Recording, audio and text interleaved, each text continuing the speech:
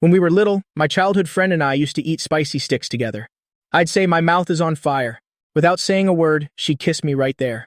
From then on, whenever I said it hurt somewhere, my childhood friend would kiss the pain away.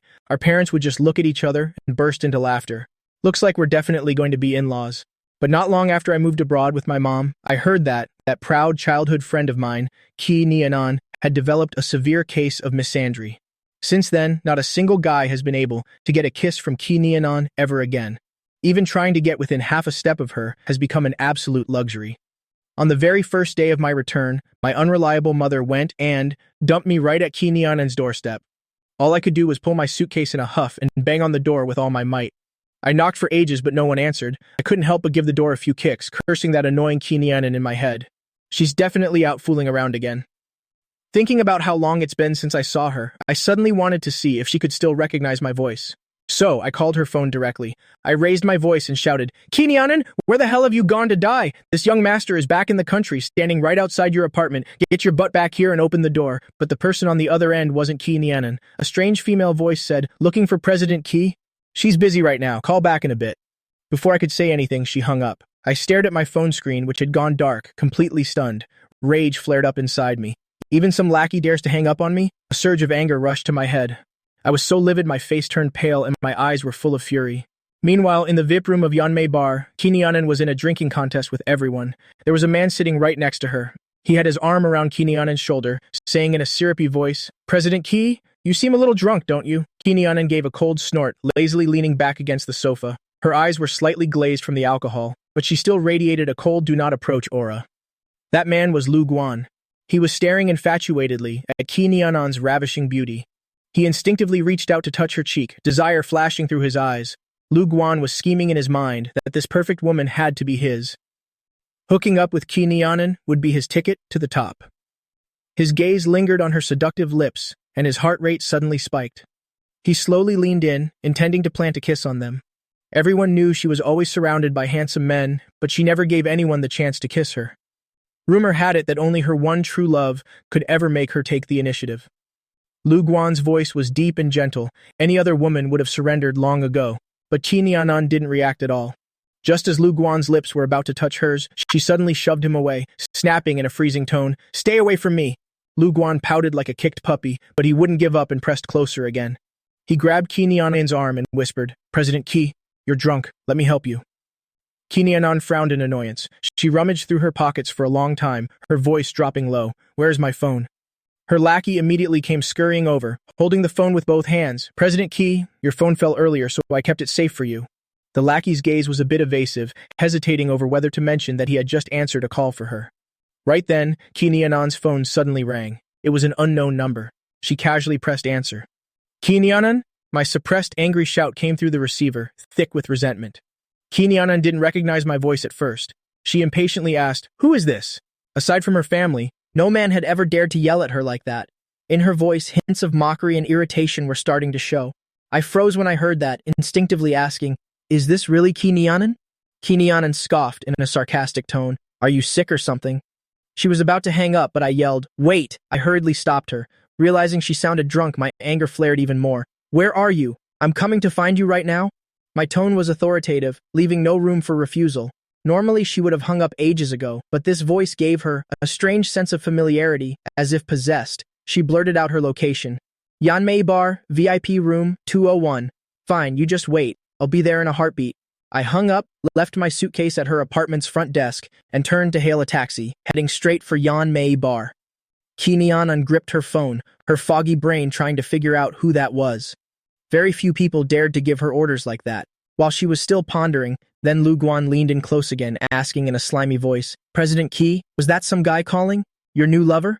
Ki Nianan couldn't be bothered with Lu Guan. She leaned back and closed her eyes to rest. Seeing this, the lackey rushed off to get some hangover cure. A moment later, he returned with the medicine, respectfully saying, "President Ki, here is the hangover cure." Ki Nianan reached out to take it, but Lu Guan was faster and snatched the pill. He gave a flattering smile. "President Ki, let me serve it to you." Elsewhere, the taxi quickly pulled up at the bar street. The female driver stared at me with a suggestive look. She spoke up, "Hey handsome, Yeonmei is right up ahead." Thanks, since I was in a hurry to find Ki Nianan, I pushed the door open to get out. The driver quickly called me back. "Hey pretty boy, you haven't paid the fare yet?" I suddenly remembered my movements freezing for a second as I casually asked, "How much?" 48 yuan, she said, looking at me with an unfriendly gaze. I rummaged through my entire bag, but couldn't find a single yuan. All I could do was look at the driver awkwardly. "I just got back to the country and haven't exchanged money yet. Do you take dollars?" The driver's face hardened, flatly refusing. "No way, I only take RMB. Give it to me, now." I truly didn't have a single cent of cash, so I couldn't help but frown and worry. Suddenly, an idea popped into my head, and I found a way out. I gave a forced smile and tried to negotiate. "How about this? Let me go inside to get money from my friend. I'll come right back and pay you, okay?" The driver snorted coldly, firmly refusing. "No, who knows if you're just planning to run off." I stomped my feet impatiently, forced to come up with another plan. "Then let me call my friend to bring the money out to you. That works, right?"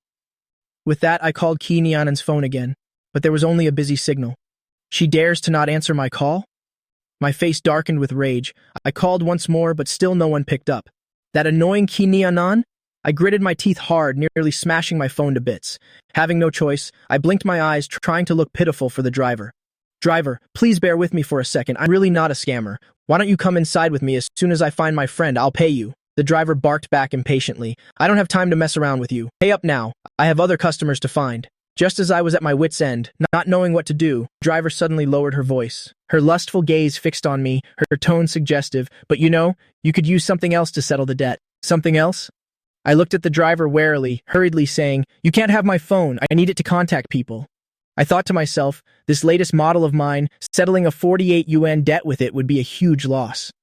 The driver licked her lips, in a flirtatious and blatant tone, revealing her dirty intentions, not the phone. "Let me feel those abs of yours, and today's fare is on the house." Only then did I realize what was going on. So that's why she'd been staring at me all this time. She was plotting this all along. It was absolutely disgusting. My rage exploded instantly as I shouted, "That's revolting!" The driver didn't care at all and just sneered. "A little touch saves you 48 yuan. You're getting a great deal." I glared at her furiously, trembling with anger, my teeth clenched. 48 yuan? In your dreams with that? I kicked the door open and bolted, ignoring the driver's shouting behind me. I ran straight into Yanmei Bar. But I was stopped by the security guard at the door. He looked me up and down and asked, "Hey kid, are you even of age?" "I'm here for Ki Nianan." I was busy trying to lose the driver chasing me, so while the guard was still dazed, I ducked under his arm and slipped inside. As soon as the guard heard Ki Nianan's name, he didn't dare to stop me anymore and even conveniently blocked the driver outside, coldly saying, "Entry forbidden." The driver stomped her feet in a rage, screaming loudly, "Why? That brat still owes me for the cab fare. I have to go in and get my money." The guard looked at the driver with contempt. "We only welcome beautiful people here. Someone like you should just clear off."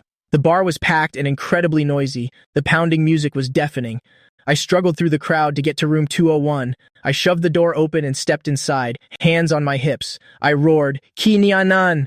The whole room suddenly went dead silent. Every eye in the room turned toward me, filled with surprise and confusion. A man in flashy clothes swaggered toward me, looking me up and down with a mocking tone.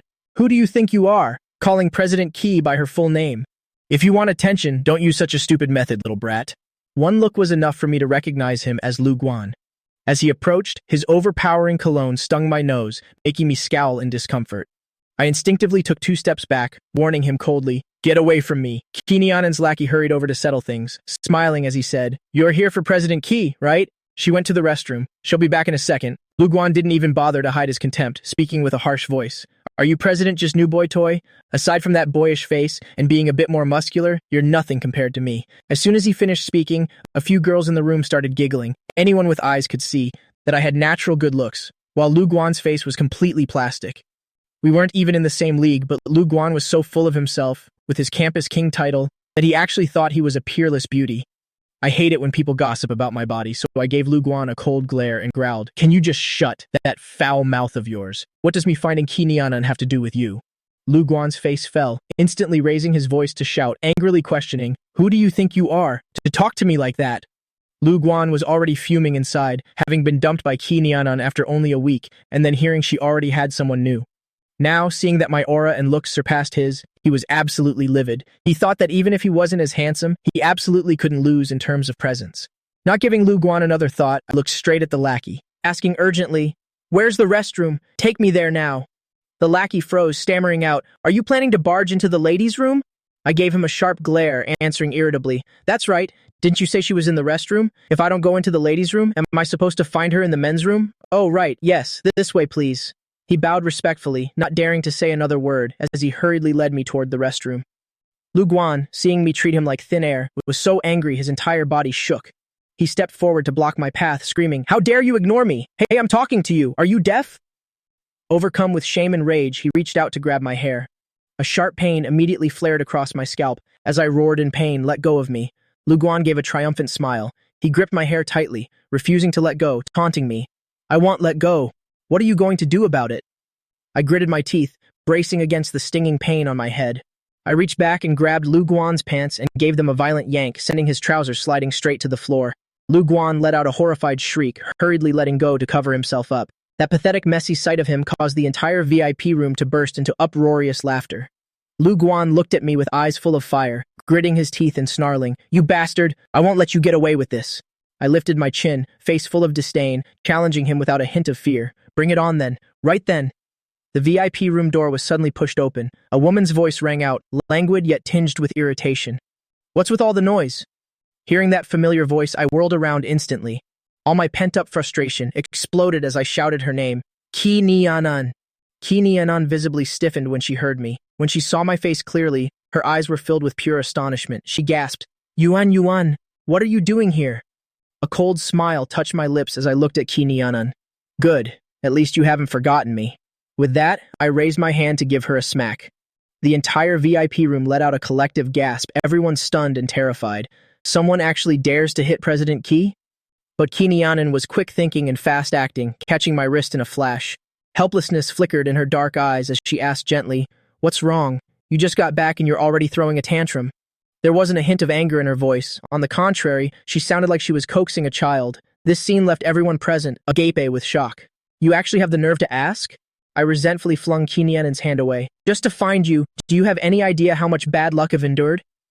Not only was Ki Nianan not angry, but her eyes were full of doting affection. This indulgent, pampering look left the people around us staring in a daze. Was this really the queenly President Ki, whose word was absolute law? Ki Nianan took the chance to embrace me. Looking up at my messy hair, she teased with a raised eyebrow. "Yuan, Yuan, what's going on with this hair? Is this bird's nest style the new trend in the States?" I shot Ki Nianan a dirty look, then glanced over at Lu Guan next to us. I spoke up coldly. "Isn't this a gift from this boyfriend of yours?" Ki Nianan looked at me with a completely innocent face. Confused, she asked, "Me? What did I do to you? I just found out you were back in the country." I tilted my chin toward Lu Guan, saying dissatisfiedly, "Go ask him yourself. This boyfriend of yours is really something. I came here to find you, but he picked a fight without even asking why, and even had the nerve to pull my hair. Ki Nianan, your taste in men is just fantastic." The more I spoke, the more resentful my tone became. Our decade-long childhood bond meant she understood my hidden meaning immediately. She snapped her head toward Lu Guan, her voice suddenly turning ice-cold, her aura making everyone in the room shiver. "You touched his hair? Who gave you the guts to do that?" Lu Guan, caught in Ki Nianan's freezing gaze, began to tremble. He stammered in defense, "President Ki, please let me explain." His attitude was just too arrogant, and he dared to call you by your name. I just got so angry that Ki Nianan cut him off coldly. The weight behind her words was terrifying. "What does it matter to you if he calls me by my full name? You're asking what right he has. The right that I like it and I spoil him. He can call me whatever he wants. Since when is it your business to manage him?" Upon hearing those words from Ki Nianan, all my frustration vanished in an instant. A small, subtle smile crept onto the corner of my lips. Lu Guan's face turned as pale as a sheet. He'd been secretly in love with her for years, yet he'd never seen her favor someone so specifically. He truly couldn't understand why I was the only exception. His eyes reddened and tears began to fall. He choked out, "President Ki, I really didn't know you and he were this close. I'm sorry, I was wrong." Ki Nianan hated it when men cried, so she frowned and looked away. I also felt the mood was a bit ruined. I wanted to see her vent her anger for me, but Lu Guan's weeping made me look like an overbearing bully. I glanced at Ki Nianan, saying nonchalantly, "Deal with this yourself. If you dare try to play peacemaker, I won't let you off easily." Ki Nianan looked at Lu Guan coldly, her voice devoid of warmth. "Tell me, Lu Guan, how should I punish you?" Under her gaze, he felt a chill run down his spine. He knew that if he didn't pay a steep price today, this wouldn't end well for him. He gritted his teeth in determination and delivered a hard slap to his own face. Sobbing as he spoke, in a repentant tone, "I'm sorry, it's all my fault. I shouldn't have attacked him without asking first." He slapped himself twice more in succession. His attitude was extremely sincere. Hearing the crisp sound of the slaps and seeing Lu Guan's pitiful state, most of my anger had already dissipated. All right, stop the dramatics. I waved my hand in dismissal, not even bothering to look at him again. Lu Guan's movement stiffened, looking at me with tear-filled eyes as I turned my head to Kinyanan. Let's go, come home with me. Kinyanan waved to the others in the VIP room, casually saying, keep going, I'm leaving. As if remembering something, she turned to the lackey. Oh, that's right, give me my phone. The lackey immediately presented the phone, respectfully saying, President Ki, here is your phone.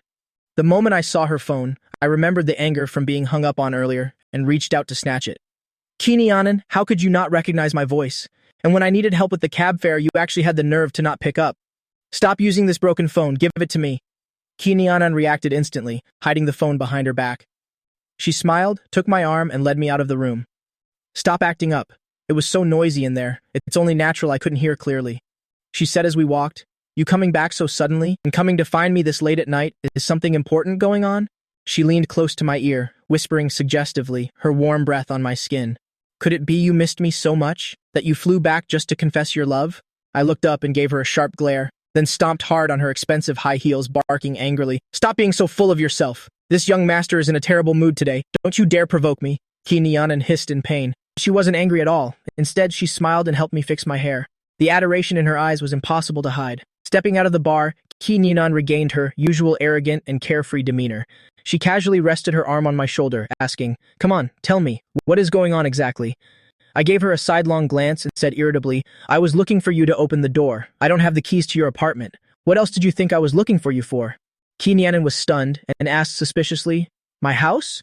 Both my father and mother are at home. You just need to give them a call and they'll open the door. Why did you need to find me? I gave Kinyanan another sidelong glance, feeling like she was talking nonsense. I spoke up impatiently. I'm talking about your private apartment. Why else would I look for you? Are you stupid? Kinyanan's expression changed instantly. She grabbed my shoulders tightly, looking at me with deep suspicion, a bad premonition rising in her heart. My eyes even avoided hers a little. What are you going to my apartment for? Are you planning to move in at this time of night? Isn't staying at my family mansion good enough? The more she thought about it, the more uneasy she felt, always feeling that something was wrong, waiting for her ahead. Seeing Kinyanan's over-anxious look, I couldn't help but burst out laughing, patting her shoulder. It seems you're still being led by the nose. Our mothers have set a trap for you. Rest assured, I'm just a victim here too. I understand what you mean. Kinyanan furrowed her brows tightly, gripping my hand and refusing to let go, asking urgently, Make it clear right now. I cleared my throat, about to announce that we are fiancés and about to start living together under one roof. From today, we will be. But as it turned out, before I could finish my sentence, just as I stepped out of the bar door, an aggressive woman rushed straight at me. It was the female taxi driver from earlier. She pointed at me and screamed, You stinking brat, cough up the money right now. I looked at the driver in front of me, remembering her filthy intentions from earlier. My gaze turned cold instantly. I sneered at the driver. You still dare to ask for money? Are you tired of living and want to buy a coffin ahead of time? Kinyanan was waiting for my explanation when a gatecrasher jumped out in the middle of it, interrupting her expectations. Her beautiful face darkened immediately, staring coldly at the driver. Who are you? The driver took one look at Kinyanan's attire and knew instantly she was a wealthy young lady. Her attitude flipped 180 degrees, giving a flattering smile and bowing low. Young lady, it's like this. This gentleman took my car but ran away without paying. Could you please see if you can pay the fare for him? I folded my arms across my chest and spoke coldly, each word clear. Hey driver, didn't you say earlier that as long as I let you touch my abs once, the fare would be considered cleared? Cold sweat broke out on the driver immediately. She hurriedly gave a couple of forced laughs, her shifty eyes avoiding mine. She justified herself in a panic. It's a misunderstanding, a huge misunderstanding, young lady, sir. You must have misheard. I said I told you to leave something behind as collateral. I looked at the driver's fake smile with contempt. Misunderstanding? I haven't forgotten her lustful eyes and crude words earlier were definitely not a misunderstanding. Kinyanan, having heard my words, instinctively glanced over my body, her gaze stopping on my thin shirt, her face darkening immediately. The fare was clearly only 48 yuan, yet the driver dared to shout a price of 480 yuan. I was angry and about to argue with her, but Kinyanan stopped me. She smiled dangerously. 480 yuan? She asked lightly. Do you want to die?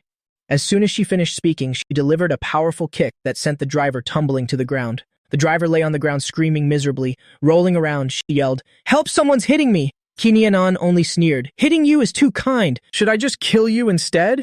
After saying that, she intentionally looked towards me, as if she found this game extremely amusing. But I was truly exhausted and sleepy, only wanting to go home quickly to sleep, not in the mood to play along with her drama anymore. Just then, the bar's security team heard the noise and came running.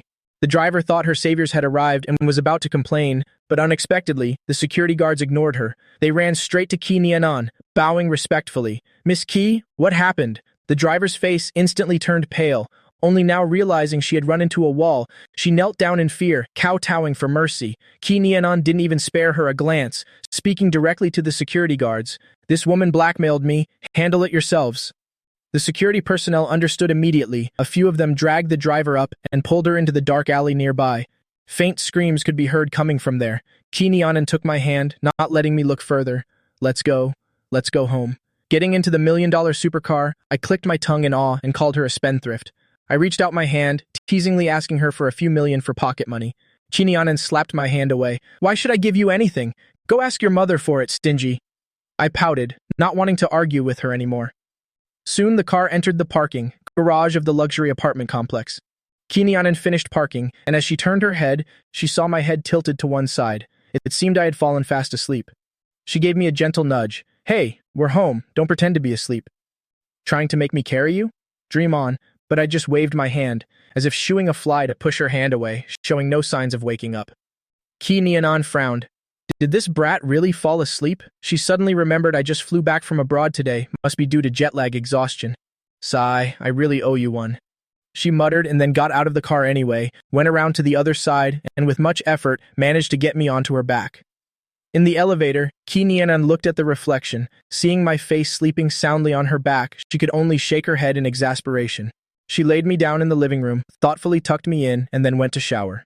But only 10 minutes later, just as she stepped out of the bathroom, a figure suddenly rushed towards her from the darkness.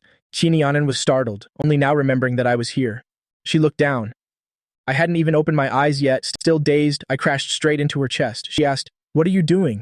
Did you know I was showering and decided to ambush me?" To her surprise, I wasn't awake at all, muttering, "So dirty, I want to shower, it's so uncomfortable." Saying that, I started pulling at the shirt, already thin on my body. Ki Nianan's eyes darkened. She quickly held my hands tight. If she let me continue, I would definitely strip myself naked. "What shower are you talking about in this dazed state?" She pulled me away from her chest, holding my shoulders tight, thinking of a way to wake me up. But at that very moment, my hand touched her chest, still damp from the shower. I felt it once, then like an addict, I continued groping and muttering, "Ki Nianan, why aren't you wearing clothes? This feels so good. Let me touch a bit more." Ki Nianan couldn't take it anymore. She grabbed my wandering hand, pinched my chin, and shook it gently. "Can you wake up first?" I irritably pushed her away again, pouting and complaining. "My body is so sticky, it's uncomfortable. I must shower." Saying that, I bent down low, planning to slip under her arm. Ki Nianan grabbed me by the back of the collar, completely speechless. She suddenly remembered I had been a heavy sleeper since childhood. Once I even fell asleep in her family's bathtub, almost drowning. How could she dare let me shower in this state? Suddenly, a devilish glint appeared in her eyes. She leaned one hand against the doorframe, pinning me in. She lowered her voice, using a slightly raspy, seductive whisper in my ear. "How about, I help you shower?" I suddenly squinted and laughed, slowly placing my hand on her cheek. If I didn't see that this face was getting more and more handsome, I would have slapped you already. "What? Just realized I'm beautiful?" Ki Nianan teased smugly. "Get lost." I pushed her face away. "I'm going to shower. Seems like you're more awake now." Ki Nianan held up 2 fingers, waving them in front of me. "How many is this?" "2, you idiot," I yelled. "I'm awake," irritably brushing her hand away. Ki Nianan finally felt relieved, but then threw out a question. "How will you shower? You don't have any change of clothes. Are you going to put these dirty clothes back on after?" I was stunned for a moment, then slapped my forehead loudly and rushed to the living room. "That's right. Where's my luggage? Where is my luggage?"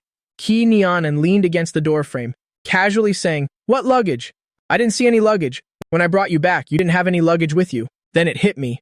I gave a wry smile and hit my head. "Ah, I forgot. The luggage is with the security on the first floor." As I was about to rush out, Ki Nianan stopped me. She made a call and told the security to bring it up. Very soon, security brought the luggage up. I closed the door but didn't go in immediately, pointing at the security system on the door instead. "Scan my fingerprint in so I can open the door myself later." Ki Nianan folded her arms, giving a cold laugh. "Based on what? Should I let you freely enter and leave my house?" Unexpectedly, I imitated her by folding my arms, declaring boldly, "Because starting from today, I'm moving in here." Ki Nianan's brows furrowed instantly. "Who said you could? Did you get my permission?" I pulled out my trump card. Bo-Ki told me to stay here. She then remembered my unfinished words from earlier, immediately questioning, "What did you mean when you said we were being set up?" I tilted my chin up, dropping a bombshell. "Because you and I are about to get engaged, so the adults want us to live together, to cultivate our feelings." Ki Nianen was completely stunned, staring at me blankly. "What did you say? What the hell do you mean, you and I getting engaged?" But I was already yawning uncontrollably from sleepiness, dragging my luggage straight towards the bedroom. I waved her off. "If you want specifics, go ask your father. I am too lazy to explain." Bye-bye. Ki Nianen tried to rush up to stop me. With a loud bang, the bedroom door slammed shut right in front of her, almost hitting her nose. She angrily pounded on the door and shouted, "Fang Yuan, come out here and explain yourself right now." A moment later, the door opened. I was holding a change of clothes, leaning against the doorframe, my face full of exhaustion. "My brain is fried right now. I can't function anymore. Let's talk tomorrow, okay?" After saying that, I brushed past her and went straight to the bathroom. Ki Nianen saw my tired look and had to let it go for now. However, the next day, having slept my fill, I walked out of the room leisurely. The first thing I said was, "Ki Nianen, I'm hungry. Is breakfast ready?" She leaned against the bar counter, saying in a sluggish tone, "No, I don't do any cooking here. If you want to eat, go buy it yourself." To her surprise, the next second, I let out a howl and collapsed onto the sofa, flailing my arms and legs in a tantrum. "No breakfast, I'm so hungry. I'm starving to death, hoo-hoo." Ki Nianen told me to go find something to eat and then get out of her sight.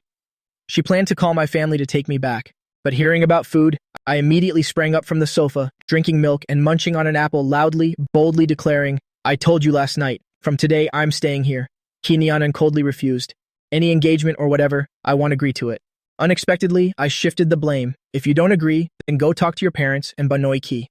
Upon hearing the words, grandmother Ki Nianen instantly became troubled. I had seen through everything. Bo-Ki said you have to go home this weekend. When the time comes and grandma speaks up, you'll have to agree, even if you don't want to. Ki Nianen couldn't wait any longer, deciding to take me home tonight to settle things once and for all. As it turned out, I didn't care at all. Whatever. I finished the apple and went to wash my hands, then said I had to go to school. "Wait a second, I'm going to change. It won't take long." Ki Nianen was stunned. "You're planning to go to school with me?"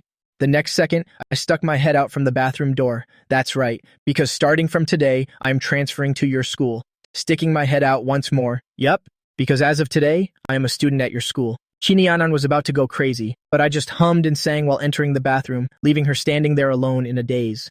After I was all ready, no matter how annoyed Ki Nianen was, she had no choice but to drive me to school. To her surprise, when we were still a few hundred meters from the gate, I shouted, "Stop the car!" Ki Nianen was confused. "We're not there yet. Why are you getting out?" I casually stepped out of the car, hoisting my backpack onto my shoulder and said with a smile, "I don't want to enter the school with you. It'll attract too much attention. I'm going to buy breakfast. Bye." After saying that, Ki Nianen could only watch as I slipped away. After she drove off, I turned and walked into a cake shop, instantly eyeing a slice in the display case. It was the last slice of strawberry cake. "You'll take this one." But the waiter apologetically told me, "I'm so sorry. Someone has already purchased this last slice." I immediately felt dejected. Who bought it? I clearly saw it first. The waiter pointed towards the cashier counter, where a slender figure stood. "It's that girl. She has already paid for it." Not wanting to give up, I walked up and tapped the girl's shoulder. "Hi, could you please let me have this strawberry cake slice?" To my surprise, when she turned around, she was a breathtaking beauty. Her face was delicate, ethereal, and very elegant, and her voice was exceptionally pleasant to hear. "Hello, may I ask if something's the matter?"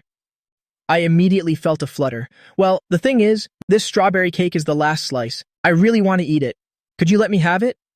But the beauty didn't waver at all, her face full of regret. "I'm so sorry. I bought this for someone else, so I can't give it to you." I instantly deflated like a popped balloon, looking dejected. Just as I was about to give up, the beauty spoke up on her own initiative. "I heard the chestnut cake here is also very good. You could give it a try." I was instantly revitalized, giving her a radiant smile. "Sure, then I'll give it a shot." I bought a slice of chestnut cake, hurrying after the beauty, deciding to be bold and introduce myself. "Hello, are you also a student at Thuongduk? I'm a new transfer student starting today." The two of us chatted as we walked along. I learned that her name was Yun Wan, a senior in the 12th grade. As for me, to cultivate feelings with Ki Nianen, I would likely be placed in the 11th grade. To my surprise, just as I reached the school gate, I was blocked by the security guard. "You can't enter. Outsiders are not allowed on campus." No matter how I explained, it was useless. The guard's gaze towards me became increasingly uneasy.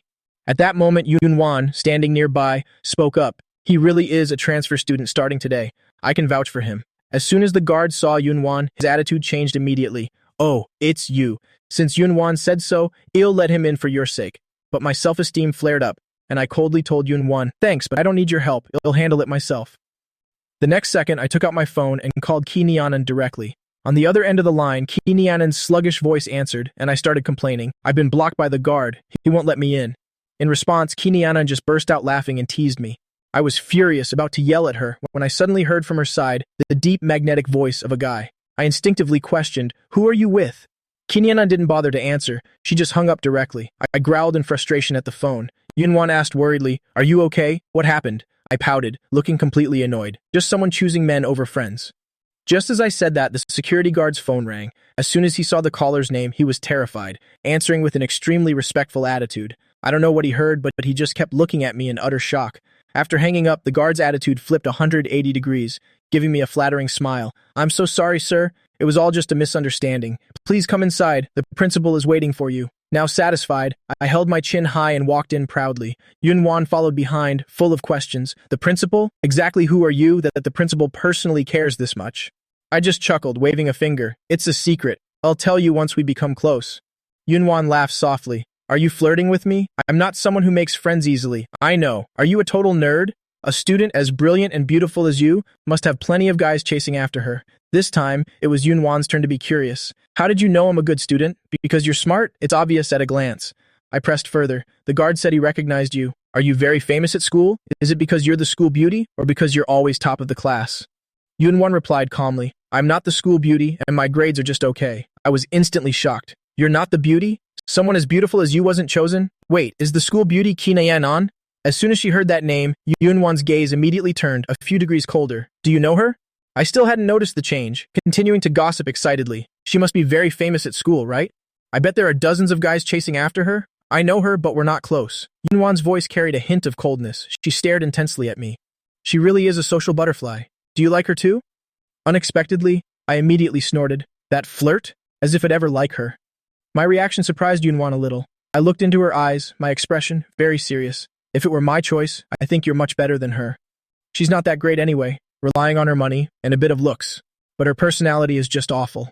Whoever likes her must be extremely unlucky." It was the first time Yunwan had heard someone evaluate Chi Nian like that. She saw my look of disgust and couldn't help but laugh. "You're truly interesting." My eyes darted around, instantly taking the chance to get closer. "My name is Fang Yuan.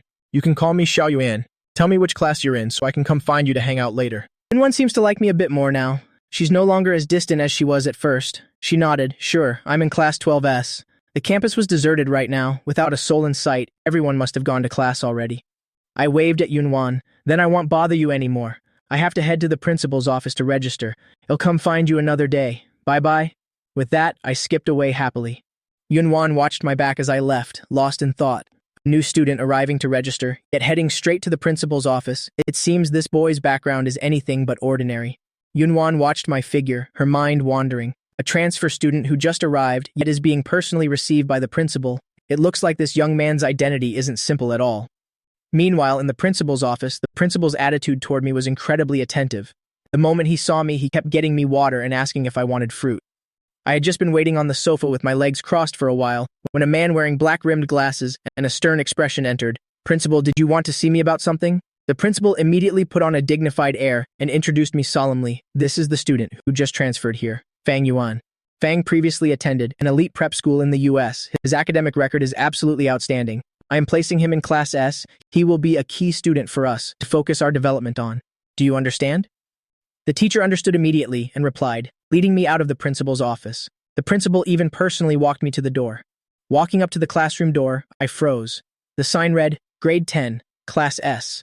I asked in surprise, "Shouldn't I be in grade 11? Teacher Wei explained. "Now look, Fang, you were in grade 10 in the US. Besides, the pace of the domestic curriculum is very fast. I'm afraid you wouldn't be able to keep up in grade 11. That's fine then."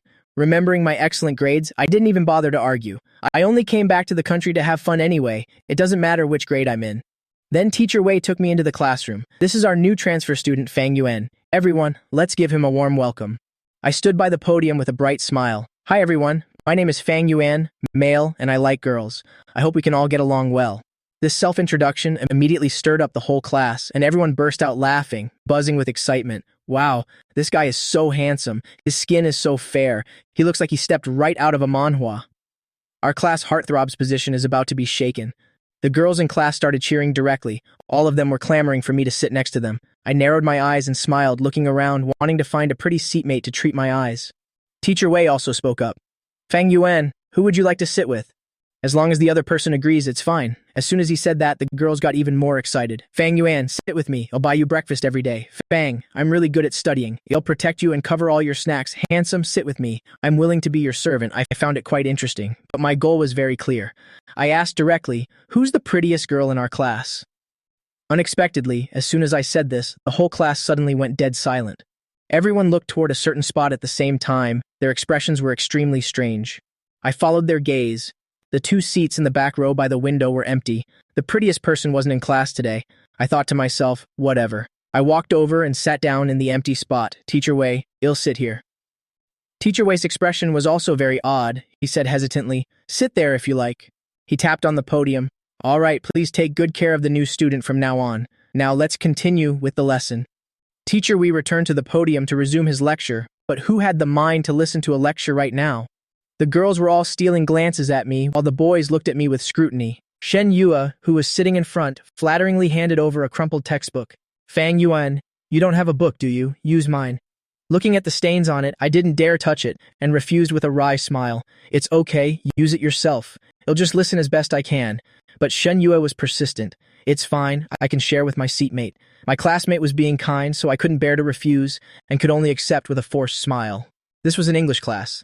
Not to mention other subjects, but my English was top tier since I've been studying in the US for several years. So this class was no different. From an elementary school level to me, listening to the lecture felt incredibly boring. I let out a yawn. Shen Yue leaned in again. Fang Yuan, you don't understand it either? How about we just chat instead? It's not that I don't understand, it's just too easy. Not bothering to listen, I felt a bit disdainful. How could they not understand such simple English? I couldn't help but ask curiously, what kind of class is Class S? The worst one? No way. Our Class S is the best one. Seeing my completely skeptical expression, Shen Yue scratched her head and explained. In Class S, people are either the smartest or they're incredibly wealthy. Class F is the worst. It's full of troublemakers. You should stay away from them later. It suddenly dawned on me, so that was it. I saw that Shen Yue was quite good-natured, so my attitude softened a bit and joked, you don't look like the smart type, so your family must be very rich, right? Shen Yue was immediately embarrassed, trying to save some face. I'm just not good at English, but I'm great at literature. I couldn't help but burst out laughing. What's there to be proud of for a girl being good at literature? Fang Yuan, you're really sharp-tongued. You're nothing like your innocent and cute appearance. This was nothing, I thought to myself. Haven't you seen someone truly toxic yet? The 2 of us were whispering and chatting away happily, completely failing to notice the teacher's face at the podium growing increasingly dark. Suddenly, the teacher called out, You, the new student, translate the next section. Are you still talking? Until the boy next to me nudged me. Fang Yuan, the teacher is calling you. Only then did I snap out of it, looking up to see the teacher's fuming eyes. Teacher, is something wrong? His face was turning shades of blue and white, clearly furious. Fang Yuan, translate the second paragraph of the textbook for me. I shrugged innocently. But teacher, I don't have a book. Borrow one from a classmate. It seemed the teacher was truly angry. Shen Yue hesitantly handed her book to me, whispering, Just make something up. He won't dare to do anything to you. Unexpectedly, a devious smile curled on my lips. I casually took the book, and as soon as I spoke, it was a stream of perfect American English. That pronunciation, compared to the teacher's broken English, was an absolute humiliation in terms of skill level. The classmates were all stunned in amazement. I said, Teacher, it's this paragraph, right? Translated into Vietnamese, it means this. Next, I translated that paragraph in a way that couldn't be more perfect. The teacher stood frozen on the spot, his expression even uglier than before, as if he had just been humiliated in public. I, on the other hand, asked with a squinty smile, Teacher, may I sit down now? Sit down. His face was pale, as he reluctantly forced out the words. Shen Yue looked at me with eyes full of admiration. Fang Yuan, you're amazing. Why is your English so good? Hearing you talk, I thought you were a foreigner. I pretended to be innocent and blinked. Didn't I tell you? I just came back from the US, and I even studied at the best elite school over there. Huh? The gossiping classmates around us all exclaimed in surprise. The bell for the end of class rang, and feeling bored, I had the idea to go find Ki Nianen. I ran straight to the grade 11 building. According to the information provided by Shen Yue, I was certain Qi Nianan must be in Class S. Although I didn't know how her grades were, judging by her attitude, she probably wasn't that smart. But the Qi family is an elite superpower, plus Qi Nianan's extremely arrogant personality. She would definitely only be in the best class. Sure enough, as soon as I stood at the back door of Class S and peeked inside, I saw Qi Nianan chatting with another girl. How annoying. After all, I am currently her fiancé in name. I huffed inwardly, telling myself it wasn't because I liked her, this was just normal jealousy as a fiancé. That jerk, knowing full well it's my first day at school, in a strange place where everything is unfamiliar, forget about coming to find me. But she has the time to flirt with handsome guys. She's really trying to drive me crazy. My eyes darted around mischievously, and a wicked smile appeared on my lips. Don't blame me for being heartless. I backed up toward the top of the stairs and grabbed a girl wearing glasses. Hey, could you go into class and call Qi Nianan out for me? Just tell her that her husband is looking for her. The girl was dazed by my good looks and nodded blankly. Oh, okay, I'll go right now. I immediately hid behind the corner of the wall to watch, seeing that bookworm girl enter the classroom and shout loudly, Qi Nianan, your husband is looking for you. The noisy classroom suddenly went dead silent, so quiet you could hear a pin drop. I covered my mouth, almost bursting out laughing. A few seconds later, Qi Nianan walked out with her beautiful face looking dark as soot. I poked out from the corner and waved at her. Qi Nianan walked over with an I knew it was you expression. Fang Yuan, I knew it was you. You came here specifically to cause trouble, didn't you? I jumped out from the corner, lifting my chin defiantly, full of fiery spirit. Qi Nianan, you're so busy looking at handsome guys that you've abandoned me. Just wait. Tonight I'm going to tell Father Qi and you'll see. I crossed my arms over my chest, looking like someone who had a solid backer and feared no one. Qi Nianan let out a helpless sigh. My little ancestor, what on earth do you want now? I glanced behind her and surely enough, I saw the guy from earlier coming out too, looking this way. I immediately broke into a cunning grin, smiling wickedly. You've made me angry. If you want me to stop being mad, you have to listen to me. Qi Nianan knew my personality all too well, and judging by my expression, she knew it was nothing good. What do you want me to do? I huffed and commanded, it's very simple. Come here right now and hug me, and give me a kiss on the cheek too. Qi Nianan narrowed her eyes slightly. She knew there were many people secretly watching from behind, and kissing now would be like admitting it. Admitting to that husband title. No way. In public like this, I have a reputation to maintain. She flatly refused. I immediately went crazy with anger, pouting sullenly and beginning to complain. Qi Nianan, you've really changed. Before, you never refused anything I asked of you. Now, because of some other guys, you don't care about me anymore. Fine. Are all these years of feelings between us just being thrown away that easily? The more I spoke, the more aggrieved I felt, like a heavy stone was weighing on my heart. I hate you. I turned around, intending to actually leave. Unexpectedly, Qi Nianan suddenly reached out her hand, pulling me straight into her embrace in one move, holding me very tightly. Her helpless voice sounded from above my head. Is this good enough for you? I really don't know what to do with you, but in the next second, her words were like a knife. Do you find it fun to play these kinds of pranks? I'll have to go explain this to my boyfriend later. It's a real pain, do you know that? I froze in her warm and soft embrace. Do you care about your boyfriend that much? I'm currently your fiancé, after all, so what if you comfort me a little? But Qi Nianan looked extremely annoyed. You know full well I hate having to explain myself most, that's what's bothering me. I looked up and chuckled mischievously again. You don't necessarily have to explain either. Since you change boyfriends like you change clothes, who's to say it'll even be this guy in a few days?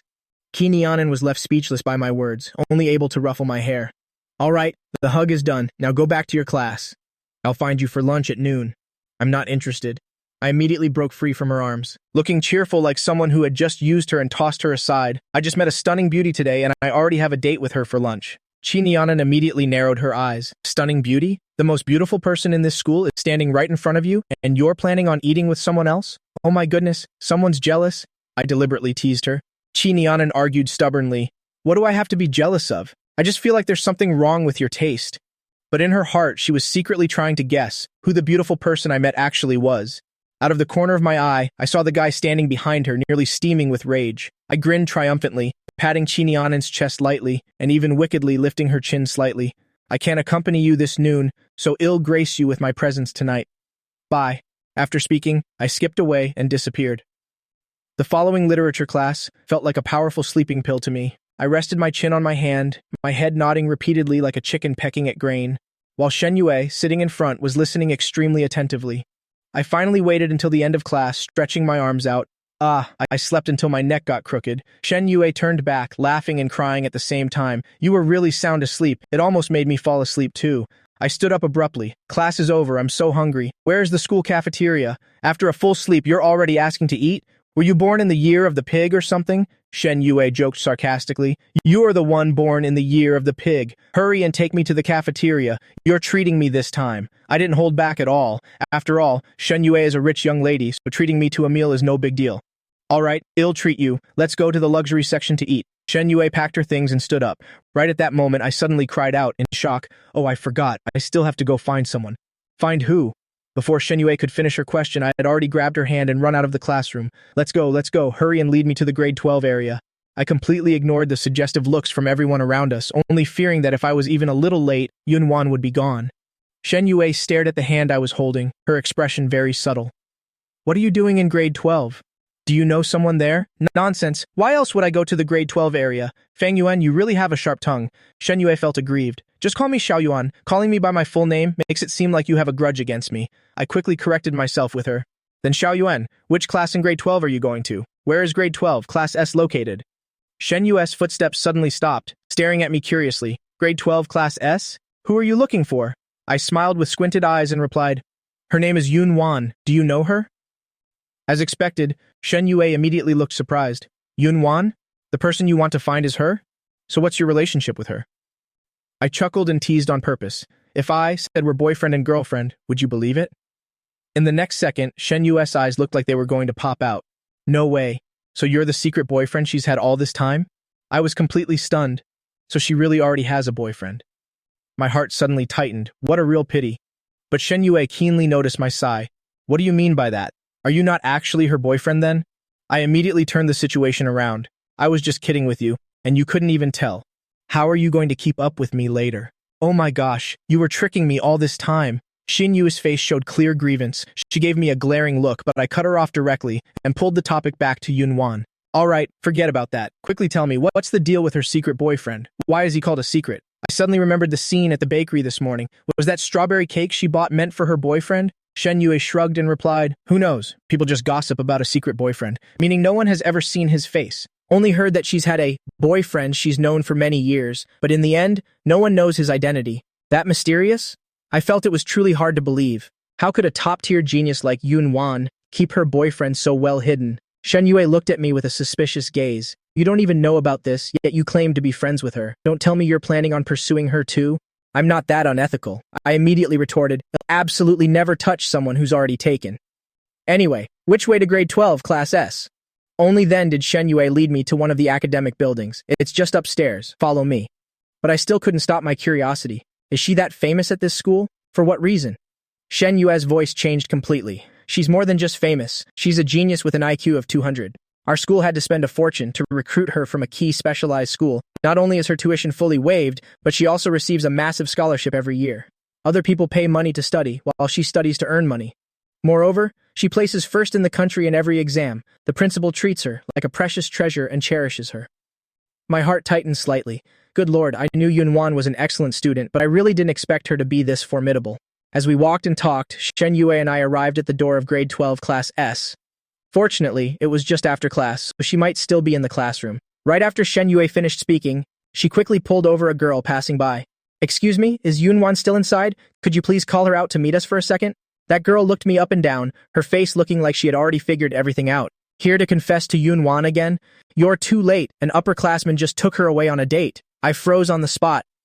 It was both funny and sad at the same time. I wanted to explain that I was just a friend of Yun Wan, but the other person had already waved and walked away. I could only shrug dejectedly and go eat lunch with Shen Yue by ourselves. Shen Yue, on the other hand, seemed to have expected it. People say she's famous everywhere. Boys are lined up just waiting to confess to her. After today, I truly believe it.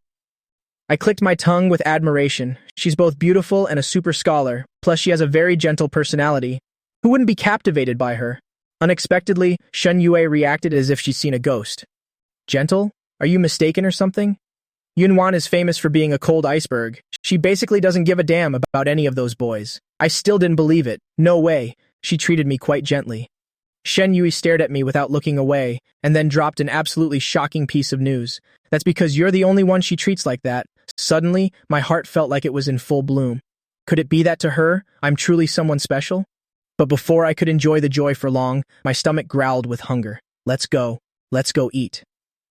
Shen Yue and I walked while chatting happily toward the cafeteria, but I never would have imagined in a million years that the moment the two of us stepped into the cafeteria, we'd run right into our classmates.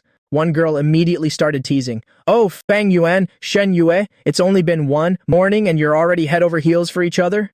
The crowd around us immediately joined in the cheering, shouting in a suggestive chorus. Date each other, date each other. The shouting echoed throughout the entire cafeteria, immediately attracting everyone's attention. As luck would have it, right at that moment, Qinianan happened to walk in. With one glance, she saw that I was being surrounded by the crowd, along with Shen Yue, who was standing right next to me. Hearing those ear-piercing, mocking cheers, her gaze immediately turned ice-cold. Is this the person I called a stunning beauty? Only at this level, then. The last bit of concern in her heart instantly vanished into thin air, replaced by nothing but utter contempt. In the next second, she directly took the arm of another boy who was standing next to her. Without even sparing me a single glance, she didn't even look my way once, and just headed straight up to the second floor. As soon as Qinianan stepped upstairs, the boys in the class immediately became wild. It's the eldest Miss Qinianan. She is truly enchantingly beautiful. Her reputation is well-deserved. She's a true school goddess. I just raised an eyebrow with an air of indifference and immediately threw cold water on them. She's the school beauty? Is there really no one more beautiful than her in our school? I think Sister Yunwan in the 12th grade is incredibly gorgeous too. The moment those words left my mouth, those guys instantly changed their attitude, glaring at me with pure rage. Seeing this, Shen Yue hurriedly pulled my arm, whispering a worried warning. Are you crazy? They're all die-hard fans of the eldest Miss Qi. They'd literally put their lives on the line to get you.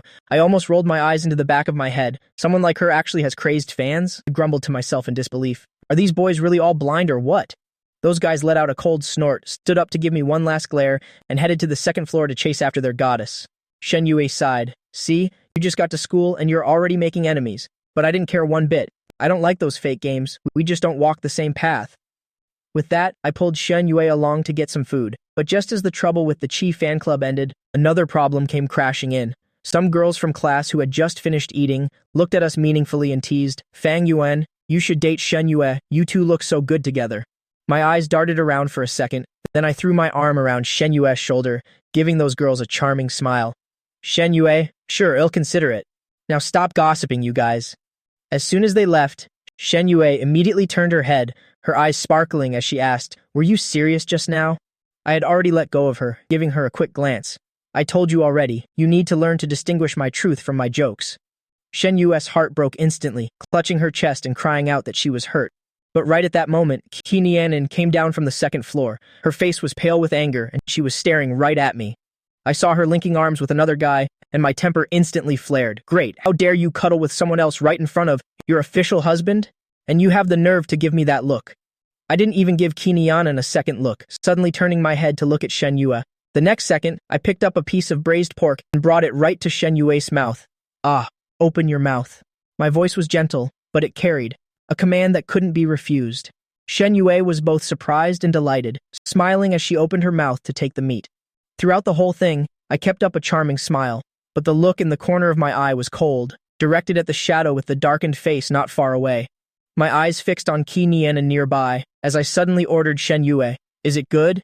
Now it's your turn to feed me, hurry up. Shen Yue was taken aback, hurriedly picking up a piece of meat to offer me. But at that exact moment, Qinianan linked arms with her companion without even a glance at me and walked straight out of the cafeteria.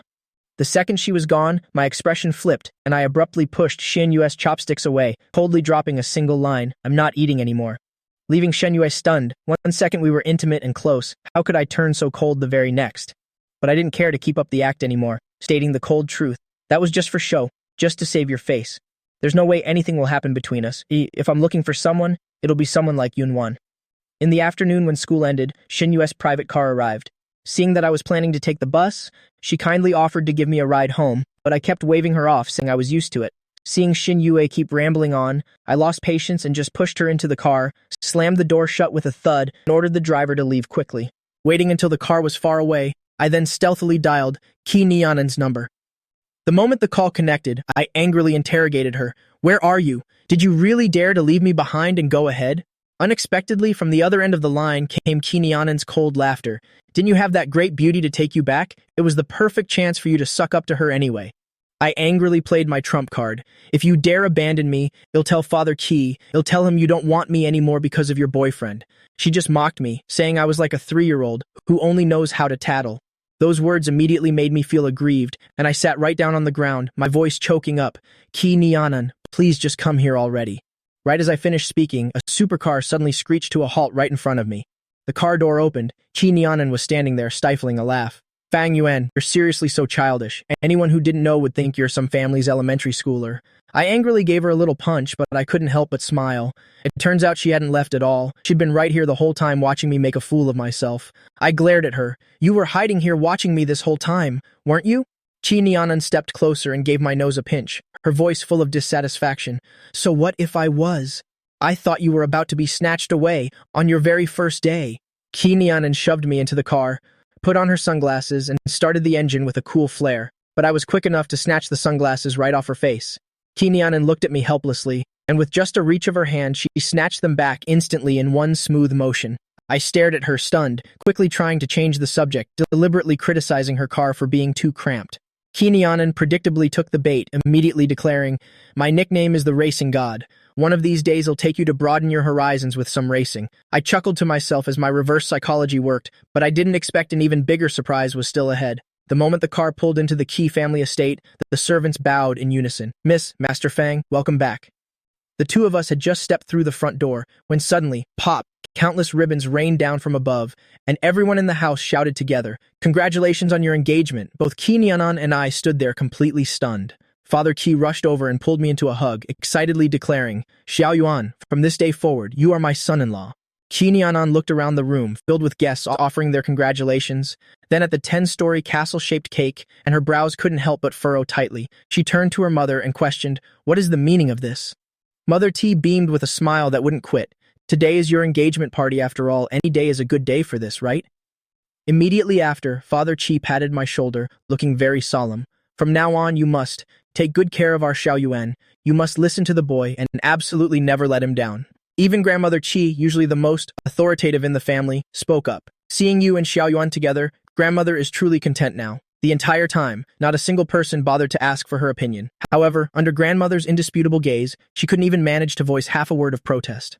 Just like that, an engagement party had directly tied the destinies of the two, together in an unbreakable bond. The engagement party had barely ended, when Father Ki dropped a bombshell with a smile. "As soon as Xiao Yuan turns 18, you two can go abroad and get married." Chi Nyanan immediately rolled her eyes while I grabbed her and pulled her into a corner, demanding an answer through gritted teeth. "Do you really not want to marry me that much?" Unexpectedly, Chi Nyanan flashed an enchanting smile, suddenly linking her arm with mine, leaning close to my ear and breathing warmly. "Fang Yuan, could it be you've always had a secret crush on me? Is that why you're so eager to marry me?" My heart suddenly skipped a beat, but I quickly pushed her away. "Like hell I have, a crush on you. I'm being forced into this too, okay?" Ki Nyanan immediately suggested, "Then let's rebel against this together. Your father loves you so much, he surely won't force you." But as soon as she finished speaking, I just let out a cold laugh. "Sorry, I can't cooperate with you on that. The engagement is already a fact, so just accept your fate. You're actually willing to accept your fate?" Ki Nyanan narrowed her eyes and smiled slightly, leaning in closer. "If we marry, we marry. It's just having one more husband anyway."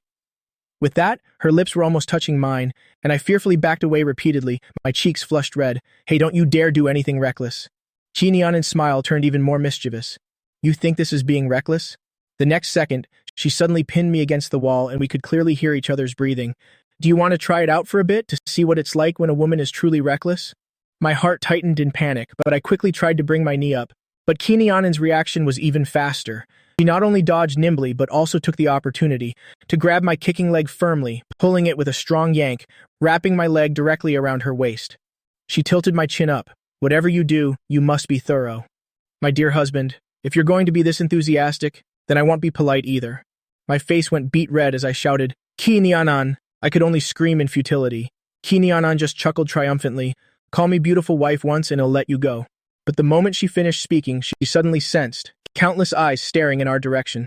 Both of us turned our heads at once, only to realize all the guests were watching us with knowing smiles. Oh my God, my face instantly flushed scarlet, and I shoved Ki Nyanan away, racing straight upstairs. The engagement party ended in extreme awkwardness. In the car, I couldn't stop complaining, while Ki Nyanan didn't care one bit. The car had just pulled into the garage, and as soon as the elevator doors closed, she pressed herself against me once again, pinning me to the elevator wall. See? It's not a big deal, it's just that you're too thin-skinned. I hurriedly ducked under her arm to make my escape. Just as we arrived at the apartment door, Kinianen's phone suddenly rang. The screen displayed, "My dad." She suddenly had a bad feeling. As the door opened and she picked up, Father Ki's cheerful voice came through. "Nianan, I forgot to tell you, I've had someone renovate your apartment a little. Now that you two are fiancé and fiancée, you should just share a room from now on. That's the only way your feelings will blossom quickly." Renovate a little? Before Kinianan could even process this, my scream echoed from the other side of the room. "My room, Kinianan. Our house has been robbed." Kinianan immediately understood what happened, saying into the phone with a headache, "Dad, did you actually tear down Xiaoyuan's bedroom?" Father Qi replied confidently, "Of course, I won't allow you to sleep in separate rooms, otherwise I'll ship you off to Russia immediately. You can get married at 14 over there." Not only that, he laughed very mysteriously. "I bought a little gift and left it on the bed. Go check it out when you get home." After hanging up, Kinianan had a bad premonition. The two of us stepped into the bedroom together, and sure enough, there was a large box on the bed. I excitedly rushed over to open it, but the second I saw what was inside, I completely froze in place. It was an entire box of condoms. Kinianan leaned in curiously, and her expression instantly matched mine. Both of our jaws dropped in shock, staring at each other in disbelief.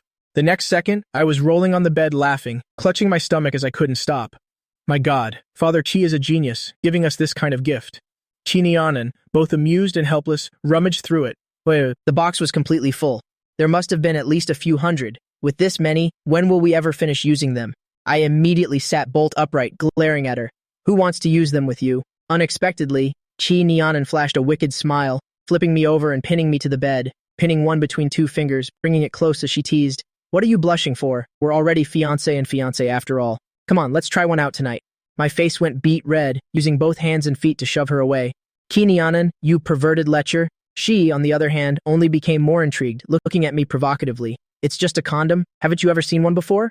Goaded by her challenge, I immediately tilted my chin up. "Who says I haven't seen one? I just don't want to use it with you. You're so promiscuous. Who knows what kind of diseases you might be carrying?" Those words really stung Kinianan's pride. She pouted, blurting out, "I'm still a virgin, you know, believe it or not."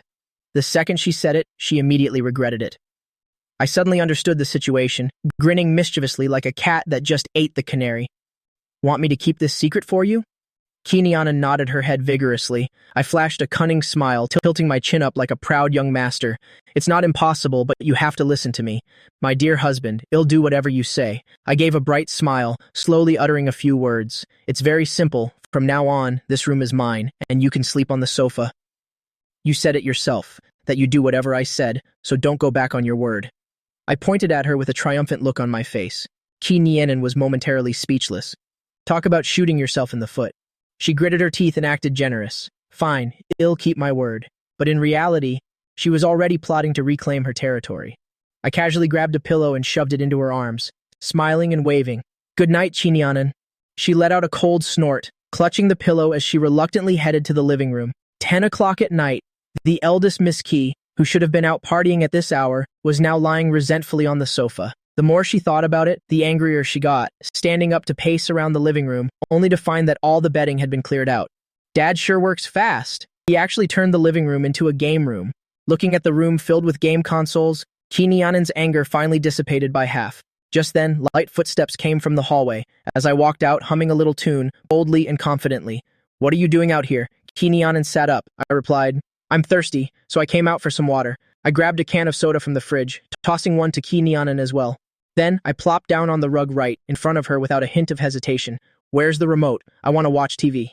Kinianan fumbled in the sofa cushions for a long time before pressing the remote into my hand. Under the dim light from the TV, she suddenly noticed that this guy had grown much more handsome over the years. His once chubby face was now much more defined, and his features were surprisingly refined. Kinianan suddenly spoke up. "The girl in the cafeteria today, is that the great beauty you were talking about? Your taste is seriously lacking." I looked at her with disdain, my lip curling slightly. "What, are you jealous?" "Pfft. How could someone like her even compare to me?" Kinianan was full of contempt. Her face alone was enough to outshine the other by several blocks. But I just gave a mysterious smile. "You guessed wrong. The great beauty I meant wasn't her." Mentioning the great beauty, my mind was filled with images of Yunwan. "No, I must go see her tomorrow. just to make sure she hasn't forgotten me. Ki Nianan saw my daydreaming, lovesick expression and felt an unusual pang of irritation. Then tell me, who is she anyway? I don't believe anyone in this school is prettier than me. I quirked an eyebrow mischievously. I'm just not telling you. Besides, you're not the only school goddess. With that, I dusted off my pants and stood up. Boring. I'm going back to sleep. Hey, wait! Ki Nianan suddenly reached out and gave me a sharp tug. I lost my balance and tumbled onto the sofa, somehow landing squarely on her lap. Our eyes met, and the atmosphere suddenly became charged with danger. Ki Nianan narrowed her eyes, her voice thick with pressure. Grinning like that? Do you like her, Fang Yuan? Don't forget you're currently my husband. Are you trying to have an affair? Instead of being afraid, I just burst out laughing. An affair? My dear wife? As if you don't have plenty of boyfriends yourself? What right do you have to talk to me like that?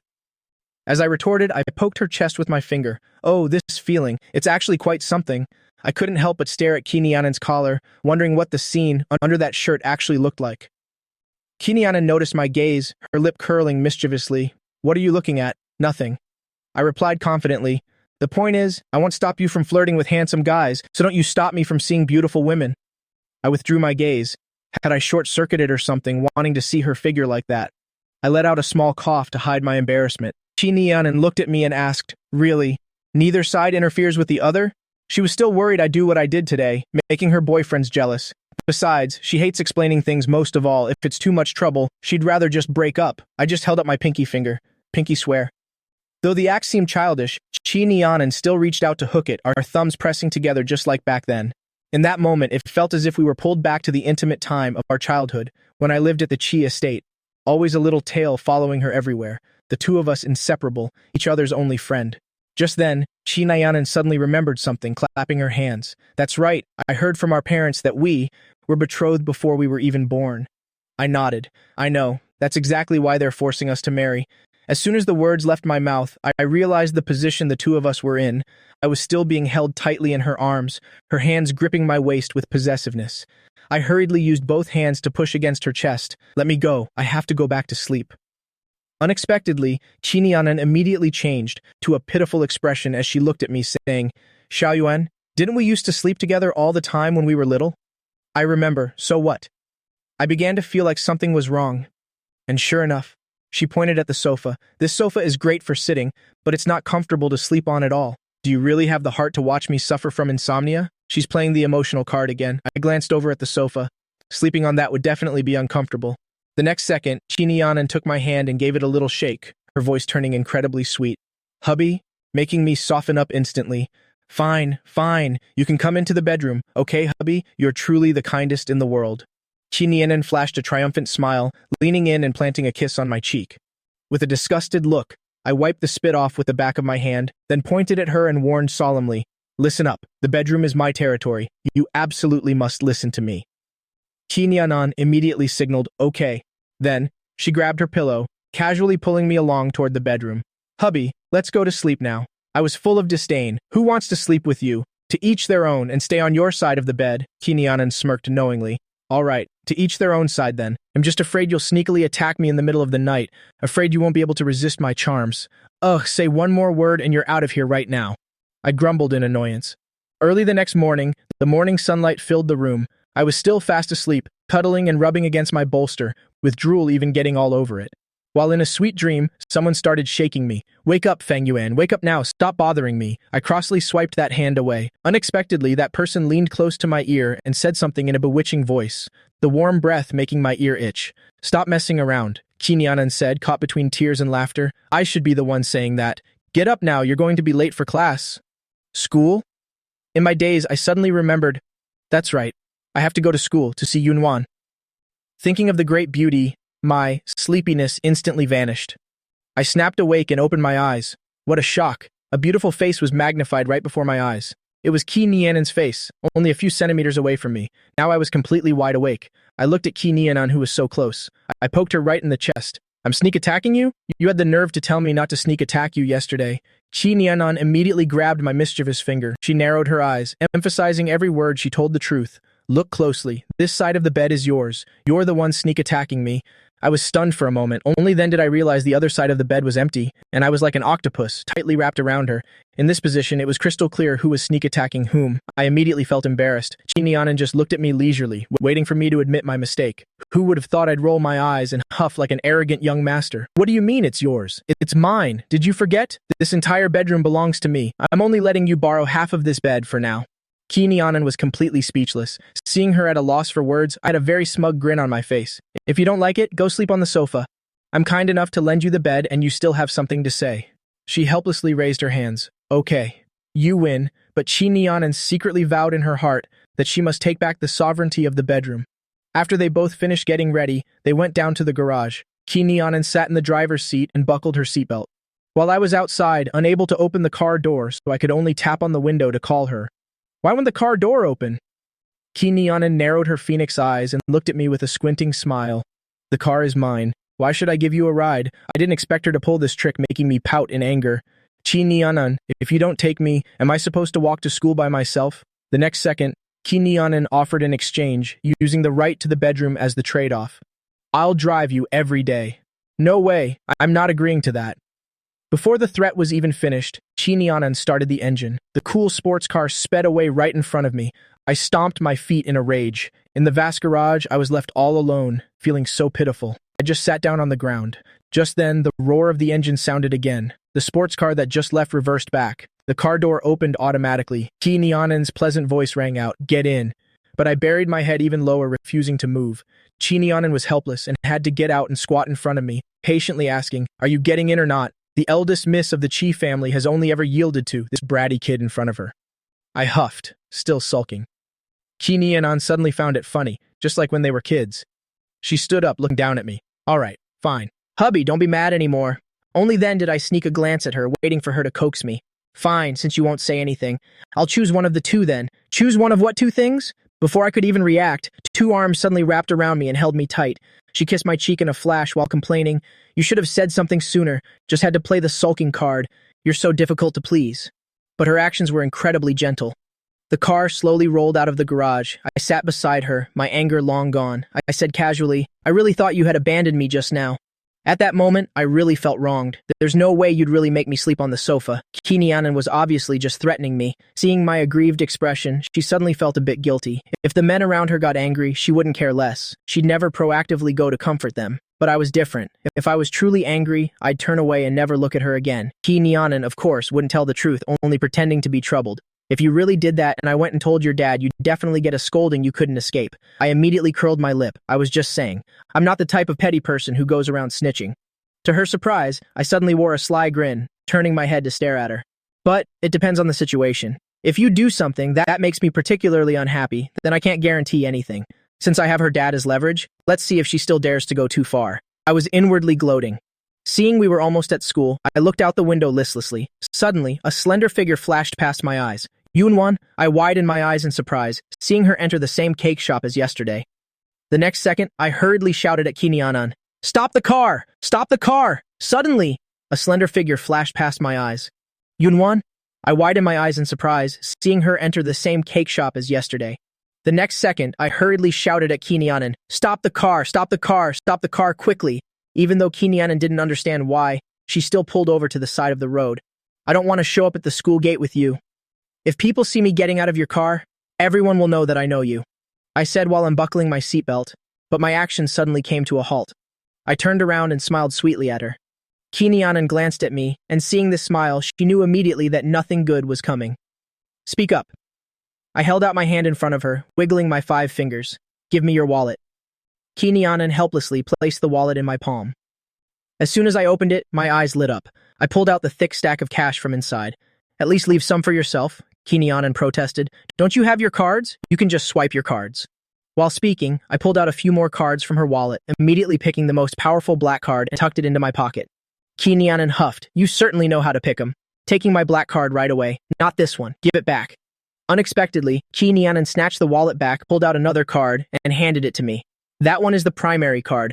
Only the owner can use it. This one is the supplementary card. Use this one instead." I was stunned for a moment, dubiously taking the card. "Are you really letting me use this? Can I swipe it however I want?"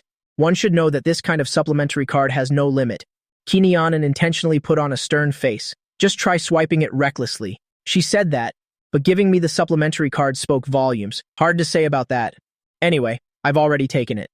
After saying that, my eyes curved in a smile and I suddenly beckoned her over. Confused, Kinyanan leaned in close. The next second, I suddenly gave her a quick peck on the cheek. I left behind a sentence with a squinting smile, then turned around and scurried out of the car. Thanks, wifey. Kinyanan was stunned for a moment, then smiled. This little brat. She watched me wave through the car window as I walked into the nearby cake shop. Kinyanan was about to start the engine and drive on, but her movement suddenly stalled. She rested one hand on the steering wheel, feeling that the brat was a bit strange just now. At this time in the bakery, I was smiling brightly, going behind Yunwan and giving her a hard pat. Yunwan turned her head, her eyes flashing with restraint. Why is it you again? That's right. It seems we're really destined to meet. As I spoke, I leaned my head in closer, glancing at the strawberry cake in the display case. My heart skipped a beat. Could it be she's buying it for that mysterious boyfriend? Yunwan said to the server, give me a slice of strawberry cake. I immediately raised my hand. One more for me too. The two of us stepped out of the shop together. I was starving, so I took a sneak bite of the cake, my face filled with bliss.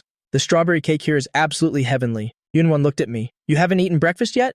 Not yet. I just moved here, so I'm not very familiar with the roads. Could you introduce me to the area a bit to see if there's anything good to eat? Seeing my pitiful expression, Yunwan finally agreed. All right, let me lead the way. That's great. I was overjoyed, but after walking a few steps, an eye-catching sports car caught my eye. Why does that car look like Kinyanan's? My heart skipped a beat. As expected, getting closer, it really was her. Kinyanan was sitting in the car looking in this direction. Her gaze was hard to read, staring intently at me and Yunwan. My heart suddenly sank. Oh no, caught red-handed. Just then, Yunwan suddenly spoke up. Xiao Yuan, what's wrong? In a panic, I pulled Yunwan, hurrying into a breakfast shop. The small steamed buns I ordered were so delicious my eyes sparkled. They're delicious, you should try one too. But Yunwan shook her head. No thanks. I'm not hungry. My curiosity was, completely piqued by the cake beside her. I couldn't help but probe. You bought it, so why aren't you eating it? Is it for a boyfriend? Yunwan suddenly paused, then abruptly changed the subject. My heart skipped another beat. Looks like it's true. Her mysterious boyfriend of many years really is at this school too. After breakfast, they both walked out of the shop. I warily looked around, breathing a sigh of relief only after confirming Kinyanan's car was gone.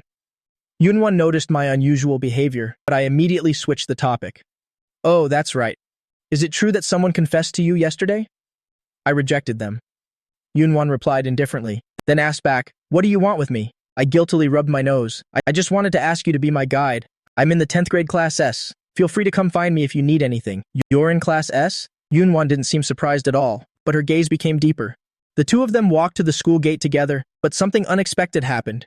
Yunwan realized immediately that yesterday's security guard had been replaced. Next, she heard the old guard giving a reminder to the new guy. You have to be more perceptive from now on. Don't be like Lee. He accidentally offended someone and was fired immediately. Yunwan suddenly paused, then stepped forward quickly, asking in a low voice, excuse me, did you say the person fired was the guard from yesterday? The old guard recognized her, nodding. That's right, he was fired yesterday afternoon. Yunwan pressed for the reason. The old guard showed a look of awkwardness, his eyes instinctively glancing towards me, and so Yunwan understood everything. Her face immediately darkened, and without saying a word, she turned and walked away. Her back looked as cold as a block of ice. I was completely bewildered. I suddenly remembered the one fired was the guard who blocked me yesterday. Yunwan, wait for me. I spread my arms to block her path, panting and asking, what's wrong? Was that guard a relative of yours? I completely couldn't understand her cold expression right now. Yunwan finally stopped. Those deep eyes, for the first time, held a bone-chilling coldness, staring intently at me. Yunwan's tone no longer held any gentleness. It was freezing cold. Why was that security guard fired? Are you saying you don't know? Fang Yuan, what are you trying to play innocent for in front of me? I was stunned by her questioning. I really don't know. I only just transferred here yesterday. I have no grudge against him. Why would I cause him to lose his job? Her gaze clearly showed she saw me as a malicious person, but Yunwan kept pressing me with each step. No grudge? He blocked you yesterday and you were very angry, weren't you? And that phone call, it was the principal calling, right? If you didn't have a special status, would the principal personally receive you? I was questioned to the point of being speechless. Yunwan's voice became colder and colder, each word like a stab to the heart. Do you know how important this job was to him? His child was just born. Diapers and milk cost 1,000 or 2,000 every month. Do you understand what losing this job means? No, I didn't know at all. Yunwan's eyes were filled with contempt. For a rich young master like you, just one casual word is enough to decide someone's fate. Is it fun to do that? She left behind one final sentence like a knife through my heart. I'm sorry. I don't like being friends with someone who bullies others using their power. With that, she walked away without looking back, leaving me standing there in a daze. Arriving at the classroom, I slumped over my desk with a dejected look. Shen Yue sidled up to me, asking with concern, Xiao Yuan, what's wrong? I looked up, asking Shen Yue blankly, why is Yunwan so angry? Is she mad at me? And so, I told her everything that had just happened. After hearing it, Shen Yue understood. I quickly grabbed her. Tell me already, why was she so furious? Shen Yue was caught between laughter and tears and said seriously, perhaps it's because she empathizes. What does that mean? Shen Yue looked at me in disbelief. Are you sure you and Yunwan are friends? You don't even know about her family background. The next second, a shocking secret was revealed. Yunwan's family is very poor. She only got in here on a full scholarship. My eyes widened. Really? I couldn't tell at all. But that wasn't all. Shen Yue continued gossiping. Not just poor, she also grew up in a single-parent home. Most importantly, when her father worked as a laborer before, he was bullied by rich people, so she has a huge grudge against the wealthy. At this point, I finally understood everything. No wonder she was so indignant for that guard. No wonder she rejected confessions from all the young masters. Turns out, I had accidentally touched the most painful thorn in her heart. Shen Yue hit the nail on the head. She misunderstood you, thinking that a powerful young master like you could fire a guard with just a snap of your fingers. Immediately after, she changed her tone, her face showing a bit of sarcasm. Last time a student annoyed Miss Qi, weren't they kicked out of school immediately? Qi Nianen? My heart suddenly leaped. She can get a student expelled with just one sentence? That's some serious power. Shen Yue's voice was full of awe. Of course. Miss Ji's mother is on the board of directors of this Shangdi Academy. This school might as well be owned by her family. The words were like a thunderclap to my ears. I immediately understood everything. No wonder Qi Nianen can do whatever she wants at school. So wanting to get justice for me, she had that security guard fired. My gaze sharpened as I slammed the table. I know what I have to do. However, at this very moment, the entire classroom suddenly went dead silent. I looked up and found everyone staring intently at us, and the English teacher, looking like a demon, was standing right behind Shen Yue, eyes blazing with fire. I smiled awkwardly. Hello, teacher. Class has started. Actually, it had been going for over 10 minutes. The English teacher's face was beet red. Last time she had been humiliated by my English level, so she hesitated for a long time before clearing her throat, rapping her ruler on the desk. Fang Yuan, I know your English is good, but you shouldn't disrupt others. Pay attention next time. Otherwise, it'll make you stand as punishment. I apologized immediately. I understand, teacher. I promise it won't happen again. But the teacher completely ignored Shen Yue beside me, turning back to the podium. As soon as the bell rang for the end of class, I dashed toward the 12th grade building. I had to explain things clearly to Yunwan. At the door of class 4, I stopped a female student. Hello? Could you help me call Yunwan out? That girl saw me and immediately gave a knowing smile. Oh, it's you. Arrived so early to confess today. You're quite sincere. I gave a wry smile and asked for her help. To my surprise, Yunwan actually came out, but her attitude was cold as ice. Is there something you need? This distance made my heart sink. I took a deep breath, looking straight at her, neither arrogant nor humble. I have something to say to you. Can you give me a few minutes? All right, she answered briefly. The two went to the rooftop next to the building, and after confirming no one was around, I spoke solemnly. About the security guard being fired, whether you believe it or not, I truly had no idea, but I've roughly guessed what happened. You'll find a way to resolve this. However, my tone suddenly shifted, my face tensed, full of resentment. Also, what you said to me today was too much. You didn't understand the whole story at all, but you put all the blame on me. Is that fair? I threw those words back at her and turned to leave. But the next second, Yunwan firmly grabbed my wrist. I'm sorry. Her low voice rang out. I froze, but since I was angry, I didn't bother to turn around. Yunwan looked at my back and said once more, I'm sorry. She saw my persistence and stubbornness and knew immediately she had wrongly accused me. Only then did I turn around, looking at her arrogantly. As for your apology, I'll reserve the right to consider whether to accept it. With that, I brushed her hand off and walked away without looking back. Next destination, the principal's office. I ignored the school bell, bursting inside. Madam Principal, I have something to discuss with you. The secretary simply couldn't stop me. The principal was nodding off, startled so badly her head slammed onto the desk. She was clutching her forehead, about to get angry, but as soon as she saw it was me, her face immediately shifted to a bright and happy smile. Oh, it's Fang Yuan. Please sit, secretary. Bring some fruit juice. The secretary looked on in a daze. Aside from Miss Qi, when had the principal ever been so submissive toward a student like this? But I didn't bother sitting down, going straight to the desk and slamming it. Why was that security guard fired? Was it on Qi Nianen's orders? The principal misunderstood my meaning, carefully observing my expression. Are you dissatisfied? So what do you want? Dock his pay? Or blacklist him so he can find a job anywhere else? Just say the word, and he'll do it immediately. Those words made me absolutely furious. With a loud bang, I slammed the table once more. I didn't mean it like that, Auntie. Listen to me clearly first. The principal immediately coaxed me like a child. All right, all right, all right. You tell me, sit down and take your time. I took the glass of juice the secretary had just brought and finished it in one gulp. What I mean is, just issue the order directly. I don't want him to be fired. Auntie, please hire him back to work. The principal immediately looked troubled. This is a difficult matter to handle. That was Miss Kinianan's order. Maybe you should try negotiating with her first.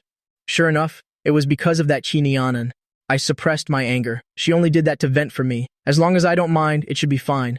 Principal Auntie, please just let him come back. The principal sat in her chair, her face showing hesitation. At that moment, a domineering voice suddenly rang out. No way! Kinianan coldly pushed the door open and entered with the aura of a sovereign ruler. I stared at her blankly. Why are you here? But Kinianan walked straight up to me, repeating every word I had just said. I do not agree. Then she turned to the principal with a piercing gaze. Once someone is fired, there is no such thing as hiring them back. Did you hear me clearly, Auntie? The principal saw her and stood up in fear, nodding frantically. I heard you, Miss Kinianan. I will definitely follow your order. Kinianan, I turned red with rage, shouting at her. How can you be like this? Why would you destroy someone's livelihood? You're so hateful. Kinianan was also seething with anger. Didn't I do this to stand up for you? You're unbelievable. The person I just fired, you want to hire back. Isn't that just like slapping me in the face? She stared at me intently, as if I were ungrateful for her help. The next second, she suddenly changed her tone, her beautiful face filled with fury. You're doing this because of that girl Yunwan, right? I was stunned. What? You know Yunwan? Kinianan smirked maliciously. She has a history with me. How could I not know her? Fang Yuan, why are you so boy-crazy for girls? You just cling to any pretty face you see. Now she finally understood. The reason I ditched her this morning was because I saw Yunwan. I didn't. We're just friends. I hurried to explain, but Kinianan cut me off. You still dare to deny it? The video of you two pulling and dragging each other has already spread all over the school. Is there anyone who doesn't know by now? You're the first guy to receive special treatment from Yunwan. What video? What pulling and dragging? I was completely bewildered. Kinianan pulled out her phone and played a video. In the footage, it really was me and Yunwan in a tug of war, and since there was no sound, it looked extremely suspicious. I didn't. You've misunderstood. Kinianan took another step forward, cornering me, throwing a barrage of questions at me. Weren't you looking for her? Weren't you two pulling at each other? The beauty you mentioned yesterday is her, isn't it? Do you even know she already has a boyfriend? She was almost driven mad by jealousy, spitting out the most hurtful words. How could you become so degenerate? Those words were like a knife piercing my heart. My whole body trembled. First misunderstood by Yunwan, and now seen this way by Kinianan. Tears immediately welled up in my eyes, and large drops began to fall silently. Seeing my sudden tears, Kinianan froze in shock. Kinianan, I never want to talk to you ever again, I cried out with a shout, then turned and ran straight out. Kinianan clenched her fists, her expression looking incredibly pained. She roared at the principal. Shut up! The next second, she muttered a curse under her breath, then hurried after me. Xiao Yuan, but being just a few seconds late, I was already nowhere to be seen outside the office. Kinianan frustratedly searched along the stairwell, but she had no idea I was actually hiding in a corner of the stairs, watching her shadow pass right in front of me. She's such an idiot. I buried my head in my knees. Raised like a delicate treasure by my family, pampered as the darling of the Qi family, I had never suffered such a great injustice before. And besides, that Kinianan, she had never scolded me so harshly in all our years. How could she misunderstand and call me degenerate? The more I thought about it, the angrier I got, and the more I felt sorry for myself. Tears just kept flowing uncontrollably. I just sat there crying until my eyes were weary, and my legs had gone numb. But right then, a pair of slender legs suddenly appeared in my tear-blurred vision. A low voice rang out. Fang Yuan? I looked up in surprise. A flicker of joy passed through my heart, thinking that idiot Kinianan had finally come to her senses and came back for me. Unexpectedly, when I saw who it was, I froze completely. Standing before me was Yunwan. I was stunned for a moment, just staring up at her with my swollen red eyes. Yunwan looked intently at me, curled up in the corner. There was a flicker of emotion in those deep black eyes. She walked up to me, slowly squatting down to look me directly in the eye. Are you okay? Her voice was so warm and steady. This scene pulled me out of my midday daydream. Embarrassment immediately washed over me. I hurriedly wiped away my tears with the back of my hand, not wanting her to see me in such a pathetic state. But the moment I opened my mouth, my voice was completely raspy. How did you know I was here? I heard sobbing coming from this corner. Yunwan frowned and asked, How long have you been hiding here crying? I wiped my tears and stood up, about to ask why she had come here, but in my heart I felt it was impossible that a top student like her would come specifically to find me. But Yunwan seemed to see right through my thoughts. She said casually, "I guessed you came to see the principal, so I came over to take a look." Her face was no longer cold, there was even a hint of concern. I was both surprised and happy. "Did you come looking for me on purpose?" "Yes," Yunwan admitted directly. Immediately after, I remembered my failure from before, and lowered my head in shame. "I'm sorry. I couldn't convince the principal to reinstate the security guard. It's all because Kinyanan suddenly showed up." But Yunwan replied, "It's okay. It's not your fault." The next second she apologized very seriously. "It's my fault. I'm sorry. I shouldn't have spoken to you like that." My heart felt warm, but I was even more afraid Kinyanan would suddenly return and catch us. After all, Kinyanan said she and Yunwan had a grudge, so I immediately suggested, "Let's head out first." The two of us walked together down the quiet corridor. Yunwan suddenly asked, "Do you want to go back to class?" I shook my head. I didn't want my classmates to see my eyes all red from crying. Just as I was about to tell Yunwan to go back to class herself, to my surprise, she said, "Then where do you want to go?" "I'll go with you." "Go with me? But don't you have class?" Seeing my astonished expression, Yunwan smiled softly. "Sometimes I don't really like going to class either." This time I was completely stunned. Immediately after, she made an even bolder suggestion. "Do you want to go out and play?" A hint of playfulness flashed in her deep eyes. I hardly hesitated for a second, nodding immediately. "Yes, let's go. I'll take you out." Yunwan turned and led the way, but she was leading me in a completely opposite direction. That clearly wasn't the school gate. Just then, the silhouette of a teacher appeared in the distance. Yunwan was quick-eyed and agile, grabbing my hand firmly, pulling me into a side corridor. My heart leapt into my throat. The person who just walked by was my homeroom teacher. I patted my chest, unable to stop myself from laughing out loud. That was so thrilling. Only then did Yunwan realize she was still holding my hand. She quietly let go and cleared her throat slightly. "Walk carefully." Then, Yunwan silently led me into the sports equipment room. She guided me toward the back door, pointing to a fence that wasn't very high. I understood immediately, and cheered with joy. "We're climbing over here?" "Yeah, the wall is low here. Usually no one comes around here." While Yunwan explained, she pulled a small ladder from the corner, gesturing for me to climb up first. As I climbed, I asked curiously, "How do you know about this place? It's so cool." Little did I know, Yunwan's answer would once again overturn my perception of her. "I'm on the basketball team. This is our team's secret passage." It turns out she's even a member of the basketball team. Yunwan held the ladder for me, and seeing me perched on the wall, she warned, "Don't move. Wait for me." Her movements were incredibly agile. It took only a few steps to reach the top. Then she jumped down. "Come on down. I'll catch you." I looked at the beauty below, my boyish spirit rising. I purposely acted cautious and said, "Okay, I'm jumping then." As soon as I finished, I threw myself down. Yunwan didn't have time to stop me, and could only watch as I tumbled straight into her arms. Our chests were pressed close together, my face flushed bright red instantly, and I hurriedly pushed her away. Yunwan also shyly took a step back, her face tinged with a rosy glow. She asked softly, "Are you okay?" I shook my head, then asked excitedly, "Where are we going now?" Unexpectedly, I suddenly smiled. "Ditching rule number 1, don't hang around near the school." Yunwan burst out laughing at my words. "It seems you're quite experienced." Then she suggested we head to the bus stop first, but I was like a headless chicken, going the wrong way. Yunwan helplessly pointed the way. "This way." Once we reached the bus stop, Yunwan asked where I wanted to go. I shook my head. "I don't know. I'll leave it to you. Let's go bowling." Sure, just then, the bus arrived. Yunwan paid for my fare, then swiped her own card. I peeked inside the bus and said gloomily, "There are no seats left. Let's get off." When I was in America taking the bus, once it was full, no more passengers were allowed. Yunwan didn't know whether to laugh or cry, quickly pulling me back. "The next one won't have seats either. Standing for a bit is fine." The bus suddenly started, giving me a start, and I almost tumbled over. Yunwan immediately guided me toward the back door, telling me to hold on to the central pole. To protect me, she even stood directly in front of me as a shield. The distance between us was incredibly close. I stole a glance at her beautiful profile and my heart skipped a beat. Those romantic scenes from idol dramas turned out to be happening to me. At the same time, the bell rang for the end of class for the 11th grade 10th class. The teacher, as if granted a pardon, rushed out of the classroom like a gust of wind. The entire classroom was blanketed under Chi Nianan's extremely low-pressure aura. No one dared to approach her. She frustratedly tapped on the desk until she called out Xu Nian's name. Xu Nian approached tremblingly. "Miss Qi Nianan, is something wrong?" Qi Nianan frowned, signaling him to lean in closer, and lowered her voice.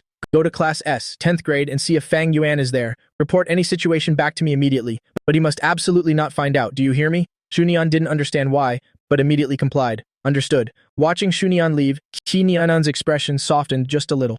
Xunian ran as fast as his legs could carry him, but right at the corner, he bumped into the school's most handsome boy, Juki. He wasn't just the 11th grade's idol, but also Sister Ji's current official boyfriend.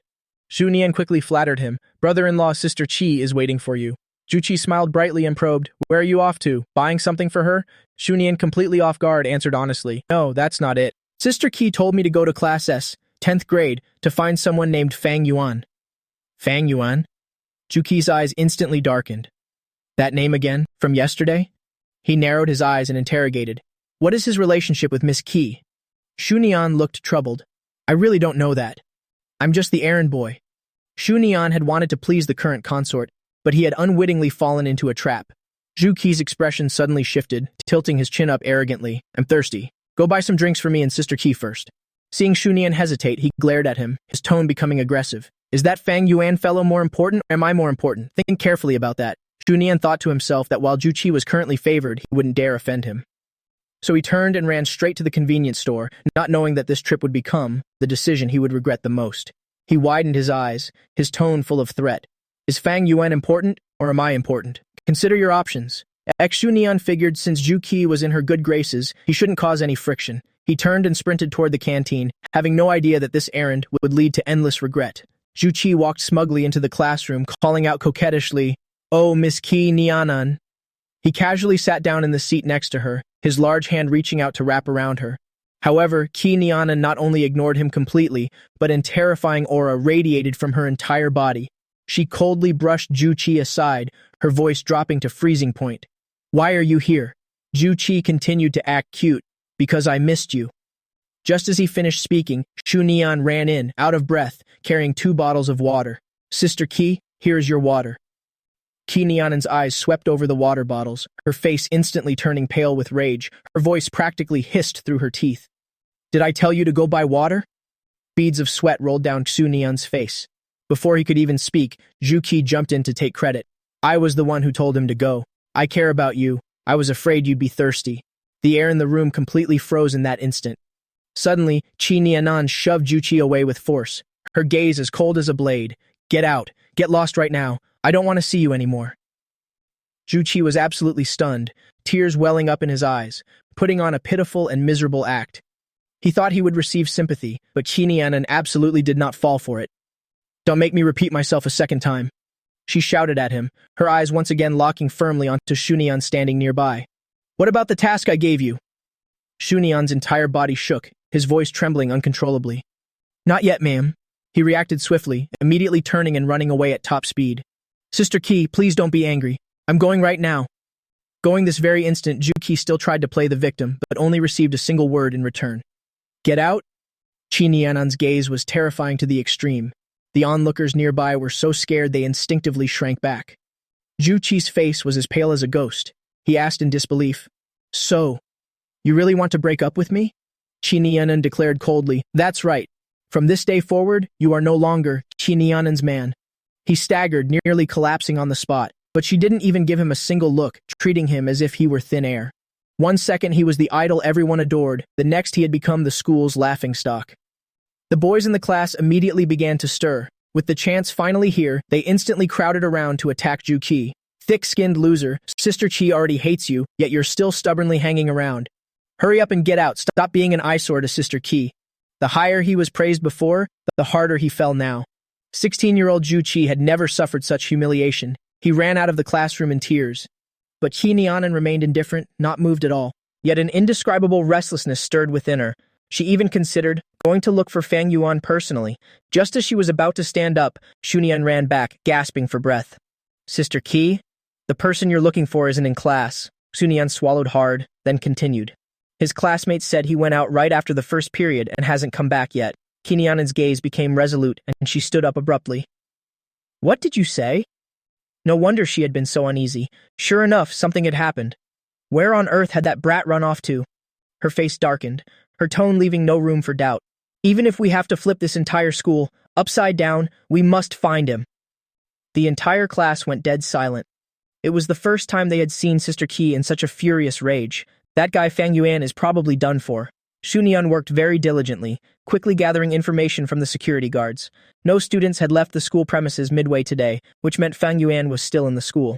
Hearing this, Qi Nianen's expression finally relaxed slightly. With just a single command from Qi Nianen, the entire elite academy was turned inside out.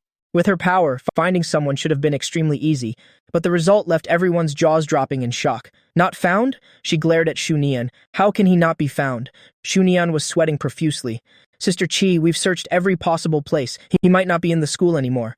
Qi Nianen gave a cold laugh. Did he grow wings and fly away? The guards clearly said he was still on campus. Zhu Nian suddenly had an idea, unless he snuck out through another exit. But Qi Nianen immediately dismissed it. He just got to this school. How could he know about other exits? In that moment, regret welled up in her heart for the first time. I should have chased after him right then. What if he did something foolish? Right then, Shu Nian realized the key.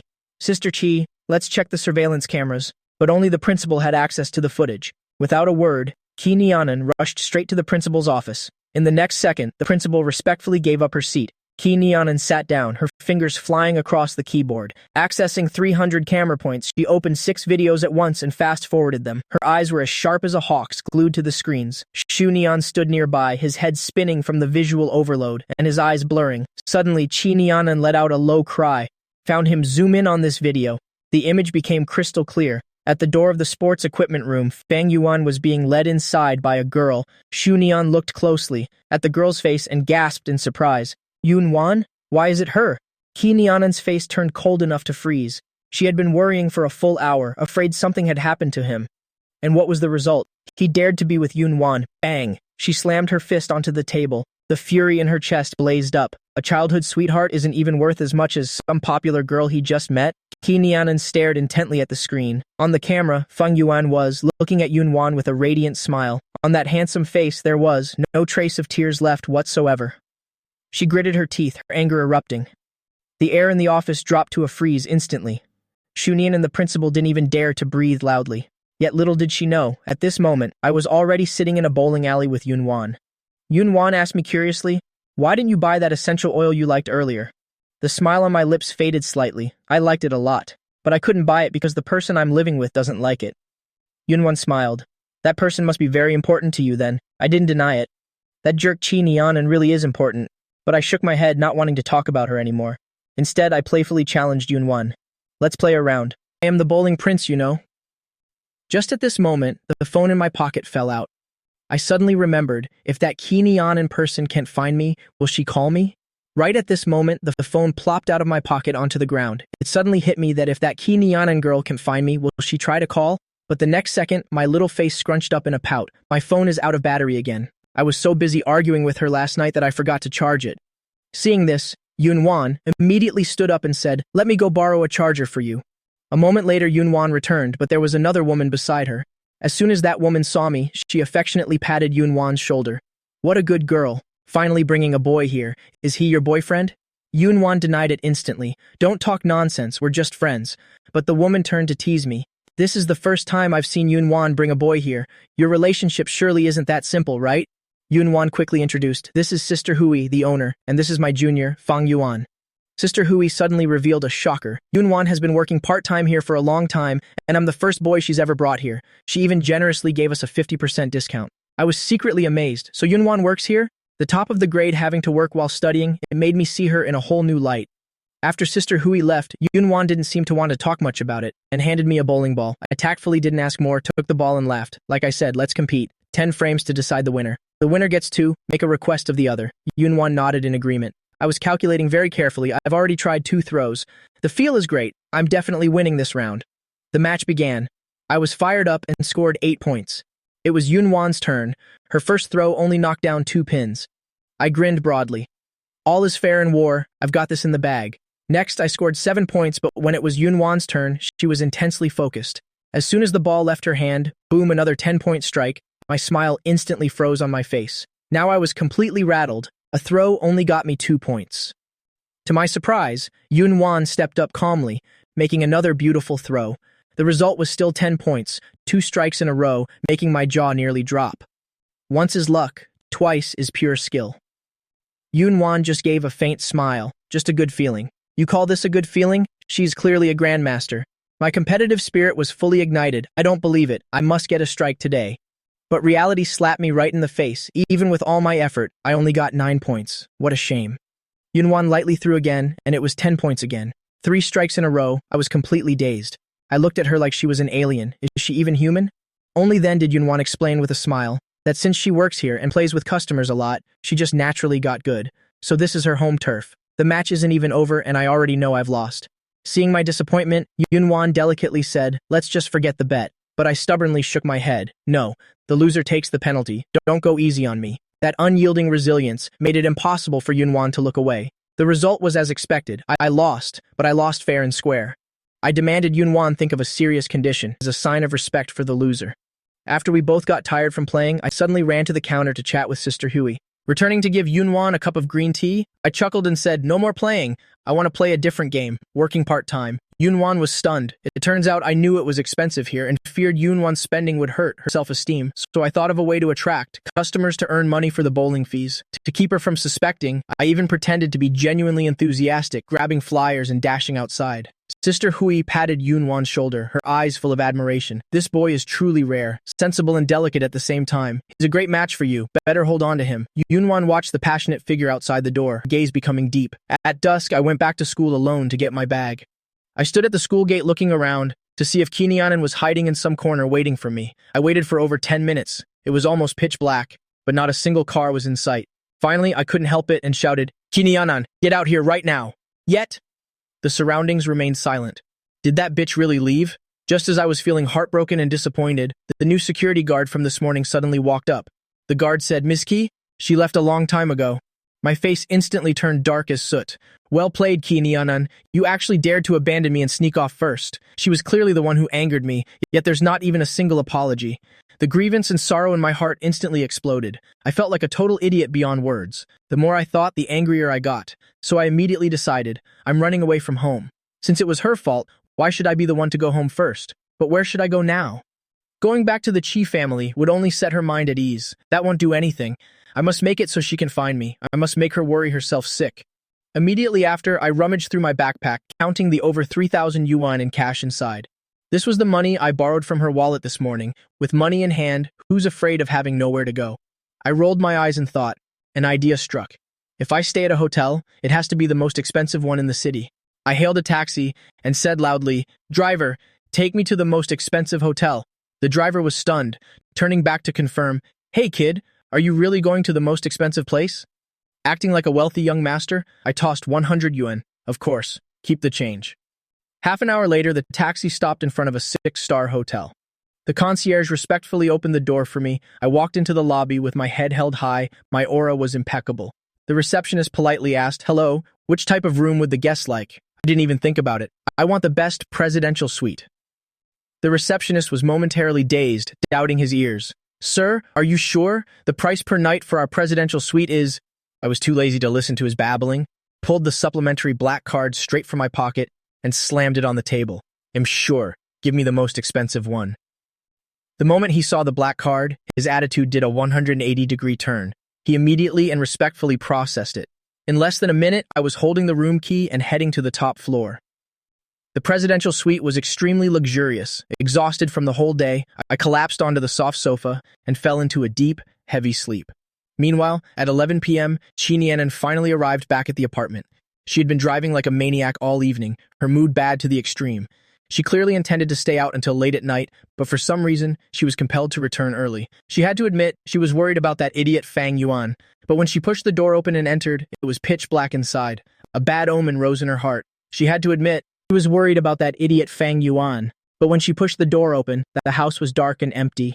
A sense of unease immediately washed over her. She hurriedly turned on the lights, shouting into the empty room. Fang Yuan, no answer. Qinianan's expression completely changed. She ransacked every room, and sure enough, I wasn't back yet. It's already 11 o'clock. Where on earth could this kid have gone? He still hasn't come back? Is this boy trying to annoy her to death? Just thinking that I might be spending the night out with Yun Wan, Qinianan was fuming with rage. She punched the wall. Fang Yuan, you idiot. She was truly going crazy, immediately calling my phone. To her surprise, she only heard a busy signal. Her heart tightened. Could she have been blacklisted? She immediately used the landline to call back, and this time the call went through. Sure enough, she really was blocked. Nianan's chest heaved violently with anger while my mumbling voice came from the other end. She frowned and barked out a question. Where are you? I obviously recognized her voice too, paused for a moment, then huffed coldly. I'm not telling you. Find me if you're so capable. Before you're willing to apologize, I don't want to talk to you anymore. Bye-bye, click. The call was cut off abruptly. Nianan stared at the receiver, so angry she laughed, a cold smile curling her lips. Think I can't find you? Just you wait. Judging by this tone, it doesn't seem like he's with anyone else. The next second, she rushed into the study and turned on the computer, while also using another phone to call me again. The moment I answered, her slender fingers flew across the keyboard. She said in a low voice, if you don't give me even a tiny hint, how am I supposed to find you? I was still smugly provoking her. A hint? I'm in an extremely luxurious place? Try and guess. But before I could finish, Nianan suddenly spoke up. Done. I asked blankly, huh? I'll find you in a moment, just wait. Nianan narrowed her eyes dangerously, looking at the precise location on the screen, and hung up bluntly. I was still dazed, totally disbelieving she could find me. Yet only 20 minutes later, the doorbell suddenly rang. I went to open the door without a second thought. As soon as the door opened, a figure rushed inside, hugging me tightly. When I saw clearly who it was, I was completely stunned. Nianan, why are you here? She actually found me. Nianan glanced around the presidential suite, confirming no one else was there before breathing a sigh of relief. She had driven like a maniac, shortening a trip that should have taken half an hour to a mere 20 minutes. A second later, she grabbed my wrist. Her voice brooks no argument. Come home with me right now. I frowned and pushed her hand away. I'm not going. I rolled my eyes and stomped hard on her foot. While she let go in pain, I pushed her forcefully out the door, slammed the door shut right in Nianan's face. She pounded on the door from outside. Xiaoyuan, open the door. Come home with me now. I leaned against the door, thinking resentfully, if you don't apologize, don't even think about me paying any attention to you. But while I thought I had the upper hand, little did I know that outside, a woman in a suit bowed respectfully to Nianan. Miss Qi, why are you here? Nianan ignored the manager and held out her hand. Room key. The manager looked extremely awkward. Ms. Qi, this isn't quite according to regulation. Nianan sneered. Go ahead and check whose card he's using. Not only that, she also made the manager check whether I had come alone. The manager made a call to the front desk, and beads of sweat immediately trickled down his forehead. This gentleman is indeed using Ms. Qi's supplementary card, and more importantly, I'm alone. Hearing the answer, Nianan's heart suddenly softened. It turned out she had misunderstood me. The next second, the manager presented the room key with both hands. After all, this entire 6-star hotel is the property of the Qi family. Inside, I was wondering why it had gone silent outside. Had she really left? Just then, with a beep, the electronic door swiped open. Leaning against the door, I was pushed by a strong force, tumbling onto the carpet. Nianan stepped in, and seeing my pathetic state, she chuckled, reaching out to pull me up. What are you doing on the floor? I brushed her hand off. How do you have a room key? Nianan smiled mischievously, intentionally leaning close to my ear. Because I told the manager you're my husband. Who's your husband? My face turned beet red. I pushed her away and plopped down on the sofa, hugging a pillow warily. If you don't apologize, he'll absolutely never forgive you. I had just finished speaking when Nianan reached out, pulling me straight into her arms. Hey, caught off guard, I was pinned by her onto the sofa. That beautiful face loomed large before my eyes, and her breath enveloped me. My heart rate immediately went out of control. I only heard her whisper in my ear, haven't you heard this saying?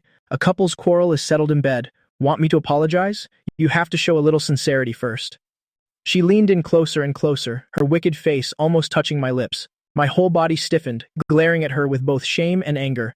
Get away, apologize. No. Nianan grinned evilly, hugging even tighter. I find this very comfortable. Angry and embarrassed, I yelled, get up and talk to me properly. Talk properly? You said it yourself. Nianan suddenly let go, as if the teasing just now were only an illusion. She sat cross-legged across from me, just like the negotiations when we were kids, but her eyes were full of indulgence. Go on. How do I apologize so you'll forgive me? I stared at her resentfully. Do you know how out of line you were today? How could you say those things to me? Am I really that kind of boy in your heart? Nianan recalled the way I looked when I was crying and felt a sudden pang of guilt. She scratched her head. All right, I'm sorry. I don't know what was wrong with me today either. Hearing the apology, my expression softened slightly. I explained seriously. I only see Yunwan as a friend. She already has a boyfriend. I would never ruin their relationship. Looking at my honest eyes, the weight in Nianan's heart finally lifted. But then, her tone shifted again, her gaze sharp. So what happened today? Why did you skip class with her? Where did the two of you go all afternoon? And what did you do? I was taken aback. How did you know I skipped class with her? Nianan smugly pinched my nose. If you don't want people to know, then don't do it in the first place. Shangde is my territory. Nothing escapes my eyes. Kinyanan snatched the pillow, her face mock serious. Confess now, did you do anything to wrong me? Wrong you? I laughed out of sheer annoyance. Even if something really happened between her and me, it would have nothing to do with you. But Kinyanan crossed her arms, staring at me as she enunciated, Honey, did you forget we're officially engaged? Now that you're my fiancé, how can you say it has nothing to do with me? This time it was my turn to bristle. You have the nerve to talk to me? What about you? Don't you have a bunch of boyfriends too? Isn't that wronging me too? She frowned. When did I have a bunch of boyfriends? I pointed at her nose accusingly. There are plenty just in Shangdae alone, don't try to deceive me. Kinyanan didn't know whether to laugh or cry, feeling a bit at a loss for words. Well, that's all in the past. Besides, I finished with one before starting with the next. I'm actually very devoted. She immediately changed the subject. In any case, I've already broken up with my current boyfriend. Now I only have you. Broken up? I asked in shock. Weren't you just hugging him yesterday? Kinyanan smiled, slowly uttering, Wasn't it all because of you? I froze. Because of me? What does that have to do with me? But Kinyanan seemed like she didn't want to talk much about that and pulled the subject back. She stared at me. Don't dodge the question. Where on earth did you and that girl go today, and what did you do? Confess everything to me. Driven crazy by her pressure, I leaned against the sofa and groaned. How can I say it? I don't even know where that place was. She narrowed her eyes, her voice dangerous. You didn't know where it was, yet you dared to follow her? Fang Yuan, are you stupid? I didn't bother using the pillow to attack anymore, but directly used my hands to hit her. But Kinyanan gave a wicked laugh, taking the chance to grab my hands and pulling me forcefully toward her. She pulled me tight into her embrace, intentionally messing up my hair, murmuring, Fang Yuan, you idiot, you blockhead, you fool. Her legs clamped tightly around my waist, locking my lower body. Her large hands held mine firmly, making it impossible for me to move. She laughed out loud triumphantly, like a little girl who just won. Hey, you lost. I struggled for a long time, panting, but I couldn't escape her shackles at all. I whined, You jerk, you didn't go easy on me at all. Space on the sofa was limited. The two of us were pressed tightly together in an extremely awkward, indescribable position. Yet we were still bickering, completely unaware. Until Kinyanan felt something hard pressing against her and instinctively looked down. She was momentarily stunned. Her throat suddenly went dry. She frantically looked away and let me go unnaturally. She was about to say something, but her mind was filled with the images from just now. Her heart pounded incessantly. This time she didn't interrogate me about the afternoon. Instead, I proactively sat aside and said, She and I just went to a bowling alley to play. Kinyanan just hummed in response to brush it off. Her attention wasn't there at all. Adjusting her mood, she was suddenly silent for a moment, then nudged my arm with hers. Do you remember what you liked most as a kid? I blanked. What? The corner of Kinyanan's lip curled slightly. It'll give you 3 chances. If you guess right, let's see what the reward is. After speaking, she secretly took out her phone and hid it behind her, sending a clandestine message. I blinked. Ice cream? Kinyanan gave my cheek a soft pinch. All you think about is food. It's not food. Not food? I was totally stumped. I'm not guessing anymore. Just tell me straight out. Right at this moment, Kinyanan's phone rang. She tilted her head and answered. I curiously leaned in to eavesdrop and only heard her say, Yeah, start right away. The phone was hung up immediately. I still hadn't heard anything. Start what? I looked at her with expectant eyes. Kinyanan's thin lips curled, smiling enchantingly. Weren't you complaining that my apology lacked sincerity? I've prepared an apology gift for you this time. Well, I'll have to see what the gift is first. Deep down, I was already ecstatic. Come here. She grabbed my hand, pulling me toward the giant floor-to-ceiling window. I leaned against the glass, looking down at the shimmering river view below. Kinyanan pointed upward. Look here. Where? I looked where she was pointing, but I couldn't see anything. But before the thought could even leave my head, a streak of fluorescent light suddenly shot straight into the night sky. In the next second, a massive firework exploded in the night sky, blooming as bright as flowers. Wow! Look, fireworks! I cried out in surprise. Immediately after, a second one followed, then a third, and hundreds of fireworks bloomed in succession, lighting up the entire night sky. When the fireworks faded, I turned to look at her. Is this the surprise you had for me? Kinyanan gave a charming smile. Do you like it? I asked with a bright smile. I do. I'll take it as a sign of your sincerity. I forgive you. So can you come home with me now? To my surprise, she ran to the sofa and sat cross-legged, smiling with squinted eyes, saying she wanted to sleep here tonight. I boldly stated that since the money had already been paid, it would be such a waste not to stay. Besides, there's even a lavish free breakfast in the morning. Kinyanan truly didn't know whether to laugh or cry because of me. Just for a free breakfast? The cost of one night in this presidential suite is enough to buy you breakfast for an entire year. I acted like a brat and covered my ears. Stop it. I don't want to hear it. Kinyanan couldn't do anything about me, so she gave up. Fine. If we're not going back, then we stay here. With that, she walked toward the bathroom, undressing as she went. I stood there dazed, staring at her perfect curves, and my cheeks suddenly flushed hot. Hey, what are you doing? She turned her head, a wicked smile playing on her lips. Taking a shower, obviously. I'm staying here tonight too. I groaned and collapsed onto the sofa. But in the next second, I sprang up, ran to the bathroom door, and pounded on it. Hey, you sleep on the sofa later. Don't even think about sleeping with me while she was in the shower. I hurried to the bedroom to finish washing up and intentionally locked the door from the inside. Let's see how she gets in this time. But when I stepped out of the bathroom, I saw Kini-anon wearing a bathrobe, leisurely leaning against the bed playing on her phone. I asked in shock, how did you get in here? I clearly locked the door. Kini-anon didn't explain, only patted the spot beside her. Come here quickly. It's time for bed. I stood by the bed with hands on my hips. Tell me already. A wicked smirk curved the corner of her mouth. I have a key card. Did you forget? Also, remember to use the deadbolt next time. That's the only way it'll work. She moved a little closer, speaking suggestively. Hurry up and get on here. It's not like we haven't slept together before, so why the shyness? She shifted even closer, whispering suggestively. Come on, get up here. It's not like we haven't slept together before, so why are you so shy? The room was plunged into darkness, but as more than 10 minutes passed, I didn't feel sleepy at all. I rolled over once, watching her deep features by the moonlight, softly calling, Nyanan, Nyanan. She suddenly opened her eyes. In the dark, her eyes were startlingly bright. What's wrong? Are you asleep? I can't sleep. She teased me, saying, if I were asleep, would I be talking to you like this? She also turned around so we were facing each other. She said in a low voice, Xiao Yuan, it seems like it's been a long time since you called me that. I blinked. Called you what? Qi nodded slightly. Yeah, didn't you always call me that when we were kids? After we grew up, I stopped calling her such intimate names. I muttered, I forgot, then thought for a moment. Then I suddenly said, all right then, I'll call you that from now on. But the condition is that you have to count sheep for me to sleep. Fine, but counting sheep isn't trendy anymore. I asked curiously, then what's trendy now? Qi Nianan smiled mischievously. Counting dumplings is in, since dumplings sounds like sleep in our language. Haha, dumplings are so funny. I found a comfortable position and prepared to sleep. Qi Nianan began counting softly. 1 dumpling, 2 dumplings. Wait, I suddenly called for a stop. No way, all I can think about is dumplings. I'm getting hungry. Qi Nianan thought for a while, a smile playing on her lips. Then how about this? 1 xiao yuan, 2 xiao yuans, 3 xiao yuans. I smiled contentedly. In the darkness, her sweet voice echoed continuously until I fell fast asleep. When I woke up the next morning and opened my eyes, Kinianan's beautiful face was right there next to mine. I looked down and found I was being held tightly in her arms. I frowned in confusion. What's going on? I'm usually the one who hugs something to sleep, so why do I always end up snuggled into her arms? I tried to free myself and tapped her shoulder. Hey, wake up. Ki Nianan was woken up, and she didn't look too happy.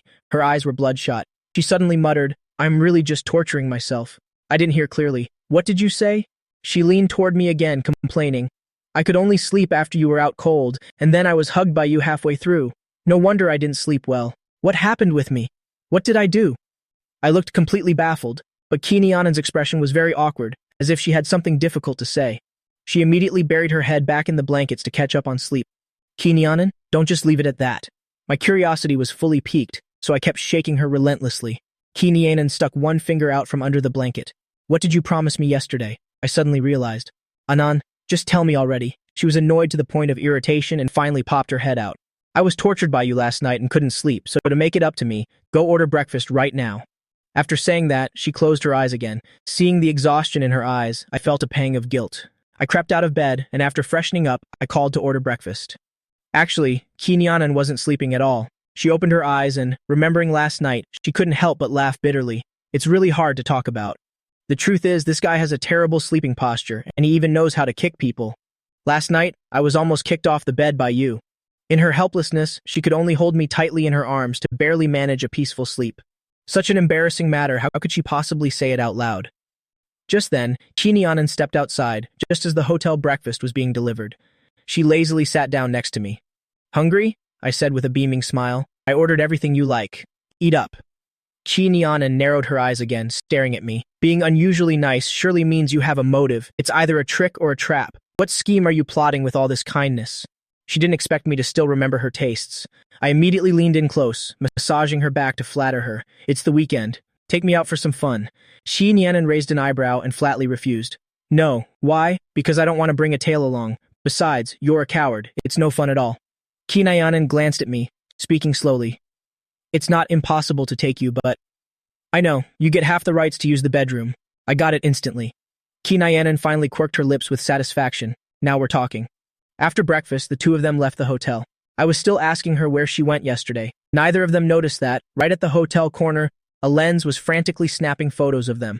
By evening, Kinayanan changed into a limited edition sapphire blue Bugatti and drove me straight to Quyang Mountain. I couldn't help but ask, what are we doing on the mountain? You'll find out soon. The car performed a graceful drift, and I saw shimmering lights ahead where a fleet of expensive supercars was parked. Kinayanan parked smoothly and told me, get out of the car. A girl with a delinquent look immediately greeted them. Miss Key, you're finally here? Then she looked me over, her gaze mocking. Miss Key is truly something else. Every time she brings a man, it's a different one. Kinayanan's eyes turned cold instantly, glaring directly at her. The girl was so frightened she trembled and quickly looked away. After she left, I grumbled in discontent. I hate that person. Kinayanan glanced at me and pulled me aside. You're mine. No one dares to touch you. One sentence made me feel safe instantly. But just then, I caught the gaze of a young man, a gaze filled with hostility. I felt like he looked somewhat familiar. What are you dazed for? Kinayanan waved her hand in front of my face. I quickly looked away, pretended nothing happened, and asked her, are you going to race later? Have you really never lost? She smirked confidently. Just wait a little longer. You'll see the result for yourself.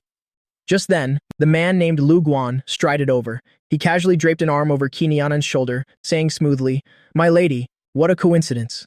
Kinayanan frowned, brushing his hand off seamlessly. The next second, she pulled me into her side, looking coldly at Lu Guan. What are you doing here? Lu Guan's expression stiffened. Then he flashed a suave smile. I'm with friends. I didn't expect to actually find you here. Kinayanan showed absolutely no interest. Suddenly, I remembered who he was and exclaimed in shock, it's you, the guy from the night I just got back, the one who picked a fight with me at the bar. Lu Guan snorted inwardly but outwardly pretended he just noticed me. He actually smiled and said to me, so it's you. I guess they say no fight, no friendship, right? Who wants to be friends with you through a fight? I secretly rolled my eyes.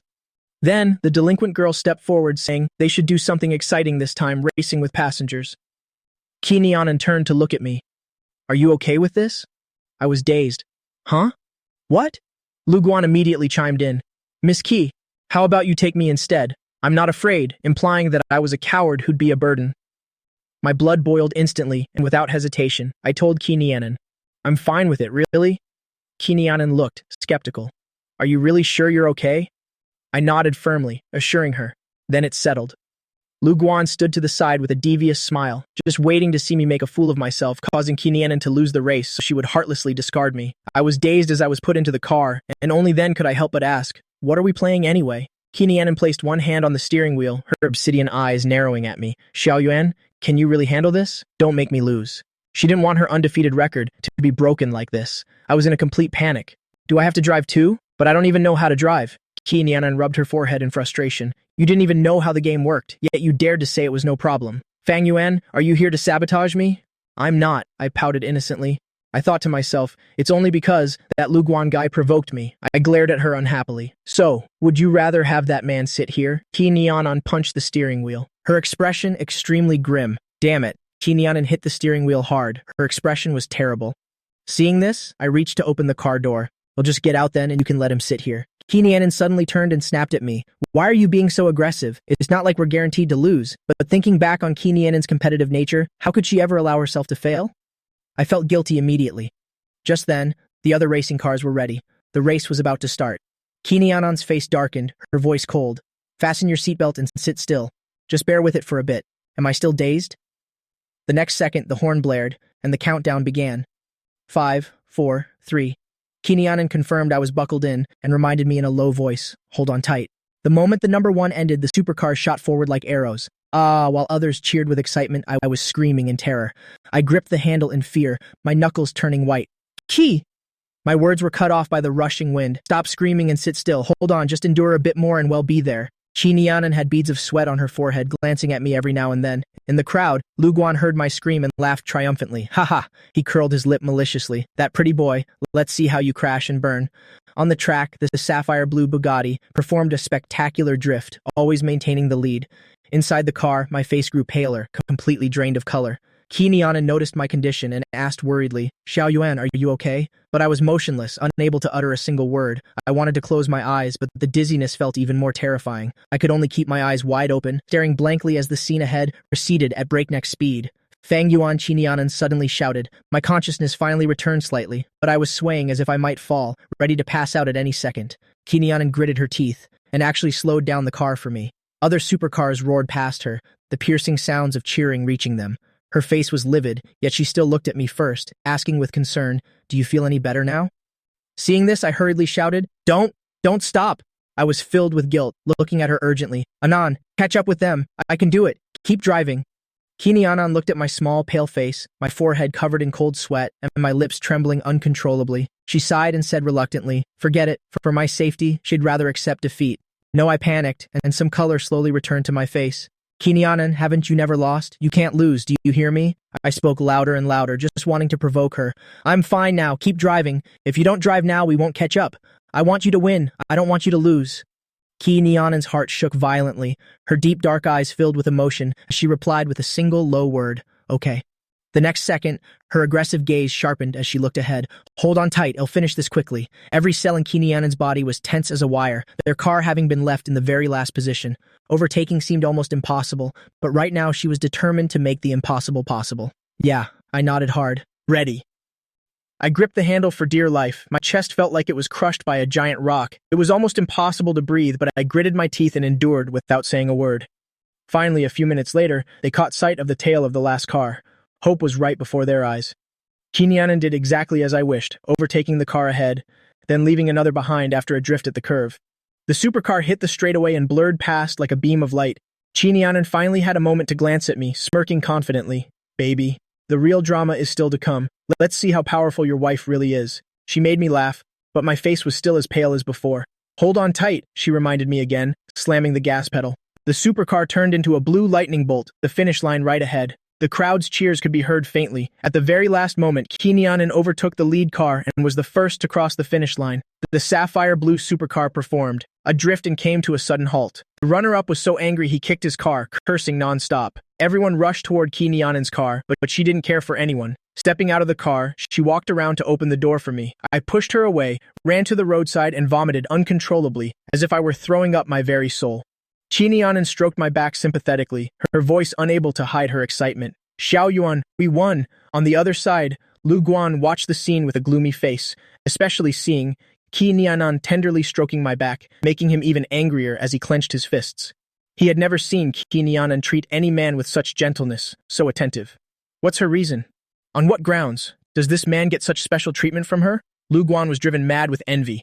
The crowd immediately swarmed around, but Nianan suddenly frowned, shouting at them, Everyone get back, get lost! She was afraid that with so many people crowding me, I wouldn't be able to breathe fresh air. Then, she pointed at a woman and ordered, Bring me a bottle of water. This action left everyone stunned. Miss Qi, since when did she care for a man like this? It was truly a rare sight. Once I finished vomiting, Nianan immediately brought the water, gently patting my back. After I rinsed my mouth, I was about to stand up when my legs suddenly went soft. Nianan quickly caught me in her arms, seeing my frail state, her heart filled with pity. In the next second, she actually turned her back to me and knelt down. Get on. I stared blankly at her slender back, then unconsciously smiled and climbed onto her back. I leaned lazily against her, saying weakly, Then carry me out of here. It's too crowded here. Nianan replied softly and began carrying me toward the mountain path. This scene made Lu Guan, standing nearby, explode with envy. The indulgence in Nianan's eyes was something he had never seen before. Nianan replied softly and carried me along the trail. This sight drove Lu Guan crazy with jealousy as he stood nearby. The tenderness in Nianan's eyes was something he'd never seen. Until we reached the ledge, I opened my eyes to the brilliant night view below. It's absolutely beautiful. Nianan saw my color had returned slightly, so she spoke, Let's go back and get something to eat. Unexpectedly, as she spoke, my stomach let out an embarrassing growl. I guess I really am hungry, but I don't want to walk. Nianan chuckled, saying she would have someone bring food up here. But in the next second, she turned her head and glanced at me. You seem much better now. Can you get down already? You're too heavy, I said, punching her lightly in frustration. You're the heavy one, she teased with a laugh. You're about to become a plump little piglet, you know? She gave an awkward cough. If you're not feeling sick anymore, then get down. How can I call for food with you clinging to me like this? For the sake of food, I reluctantly climbed down. Kinianan immediately turned away, pretending to admire the view, then made a call. Xiao Yuan, what do you want to eat? Fried chicken drumsticks, grilled wings, and ice cream too. When Kinianan heard that, she couldn't help but glare at me. She curled her finger slightly and tapped my head. You were just throwing up your guts and you still want to eat all that? No way. Kinianan flatly refused, her tone domineering. You're only having porridge. Pork and century egg porridge or fish porridge. I'll give you 5 seconds. My little face immediately slumped. I'm so helpless. Fine, pork and century egg porridge then. Can I have a strawberry cake too? Kinianan said nothing, simply turning around to make the call. While waiting, I looked at the grass, frowning. I wonder if there are bugs here. Kinianan chuckled with delight and teased. There are plenty, and snakes too. Don't sit down, stay on your feet. I gave her a resentful glare, only able to sit down right next to her.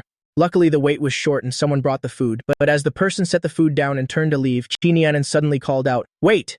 The person was stunned. Is something wrong, Miss Ki? In the next second, Kinianan pouted slightly, commanding, "Take off your jacket and give it to me." The person didn't dare to disobey, awkwardly taking off the jacket and handing it over. Immediately after, Kinianan tossed the jacket to me. Her beautiful face clearly said, "You're such a handful. Take this and sit on it." I immediately giggled. I spread out the jacket and sat down. I suddenly felt much more at ease, but when I opened the bag, the rich aroma of fried chicken wafted out. My eyes lit up. Sure enough, I found a paper box inside. Just as my hand reached out, smack, Kinianan flatly swatted my hand away. She stared at me sternly. "I told you already, you can't eat this. Eat your porridge." With that, she shoved the bowl of pork and century egg porridge into my hands. Holding the bowl, I thought she was being so unfair. Not only did she refuse to let me eat, but she also bought it just to eat it right in front of me. Kinianan tucked her long legs in and brought a piece of fried chicken to her mouth. I could only resentfully open the lid and obediently sip the porridge. But when I was only halfway through the porridge, my eyes were already staring, glued to the piece of fried chicken in Kinianan's hand. I couldn't even stop myself from swallowing my saliva. All of this was caught by Kinianan. A mischievous glint flashed in her eyes as she waved the fried chicken in her hand. "Do you want a bite?" My eyes lit up instantly. My little head nodded frantically like a chicken pecking at grain. Unexpectedly, Kinianan said casually, "I'm thirsty." I hurried to unscrew the mineral water cap and handed it to her, but she just shrugged her shoulders. "I've been carrying you for so long, my shoulders are a bit sore." And so, I resigned myself to fate, standing behind her to massage her shoulders. Kinianan finally nodded in satisfaction, holding the fried chicken out in front of me. My eyes sparkled. But then I heard her say, "I'll let you have one bite." My little face fell. "Just one bite?" Kinianan snorted, "Take it or leave it." I want it, I said, terrified she would change her mind. However, the moment Kinianan held the chicken out, I suddenly grabbed her wrist, opened my mouth wide, and took a massive bite. Kinianan froze on the spot. "Your mouth can actually open that wide?" Looking at me chewing smugly, her face was full of disgust. "You're so unhygienic." I reached out with my greasy hand toward her. "You're the one being annoying. Who told you not to let me eat? Don't you dare touch me!" It's filthy, Kinianan screamed while dodging. In the next second, she suddenly grabbed my hand, using the momentum to pin me down onto the grass. The atmosphere between us suddenly turned ambiguous. I screamed in fear, "Ah, Kinianan, let me go, get up," but she just smirked mischievously, having no intention of letting go. And not far away, a pair of bloodshot eyes were staring intently at them. Luguan was so enraged he was nearly biting his lip through. Just then, Kinianan's phone suddenly rang. After taking the call, she finally let me go, asking indifferently, "They're going to a bar. Are you coming, or should I just take you home?" Without a second thought, I immediately raised my hand. "I'm going. I want to go." I was only afraid she would leave me behind. Kinianan stood up. "Let's go then." I looked at the road we had just walked, looking dejected. "Do we have to walk back?" It's so far. No sooner had I spoken than a Bugatti supercar suddenly zoomed over. The driver was the delivery guy from earlier. I smiled and returned the jacket to him. Thanks. Kinianan was already seated in the car, urging impatiently, "Get in the car already." I hurriedly scrambled into the passenger seat, turning to ask, "What about him?" Kinianan just dropped a single line, "He can just walk back himself." In the next second, the supercar's engine roared, tearing away and leaving a trail of dust. My heart was in my throat. "Slow down a bit." My heart was still racing from that burst of speed. Kinianan let out a sigh. "I'm slowing down for you. Is this okay?" I nodded repeatedly, but when they arrived at the bar, everyone was already gathered there. Someone immediately piped up, "Why is Miss Ki so late? Weren't you off getting intimate with your boyfriend?" As soon as he finished, Luguan strode over arrogantly, casting flirtatious looks before aiming his words directly at me. "Is this Miss Ki's new boyfriend? He must be quite something. Pick a song and let everyone see what you've got." He deliberately emphasized the word new. I immediately gave Kinyanan a sharp nudge with my elbow. Unexpectedly, Kinyanan glanced at me, then smiled as she spoke to everyone. He's not my boyfriend. The entire room suddenly went silent. Lu Guan looked even more stunned. Just when he thought he had triumphed, Kinyanan curled her lips wickedly and suddenly planted a loud kiss on my face. In a voice so sweet it would melt your bones, she declared, "He is my husband."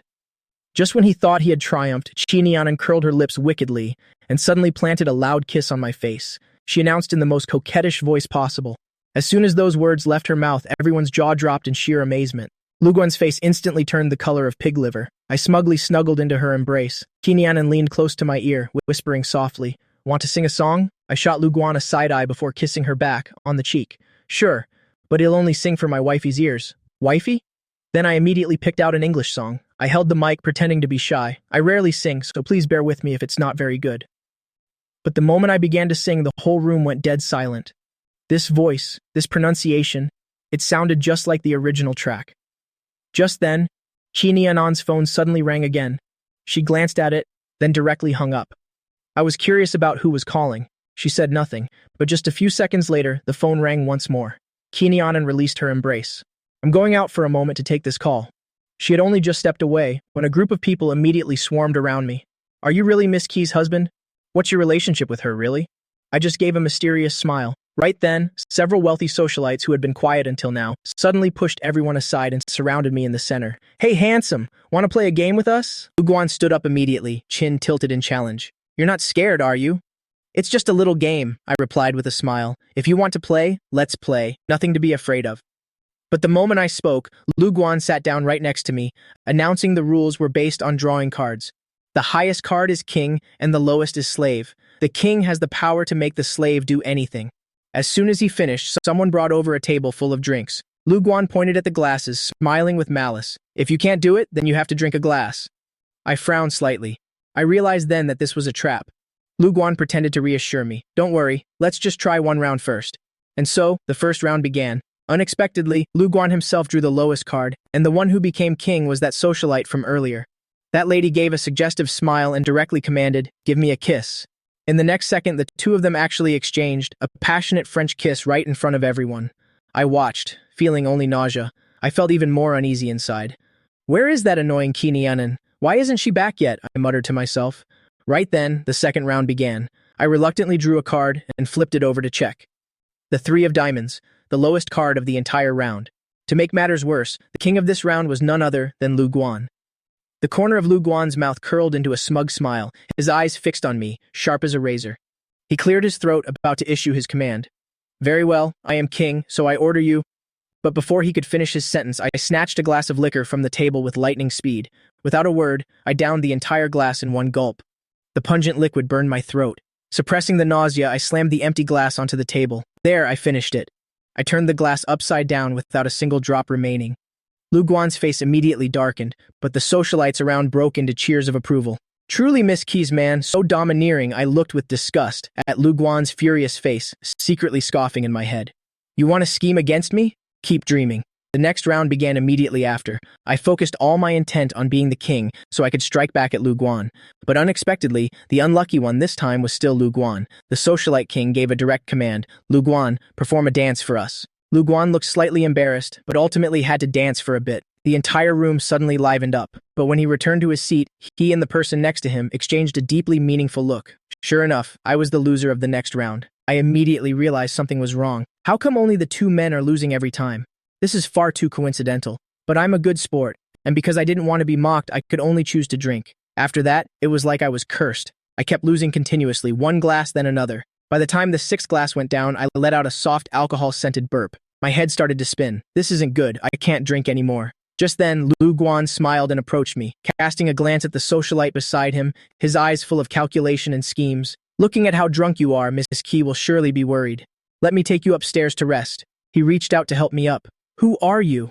I leaned in dizzily, almost pressing my face against his, then suddenly wrinkled my nose and shoved him away hard. "You smell terrible! Get away from me!" Lu Guan's face immediately turned a sickly green. This bastard dared to call him smelly? He suppressed the urge to punch me, pretending to smile as he said, "It's me, Lu Guan. You're drunk, let me take you to your room." In his heart, he was plotting something even more sinister, waiting until they were in the room to arrange for a woman to be there, then calling Miss Key to catch them red-handed to see if she would still want this brat. Lu Guan's smile grew increasingly fake as he tried his best to help me upstairs. But just as he thought his plan was about to succeed, I smelled the heavy scent of perfume on him, and my stomach suddenly churned violently. "I am going to throw up." Lu Guan turned pale. "Don't you dare throw up on me." Terrified, he tossed me back onto the sofa. Just then, the door to the private room was suddenly pushed open. Qi Nianan saw the scene at that exact moment. She frowned. "Lu Guan, what exactly are you doing?" Lu Guan's plan fell apart. He explained in a panic. "Miss Qi, you've misunderstood. I saw how drunk he was, and I was just going to take him upstairs to rest." "Are you dead drunk?" Qi Nianan didn't approach any closer, only seeing my small face flushed red, so drunk I had no sense of the world. She glanced over at the glasses and the deck of cards on the table, understanding everything in an instant. She let out a cold snort, her sharp gaze sweeping across everyone present. She walked over to help me up. I suddenly struggled slightly, my entire body falling straight into her arms. The next second, the lips of the two actually touched. In just a single second, Qi Nianan was completely frozen. On her thin lips, the pure breath of the youth still lingered. The entire room was as silent as a grave. Everyone witnessing this scene was stunned. Qi Nianan coughed awkwardly, then directly led me outside. "You all keep playing. I'm heading out." As soon as the door closed, a burst of chatter exploded. "I didn't see that wrong, did I?" Miss Key was actually blushing just now. "How is that even possible? Miss Key is so experienced. Would she really blush from just a touch of the lips?" Those words reached Lu Guan's ears. His face was terrifyingly gloomy. He suddenly turned and roared, "All of you, shut up! You saw it wrong. You definitely saw it wrong." Lu Guan slumped angrily onto the sofa, grabbed a glass of liquor, and downed it in one gulp. The rich socialite beside him hugged him. "Baby, don't be angry anymore. Didn't we just successfully mess with him earlier?" But Lu Guan's eyes were filled with pure hatred. What do these people know? They all think Qi Nianan has been through countless romances, but only a former partner like him knows an earth-shattering secret. Qi Nianan has dated countless boyfriends, but she has never actually kissed anyone. Lu Guan's eyes were etched with resentment. What do these people even know? They think Qi Nianan is a veteran in the field of love, but only an ex-boyfriend like him knows a shocking truth. Qi Nianan has changed boyfriends like clothes, but in fact, she has never kissed single one.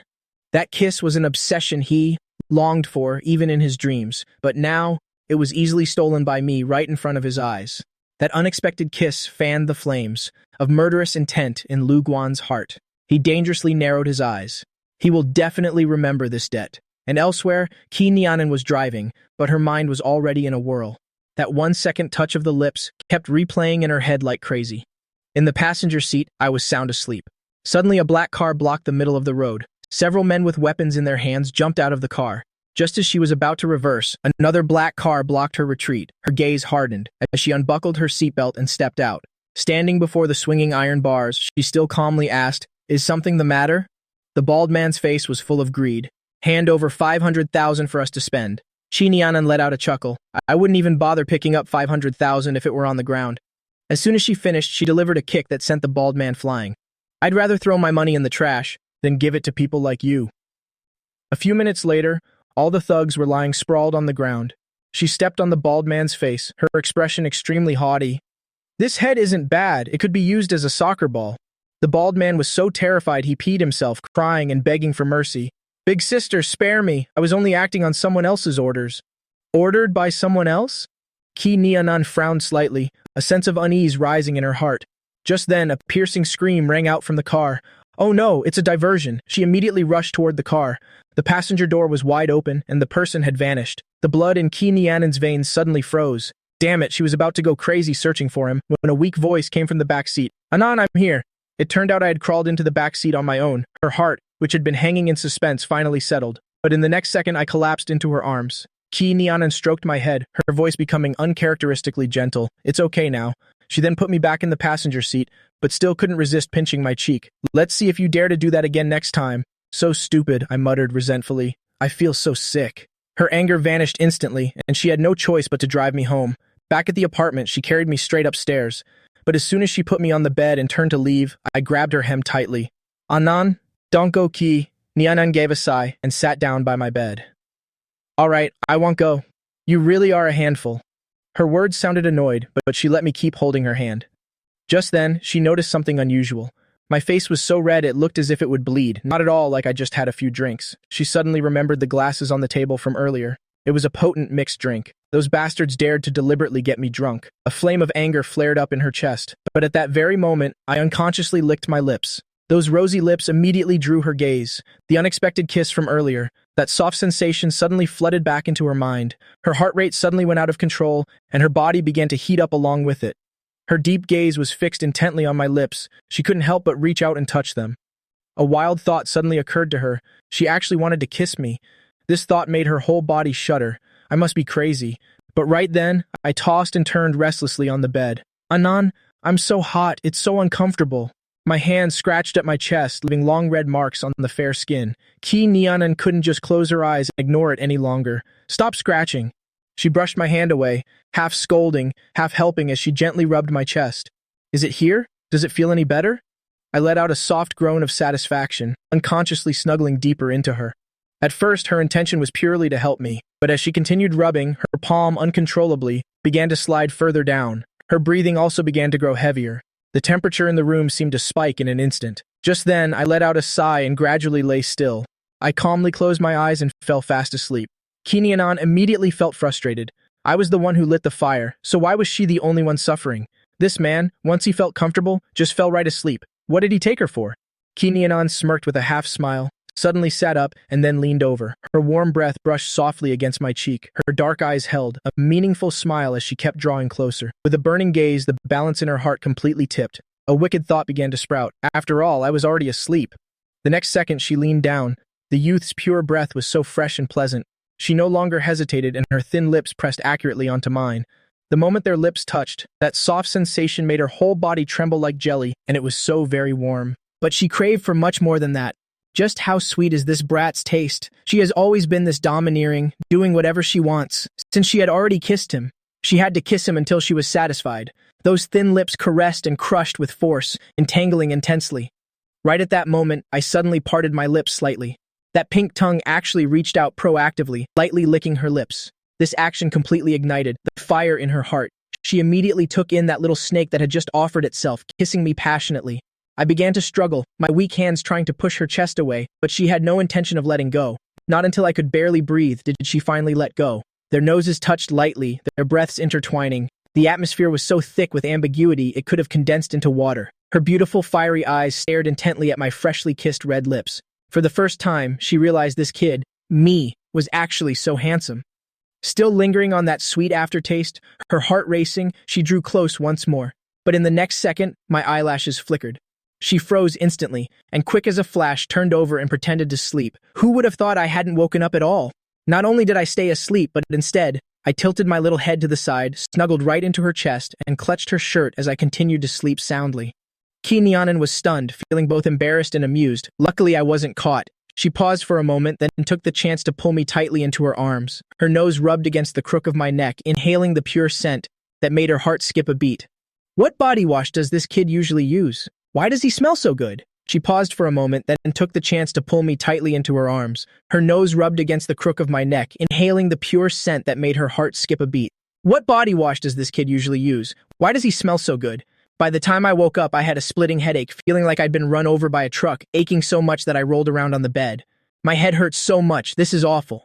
At that moment, Kinyanan walked over coldly, carrying a glass in her hand. Her red lips clicked in disapproval. In the next second, she pulled me straight up from the bed. You finally know what suffering feels like? Drink this. You'll feel better. Her voice was cold, yet it held a trace of impatient concern. I obediently finished the medicine, and my little face immediately puckered up like a monkey. It's so bitter. Seeing I'd finished it, Kinyanan finally let me go, and casually set the glass down. Right after that, like she was performing magic, she produced a lollipop out of thin air and shoved it into my mouth. The sweetness of the strawberry candy instantly washed away the bitterness, and my expression finally relaxed. A lifesaver. I hate bitter tastes the most. I kept the candy in my mouth and lay back down. Kinyanan just glanced at me and said flatly, "Then keep sleeping. I'm leaving." But as the lollipop dissolved, the medicine kicked in. The headache subsided, but my stomach began to protest. So I had to crawl up, put on my slippers, and ran out of the room. "Anan, I'm so hungry like an overgrown child," I shouted while rushing into the living room. Kinyanan was sitting on the sofa, a laptop on her lap, her gaze fixed on the screen, her long fingers typing rapidly, busy with who knows what. I'm hungry, I emphasized again, walking straight to her and plopping down on the sofa. Surprisingly, as if she were hiding a secret, she suddenly snapped the laptop shut and gave me a mysterious look. Isn't there food on the table? Go get it yourself. I pouted reluctantly. I don't want to move. My intention was crystal clear. I wanted her to get it for me. She poked my forehead lightly with her finger, her face full of disdain. Fang Yuan, why are you so lazy? Go brush your teeth and wash your face before you have breakfast. But I'm already starving, I whined while tugging her sleeve, purposely leaning my head on her. In the next second, on Nianen's beautiful face, an unnatural blush appeared. Being this close, the youthful scent from me immediately reminded her of last night's secret. Feeling guilty, she pushed me away forcefully. Don't stick to me. Go brush your teeth now. Do you expect this young lady to serve you? Don't even dream about it. Go by yourself. I looked at her unhappily. Fine, I'm going. I muttered to myself, feeling like Nianen is really strange today. Earlier, when she gave me the hangover cure, she still remembered I hate bitterness and thoughtfully prepared a lollipop, which touched me almost to tears. Who knew she'd start disdaining me just a blink later? I hopped off the sofa with a long face and grumpily went to the bathroom to wash up. By the time I came out, Nianen was already seated at the dining table, as if she were specifically waiting for me. I instantly broke into a smile and went to sit next to her. Seeing the breakfast on the table, my eyes lit up and I cheered. Anan, you still remember my tastes? You bought everything I like. I just bought random stuff. Who would bother remembering what you like? She sounded harsh, but her hand reached out to open the lid, setting the bowl of porridge before me, not forgetting to warn me. The porridge is very hot. Be careful eating it. I want to drink milk first. Ignoring her warning, I reached for the strawberry milk carton and drank it right away. Nianen looked at me, unable to stop herself from teasing. Xiao Yuan, how old are you, and you still haven't been weaned? These strawberry-flavored things, aren't they only for little kids? I finished the carton and set it down. I just like strawberries. It's none of your business. Nianen saw the milk mustache around my mouth and immediately burst into laughter. Ha ha ha! Look at you, Fang Yuan! Are you trying to kill me with laughter this early? Oh God, my stomach hurts. I can't take it. You're killing me. With a ring of milk foam on my lip, I looked absolutely hilarious. No wonder Nianen was laughing like that. I quickly wiped my mouth with the back of my hand. It's still there. There's a whole ring. Can't you feel it?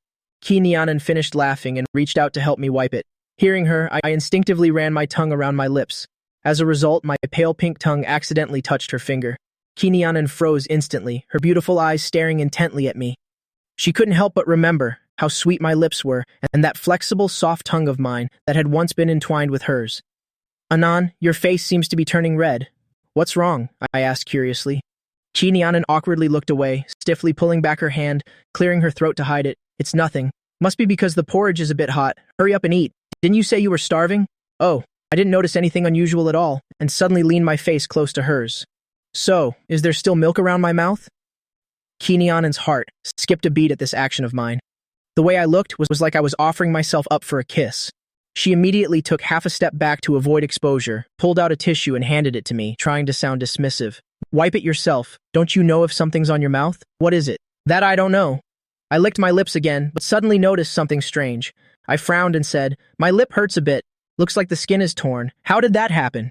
I blinked and tried to remember, but I couldn't recall hurting the corner of my mouth at all. How would I know? You must have accidentally bitten it yourself.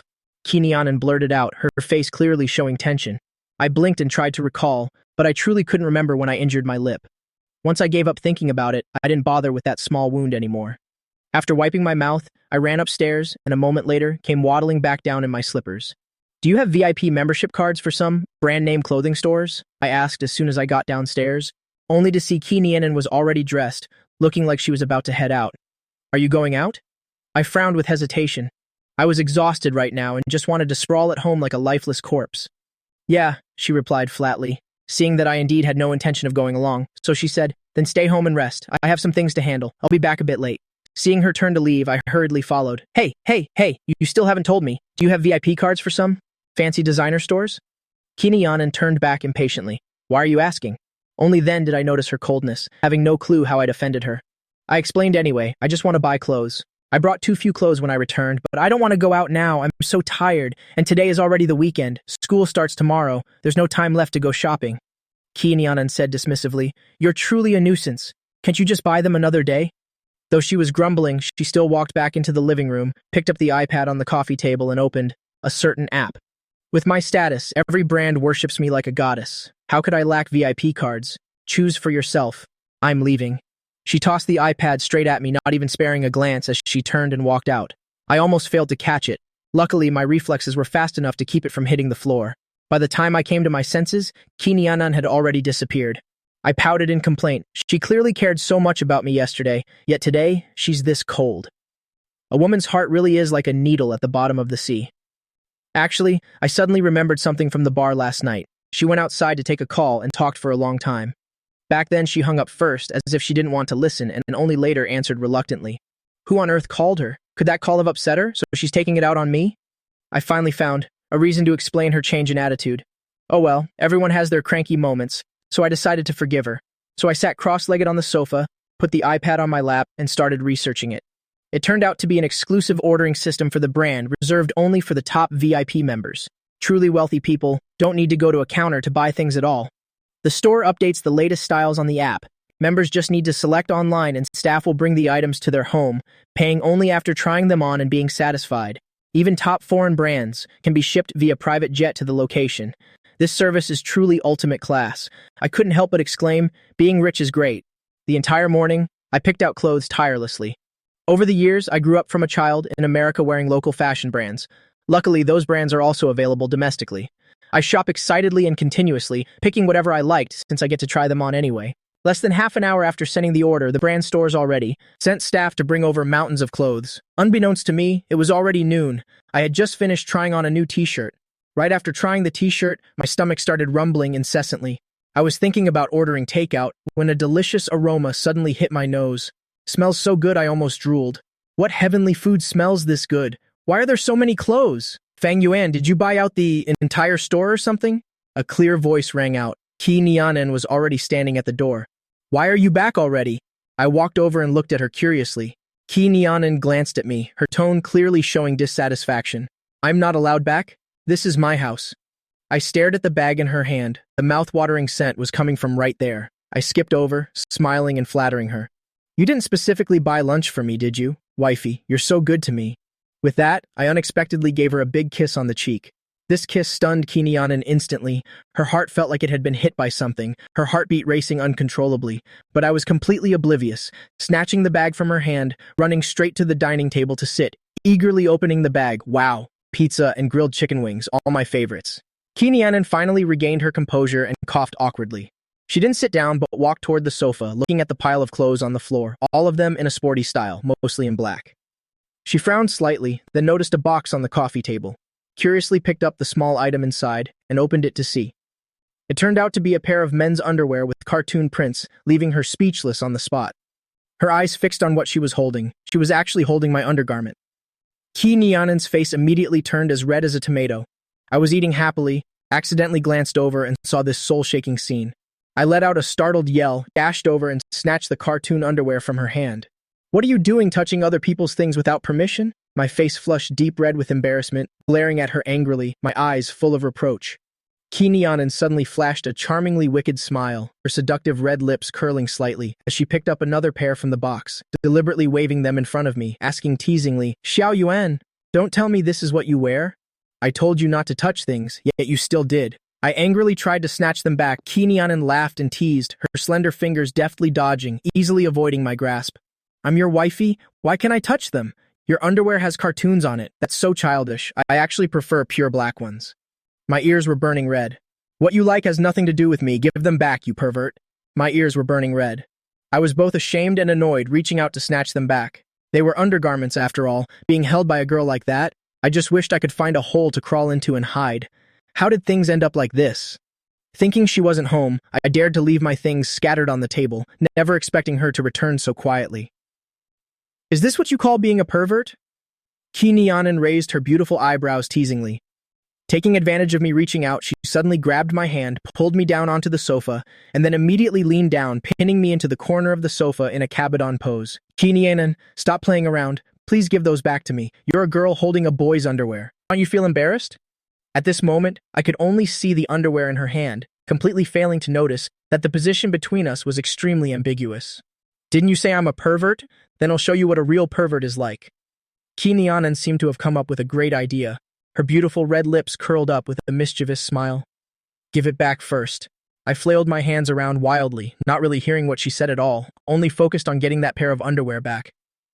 Kinianan, I shouted at her, frantic and angry, yelling into her face, "Wifey is listening." Kinianan looked at me with a smile. My frantic expression looked incredibly adorable, making her unable to resist teasing me more. I glared at her resentfully, my cheeks puffed up like steamed buns, my dark eyes blazing with fire. "What on earth do you want? I don't want anything." Kinianan feigned innocence. "Then hurry up and give that back to me." I was too embarrassed to even say the word underwear. Kinianan looked down at my open palm. The way I was asking was truly straightforward. She intentionally let out a dissatisfied huff.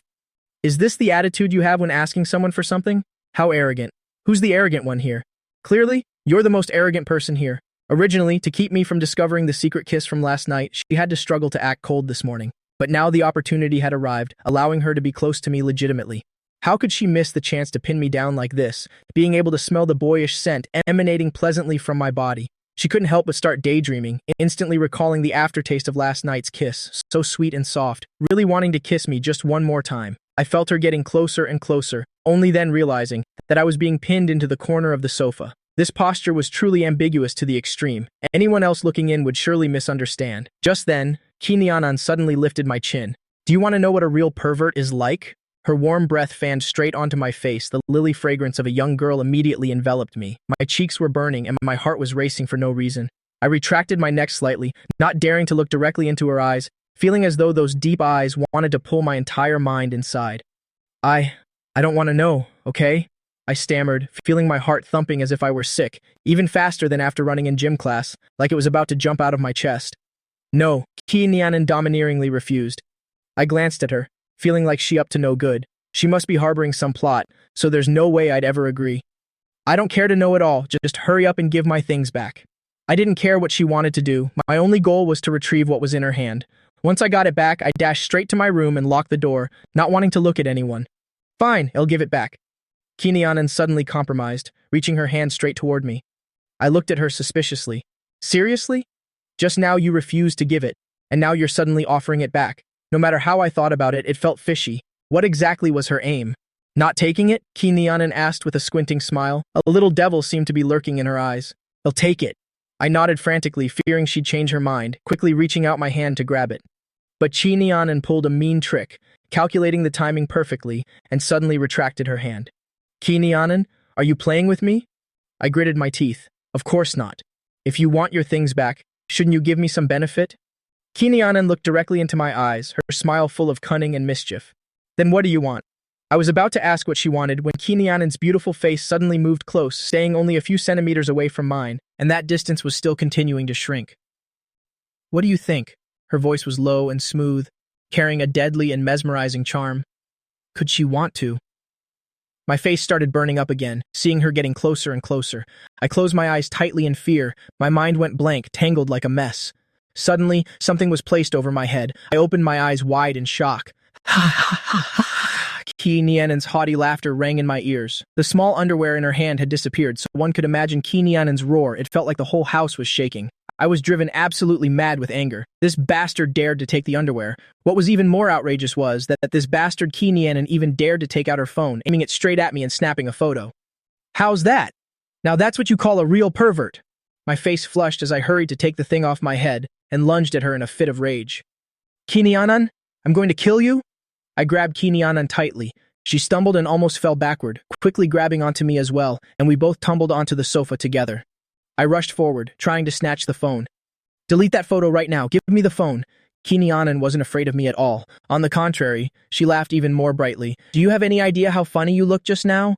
It was honestly so adorable. What do you think would happen if I showed this to my parents? I'm sure they would love it, wouldn't they?" "Don't you dare," I shouted at her. I felt so incredibly stupid, thinking just now that she wanted to kiss me. It turns out she deliberately tricked me into closing my eyes. It was all part of her wicked scheme. I must have been crazy just now to actually think she wanted to kiss me. Kinianan glanced at the photo on the phone and couldn't help but burst out laughing. "This photo's enough to keep me laughing all year. I have to keep it very safe." Hearing her say she wanted to keep it, I was so flustered I was almost in tears, stuttering, "Can you please delete it? What is there to even look at in a photo like this? You really are a pervert." Kinianan shrugged her shoulders, her deep eyes sparkling with amusement. "I think it's very cute, don't you think so?" My face darkened as I gritted my teeth. Think about it. If you were the one in this ugly photo, How could you possibly find it interesting? But Kinyanan was like someone admiring a work of art, gazing at my dazed expression in the photo. That look of wearing cartoon boxers on my head, no matter how you look at it, it's just hilarious. No matter how you look at it, it's just refreshing. How could I possibly delete such an adorable photo? You're still looking at it, Kinyanan. Delete it for me right now. Delete it, delete it. You're still looking, Kinyanan. Delete it using both my hands and feet. I pinned my entire body onto her, reaching out with all my might to snatch the phone. Kinyanan suddenly gave a wicked smile, her suggestive breath intentionally brushing my face. Little Yuan, your lower half is pressed right against me. I flinched and looked down. Sure enough, I was pressed close against her soft body, and I hadn't even realized it. My small face flushed crimson in an instant as I scrambled off her, glaring at her with a mix of anger and grievance. I held out my small hand. Give me the phone. Can you please stop messing around? I'm not messing around. Kinyanan said that, but her hands were moving incredibly fast, saving that photo directly to a secret album. I sat cross-legged, anxiously saying to her, then just delete the photo. A perverted photo like that, you're not actually planning to keep it, are you? Kinyanan nodded, smiling wickedly, and intentionally waved the phone in front of me. Of course I'm keeping it. This will be the leverage I use to control you later. I immediately slumped. Seeing her like this, I knew she would absolutely never give the photo back. Then you mustn't show this photo to anyone, do you hear me? Otherwise, I tried to put on a fierce face. I know. Kinyanan chuckled to herself. She wouldn't want to show this cute side of me to anyone else anyway. I had to temporarily give up, but I secretly thought this wasn't over yet. I will definitely find a chance to steal that photo back later. Kinyanan put the phone in her pocket, picked up the iPad on the coffee table, and logged into a luxury shopping app. She glanced at my pile of clothes and spoke with a dissatisfied expression. These clothes of yours are too childish. Anyone who didn't know would think you're an elementary student. You're a high schooler now. You should dress a bit more stylishly. Stop acting like a kid all the time.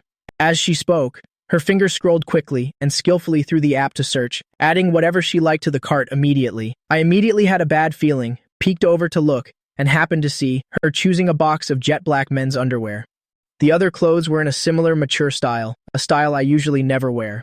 I glared at her. Why are you picking these styles for me? I don't like wearing these things. Don't you dare buy them. But this bastard, even though I told her not to buy them, she went ahead and paid for them directly, skipping the try-on step entirely. This spendthrift, these clothes are so expensive and you didn't even ask me. You just bought them like that, and what if I don't like them? Isn't that just a total waste? Does she have so much money she doesn't know what to do with it? Buying over a dozen outfits for me in one go, it must add up to over 100,000 yuan. Kinyanan smiled with squinted eyes again. Buying clothes for my husband, isn't that only natural? Look at that shirt you just bought. It's over 20,000 yuan for just one. Isn't this just highway robbery? It's just a small amount of fabric. It's not like it's plated in gold. How can it be so expensive? Luxury goods are expensive for a reason anyway, as long as it looks good. It does look good, but I don't like wearing that kind of clothing. Kinyanan suddenly narrowed her eyes, pouting with a threatening tone. I dare you not to wear what I bought? I collapsed onto the sofa, groaning and lamenting. I felt like I just wanted to die.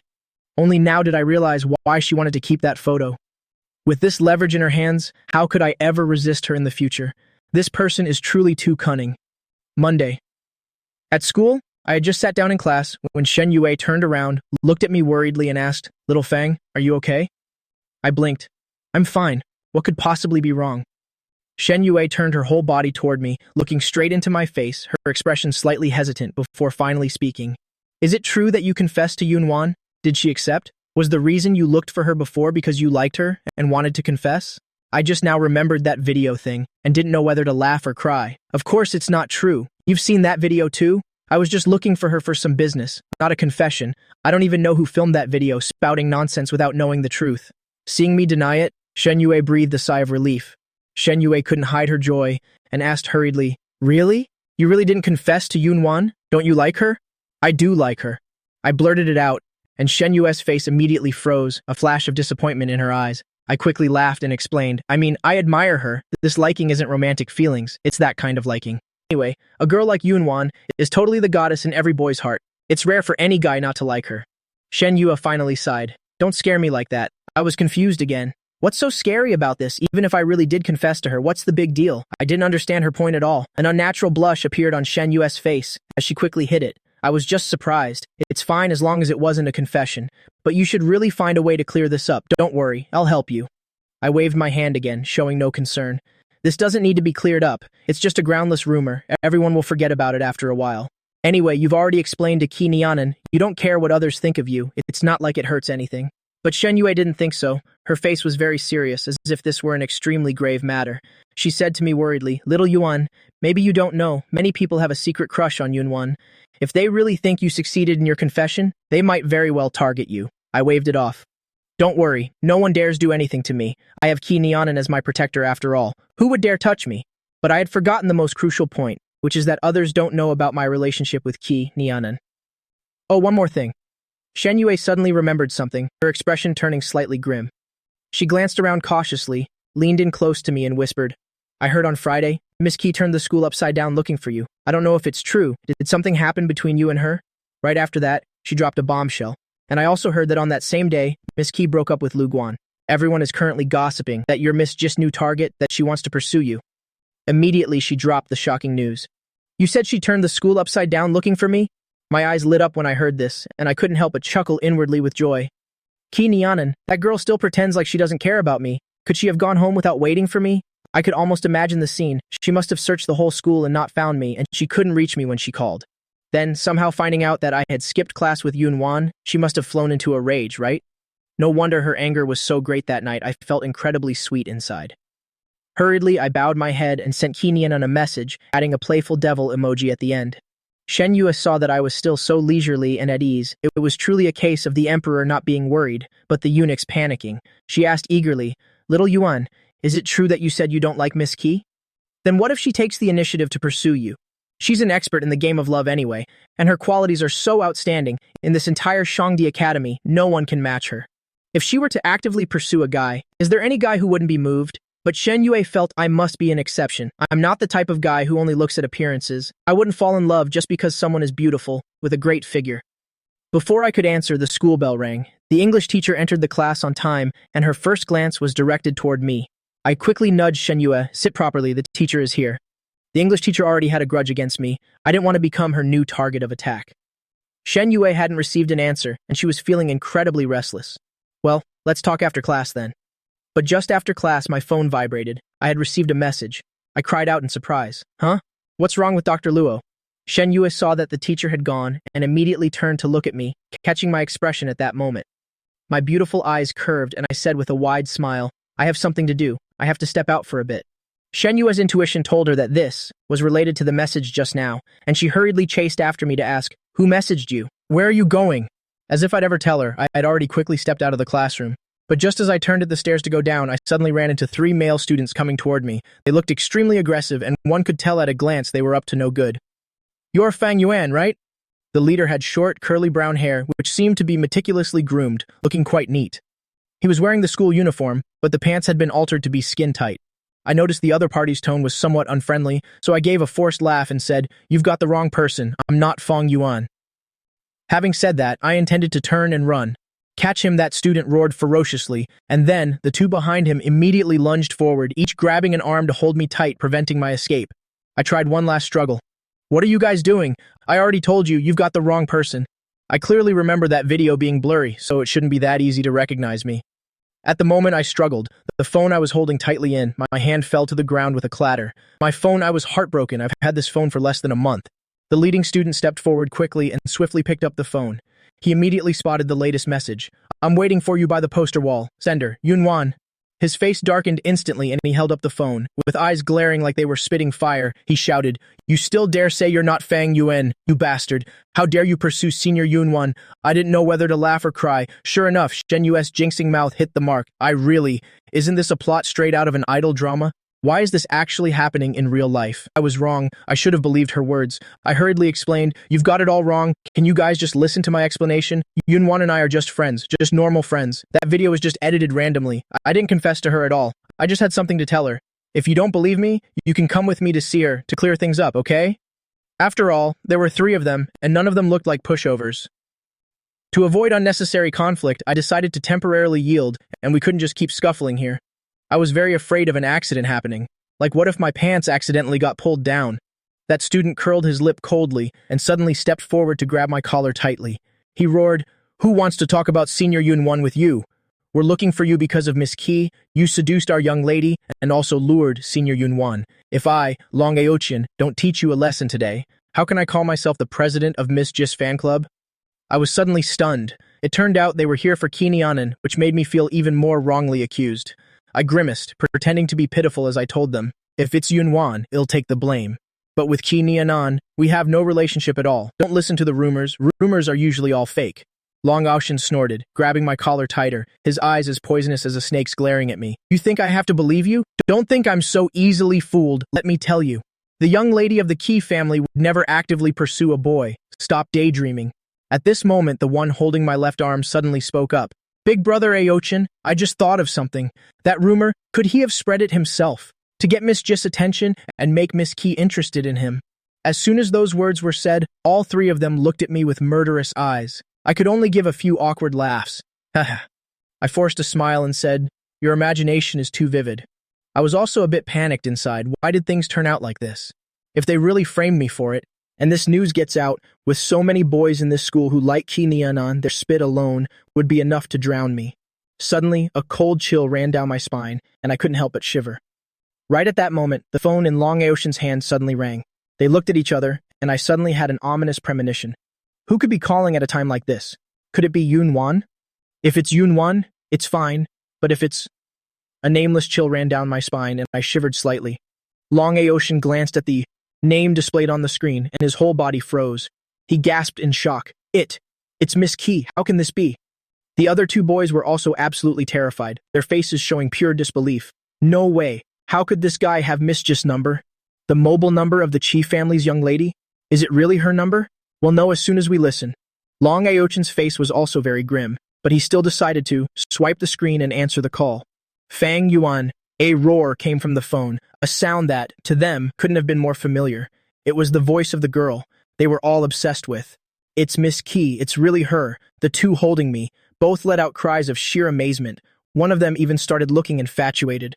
Just hearing Kinyanan's voice made their hearts beat wildly, their expressions filled with adoration.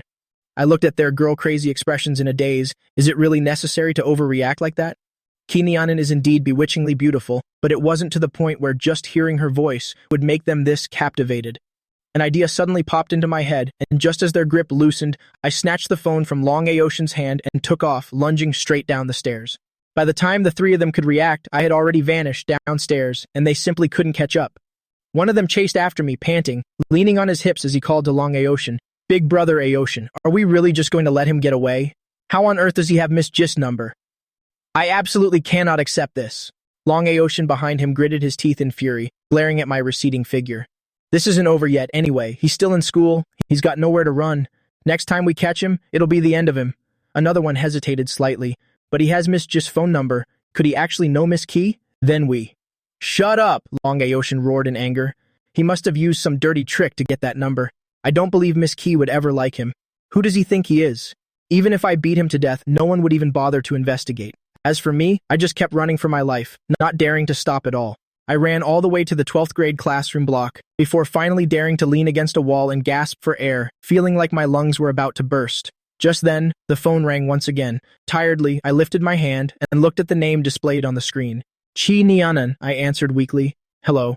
From the other end of the line, Kinyanan's voice was full of, Little Yuan, what just happened? Fang Yuan, you're getting more and more unruly. How dare you hang up on me? Where are you right now? Having regained my breath, I patted my chest and instinctively lied. I'm in class. Why are you looking for me? Heh, you dare lie to me?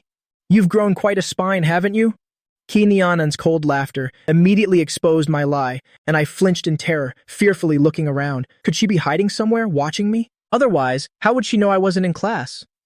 I had no choice but to play the victim and act aggrieved. It's all your fault. I was just hounded by a bunch of guys. I almost got beaten up. Do you know that? If something happened, why didn't you just say so? Do you have to wait for me to ask before you speak up? Kinyanan's tone was incredibly impatient. I just escaped from danger and I'm still struggling to catch my breath here.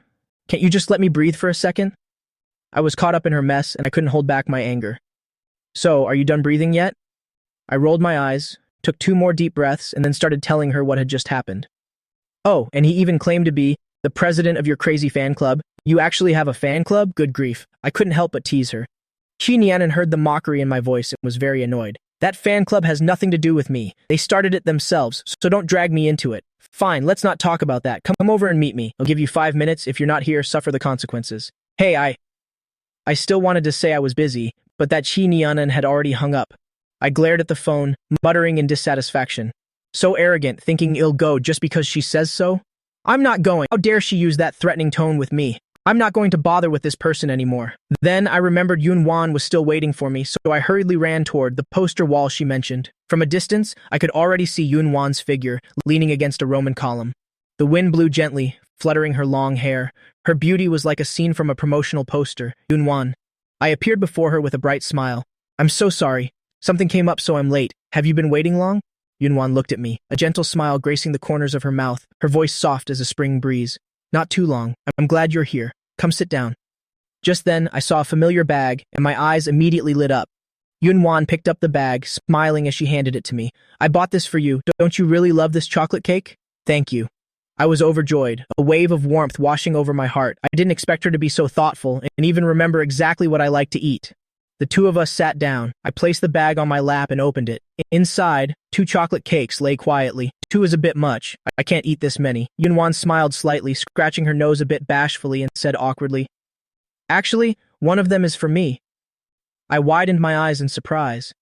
Does that mean all those chocolate cakes I bought before were actually all eaten by me? I thought she was buying them for a boyfriend. Never in a million years would I have guessed she bought them for herself. Yun Wan was a bit embarrassed, but still nodded in admission. Yes.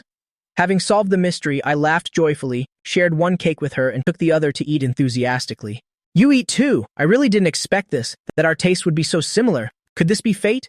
She was the first friend I made at Shangdi Academy, and the connection between the two of us truly began with these chocolate cakes. Who would have thought fate wouldn't stop there? After spending time together on that day we skipped class, Yun Wan's attitude toward me had changed significantly. She became closer, no longer as distant as she was at first. Right, there's something I want to tell you. Yun Wan suddenly spoke up. Yun Wan's attitude toward me had changed a lot, becoming much friendlier, losing the initial sense of distance. Right, I have something to inform you about. Yun Wan spoke up suddenly. I was eating quickly, and after finishing the cake, my mouth was covered in cream, so I mumbled indistinctly, What is it? Yun Wan looked at my childish appearance and was naturally amused. She took a tissue out of her bag and handed it to me. Use this to wipe it off. I was stunned. How could you be so thoughtful? My goodness, you're the most considerate girl I've ever met. You're truly a rare find. Yun Wan found my exaggerated expression hilarious, her smile deepening even more. Is that a compliment? If so, then I'll gladly accept it. Thanks. I looked at her interesting expression and said with a smile, Yun Wan, turns out you know how to joke too. Yun Wan's thin lips curved into a beautiful arc, and she just smiled softly. Truthfully, it had been a long time since she joked with anyone. The words she just said to me had come out quite naturally. I suddenly remembered. What were you going to tell me earlier? Yun Wan looked into my deep, lively brown eyes and said slowly, It's the security guard. He's been rehired by the school. I was immediately delighted. Really? That's wonderful. I was ecstatic, and I already knew this was definitely Chi Nianan's doing. Before, she arrogantly declared that anyone she fired would absolutely never be invited back. Now, she slapped her own face. Honestly, this is totally not Chi Nianan's style, but for my sake, she did it anyway. The more I thought about it, the happier I felt, the more I felt how sweet it was. But then, I suddenly remembered, Chi Nianan told me to find her earlier, and an indescribable anxiety surged within me. Is that girl still waiting for me? She doesn't even realize that when she opens her mouth to threaten me with consequences, who would actually want to go? I just forgot that. Chi Nianan has long been used to a commanding tone. To her, that's just a normal way of speaking, and no one around her would ever dare disobey. Yun Wan looked at her watch. Class had already started quite a while ago. So she asked me, What subject do you have this period? Don't you need to be in class? I was distracted, answering indifferently. Math, I think, but I don't want to go. Honestly, I didn't care about the domestic curriculum. I'll be heading back to the States eventually anyway, so whether I attend these Chinese classes or not doesn't really matter, since I don't need to take the college entrance exams here. Yun Wan stared at me for a moment, appearing hesitant before finally speaking up. Well, my class this period is PE, and we have a basketball game. Do you want to come watch? Sure, I answered offhandedly, but the anxiety in my heart had reached a boiling point. I was sitting on pins and needles. I suddenly stood up and said to her, I have something urgent and have to go first. I'll come find you later when I'm free, okay? Do you know where the basketball gym is? Yun Wan thoughtfully considered that I was new to the school and wouldn't be familiar with the campus layout. I don't know, but it's okay. I'll just ask someone. I was in a hurry to leave. Yun Wan smiled, seeing my impatience, so she didn't try to keep me. She said, Then go take care of your business first, and if you can find your way later, just give me a call. Okay, it's a deal. I'm off. Bye. I couldn't stay a second longer, practically sprinting all the way to the 11th grade building. Out of breath, I leaned my hands on my knees, preparing to head up the stairs when my arm was suddenly grabbed. I was startled. "What are you doing?" "It's me." A cold voice rang out. Hearing that familiar voice, I turned to look at Kinyanan, sighed in relief, and patted my chest. "You scared the life out of me. Don't you know scaring someone can give them a heart attack? Why are you here?" "Waiting for you, obviously." In Kinyanan's deep, ink-like eyes, a glimmer of displeasure flashed. She glanced in the direction I had just come from. It seemed to be the 12th grade building. She stared at me interrogatively with sharp eyes, her voice turning ice cold, questioning me the moment we met. "Where did you go earlier? Didn't I tell you to be here in 5 minutes? Is this 5 minutes? It's been more like 15 minutes. I said suffer the consequences, you tell me. How should we handle this now?" Well, my mind began to race, desperately trying to think of a lie. Unbeknownst to me, Ki Nianan crossed her arms threateningly, her thin lips curling down as she stared at me. "Keep making things up, invent a lie that sounds reasonable, and let's see if I believe it." Having grown up together since childhood, the little tells I have before lying, how could she not see right through them? I immediately deflated like a popped balloon. "I didn't intend to lie. You make it sound like I've never told you the truth." "Then tell me, where did you vanish to just now?" I suddenly didn't dare speak, since this girl seemed to have a massive prejudice against Yunwan. If she knew I went to find Yunwan first and left her hanging, she would probably blow up right then and there. But Ki Nianan's beautiful face had already darkened, and she spoke directly for me. "You went to find that person named Wan, didn't you?" Just the thought that she and Yunwan looked for me at the same time, and I chose Yunwan over her, made a fire of rage ignite inside Ki Nianan. I didn't, I denied instinctively, but the moment the lie left my mouth, an intense feeling of unease immediately gripped my heart. I was panicking, fearing the terrible consequences once the lie was exposed. What should I do? I probably shouldn't have denied it. At that moment, Ki Nianan took a step forward, instantly closing the distance between us. Her eyes, sharp as saw blades, stared at me, as if trying to peer straight into my soul. I swallowed hard in nervousness, wondering if being honest would lead to leniency. Surprisingly, she suddenly blurted out, "Were you sneaking snacks?" I was stunned where I stood, completely bewildered. What does that mean? Even if she saw me going to find Yunwan, that wouldn't count as sneaking snacks. The next second, I froze on the spot, completely dazed. What's the meaning of this? Even if she saw me meeting Yunwan, it couldn't be called sneaking snacks. The next moment, Ki Nianan raised her hand, her long, fair finger lightly brushing the corner of my lip, and there was clearly a bit of white cream on her fingertip. As if she'd caught me red-handed, she said coldly, "You snuck off to eat cake earlier, didn't you?" My heart skipped a beat. I must not have wiped it off properly, but then I breathed a sigh of relief. Turns out the sneaking she meant was just eating cake. I was secretly feeling lucky, but then Ki Nianan brought that cream-covered fingertip to her own lips and gave it a soft lick. Strawberry cake again. Why do you like strawberry cake so much? I immediately covered my face, my cheeks burning like fire. Why on earth did she lick it off? 4 big words immediately flashed through my mind. Indirect kiss. My cheeks felt even hotter now. While I was flushed with embarrassment, she continued speaking in a very disparaging tone. "Isn't this kind of cake for kids? You really are a child. You're the child here." I finally found my voice, stuttering as I tried to hide my shame and frustration. "Just because you don't like sweets, what right do you have to forbid others from eating them? What's wrong with strawberry cake? Did it offend you somehow? Plenty of people like it. Why are you blushing so much?" Ki Nianan noticed my strange behavior, especially my avoidant gaze, not daring to look her in the eye, which made her immediately suspect something was fishy. "I'm not. It's just that you're infuriating me." I pretended to be angry, glared at her, and said, "Let me tell you, you are not allowed to slander my beloved strawberry cake otherwise. Otherwise, we're through." I just felt my face growing hotter and hotter, so I decided to just turn around and run away. Ki Nianan, flustered, reached out to pull me back. Fine, I'll admit I was wrong, okay?" I turned my head and shot her a glare, my voice full of impatience. "What did you call me here for anyway? It wasn't just to humiliate me, was it?" "Of course not." Ki Nianan furrowed her brows, and then she stared at me seriously and asked, "Let's talk business earlier. You said someone wanted to hurt you? Who is it? What's his name? What did they do to you? Didn't I already tell you? That guy claimed to be your fan club president, so you must know who he is, right?" Just mentioning this made me annoyed again, all because of the trouble she caused, making me a target. Ki Nianan gave me a look. "I told you, I don't care about that nonsense. How should I know who those idiots are?" I thought for a bit and said, "He said his name is Long Aocean, and that's all I really know. Long Aocean, never heard of him." Ki Nianan looked indifferent. "Then forget it. Anyway, nothing happened to me at most. I'll just be careful and avoid them from now on. I'd never dealt with this kind of trouble before. Even though it was pretty scary at the time, thinking about it now, it doesn't seem like a big deal." Ki Nianan stared at my small face for a moment and suddenly said, "How about I announce to everyone that you're my boyfriend? That way, no one will dare to touch you." Don't, absolutely not. The words had barely left my mouth when I saw her face. Her once handsome face instantly froze.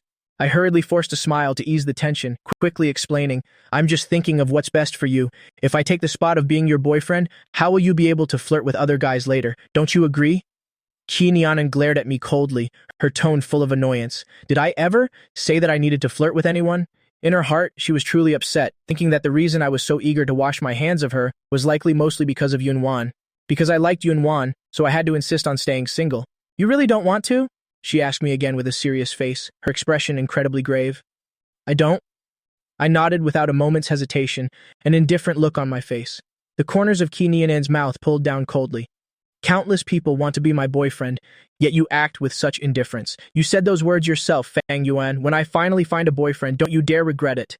I pursed my lips. If you find one, you find one. It has nothing to do with me.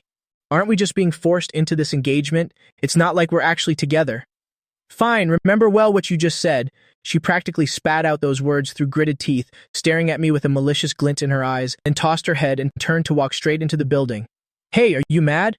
Only then did I realize she was upset, but by the time I wanted to chase after her, she was gone. I racked my brain but couldn't think of anything I said that would have offended her. If she made a scene now and declared me her new boyfriend, wouldn't I just be hated to death by that group of people? Besides, she couldn't guarantee that she'd stay loyal to me. What if one day she set her sights on someone else? I'd just become the ex-boyfriend. Then all those jealous fanboys would surely take the chance to deal with me.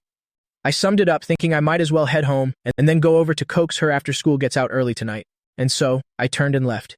Kinyanan returned to the classroom, her beautiful, sharply sculpted face terrifyingly cold, radiating a somber aura, so much so that even the teacher didn't dare approach, not even daring to utter a single word. Usually, even if the seventh young lady came in half a period late, the teacher would still force a smile and greet her. But today, the whole class felt a chilling atmosphere hanging in the air. As soon as Kinyanan sat down, she suddenly swung her leg and kicked the table next to her away. The table crashed into another with a loud bang and slammed onto the floor. The noise was so loud it left everyone stunned with fear. The class looked at each other, all frozen, no one daring to speak. No one had ever seen the seventh young lady fly into such a rage, and even her assistant Shunyan was shocked into a daze. Who on earth had provoked her this much? Whoever it was, they were definitely finished this time. Exactly as Yunwan said, I really couldn't find the basketball gym. At first, I followed the signs, but who would have thought Shangdi Academy was this enormous? The signs were packed with location names, which made my head spin. I didn't understand a thing, completely clueless, so naturally, I went the wrong way. What left me even more speechless was that I'd wandered halfway around the school, yet I still couldn't figure out where I was. I remembered Yunwan's advice, that if I really couldn't find it, I should just call her directly. Just as I was about to take out my phone, I saw a few boys approaching from a distance. Are you lost?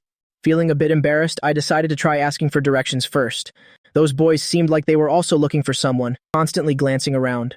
Right then, a bunch of boys with fierce expressions rushed straight at me. Fang Yuan is here. Catch him. Are you lost?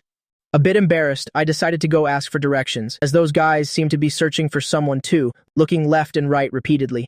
Just now, that group of boys charged aggressively toward me. Forget about that Fang Yuan guy. He's right here. Catch him. I took a sharp breath. Just how many people are chasing after me anyway? A boy suddenly lunged from the side, using too much force, shoving me to the ground with a thud.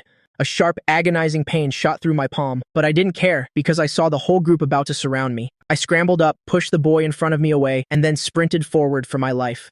The building ahead turned out to be the 11th grade teaching block. Kinyanan, help, my eyes immediately lit up. I had somehow ended up running all the way back here. The boys behind me, when they heard me shouting Kinyanan's name, their faces instantly darkened. Is this guy trying to get the seventh young lady's sympathy? Catch him, hurry! Even Long Aotian had heard and rushed over, giving the order to the others with a scowl. In the classroom, Kinyanan was leaning back in her chair on her phone, but her ears suddenly twitched. It sounded like someone was calling her.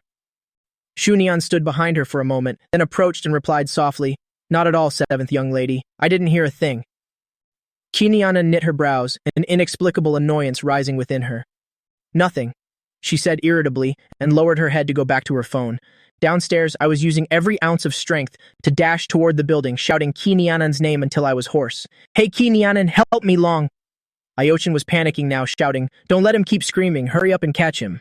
After all, this wasn't exactly a glorious act, and it would look very bad if it blew up.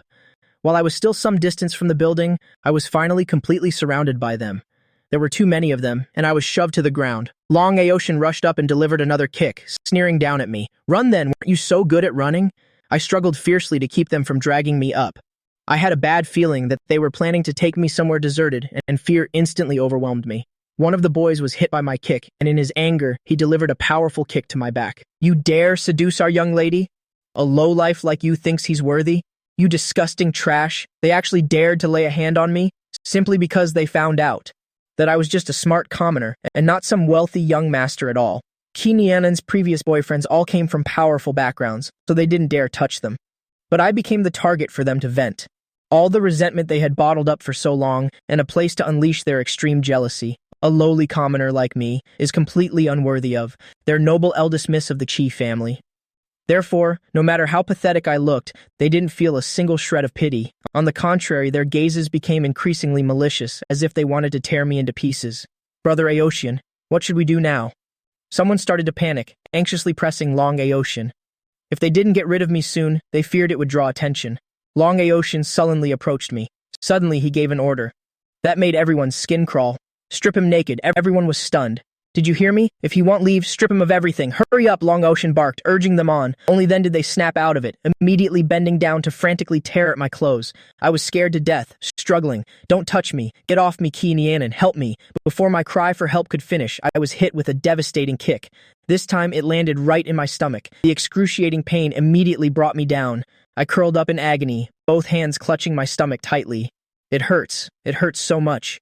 Cold sweat began to bead on my forehead. My normally fair face was now contorted in unbearable pain. The pathetic sight of me rolling on the ground left my face smeared and covered in dirt. I looked like nothing more than an abandoned kitten, filthy and pitiful. Ki Nianan, you, that jerk, why hasn't she come to save me yet? I've never been through anything like this, so I completely lost my composure. Being beaten is one thing. I could handle the physical pain. But if my clothes are stripped away and the students crowd around to watch, I can't even bear to think about it. My heart tightened, aching with a cold dread. I couldn't even imagine such a scene. Long Aoshin is truly beyond cruel. At this point, I don't even have the strength to call out for Ki Nianan. Help him completely defenseless? How could I possibly withstand an assault from so many boys? To make matters worse, some of them didn't even care about stripping me. They were just taking the opportunity to beat me. On my arm. Terrifying red welts immediately appeared. Ki Nianan, you.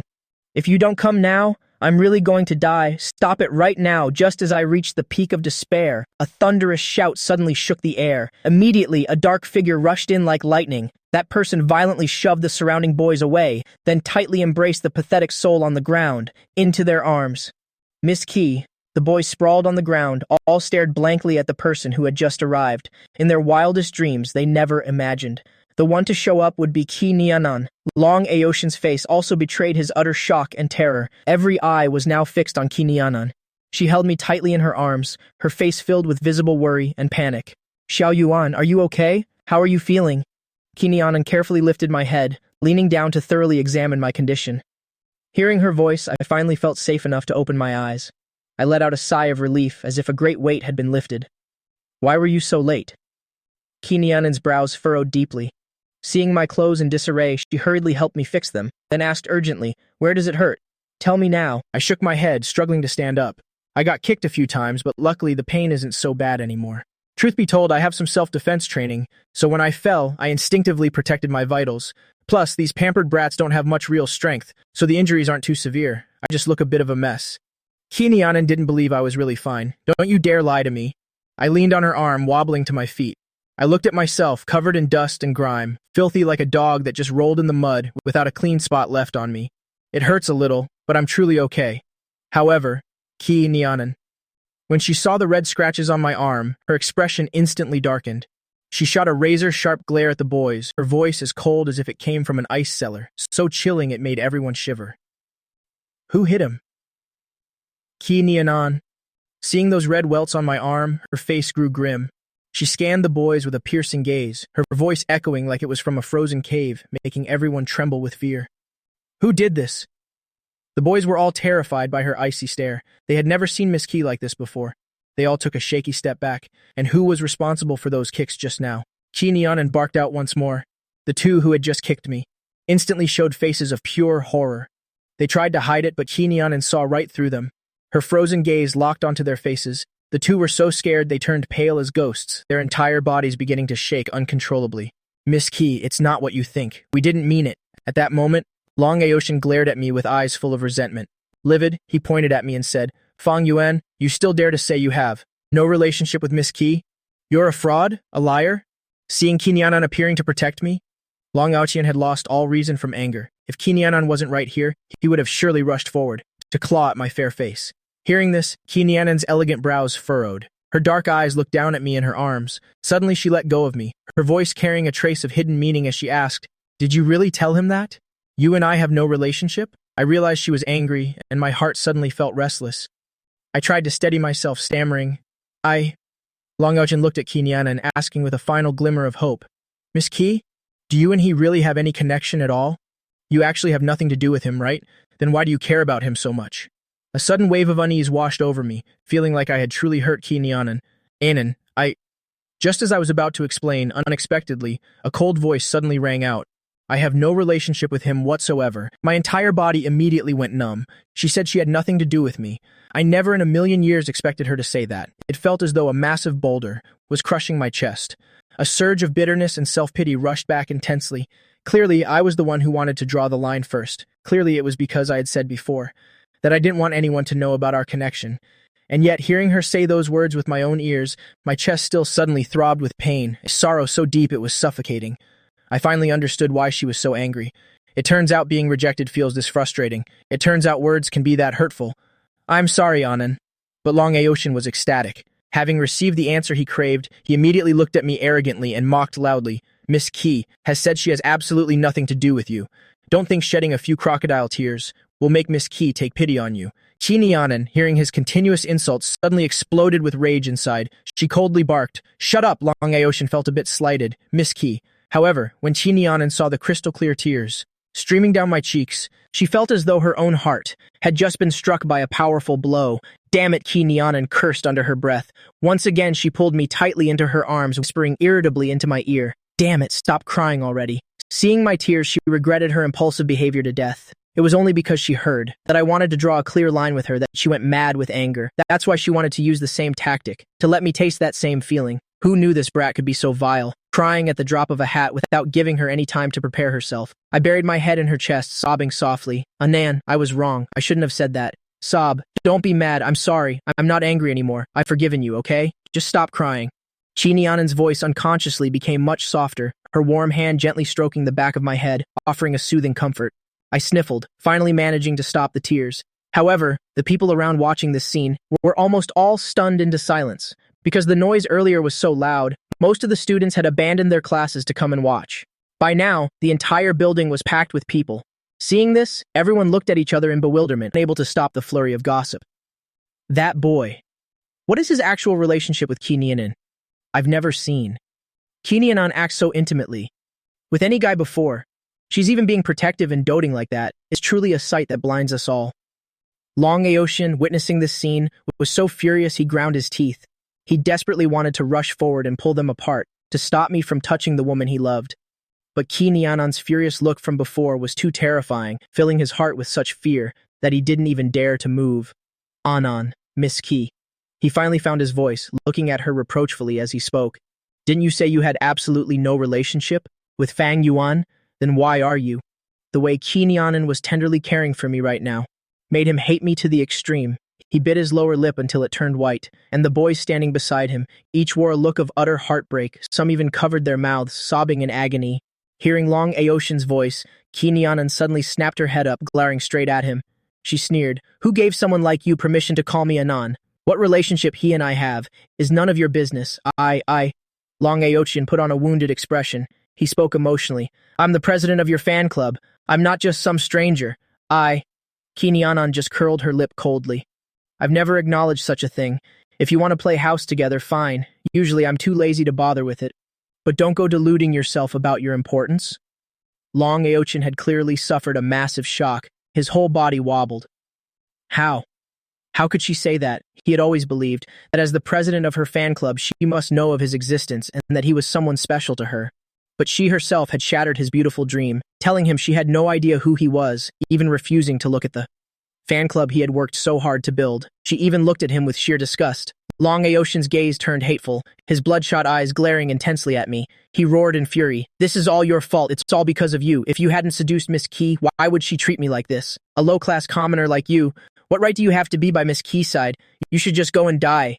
Long Aocean was practically losing it. He lunged aggressively toward me, intending to grab me.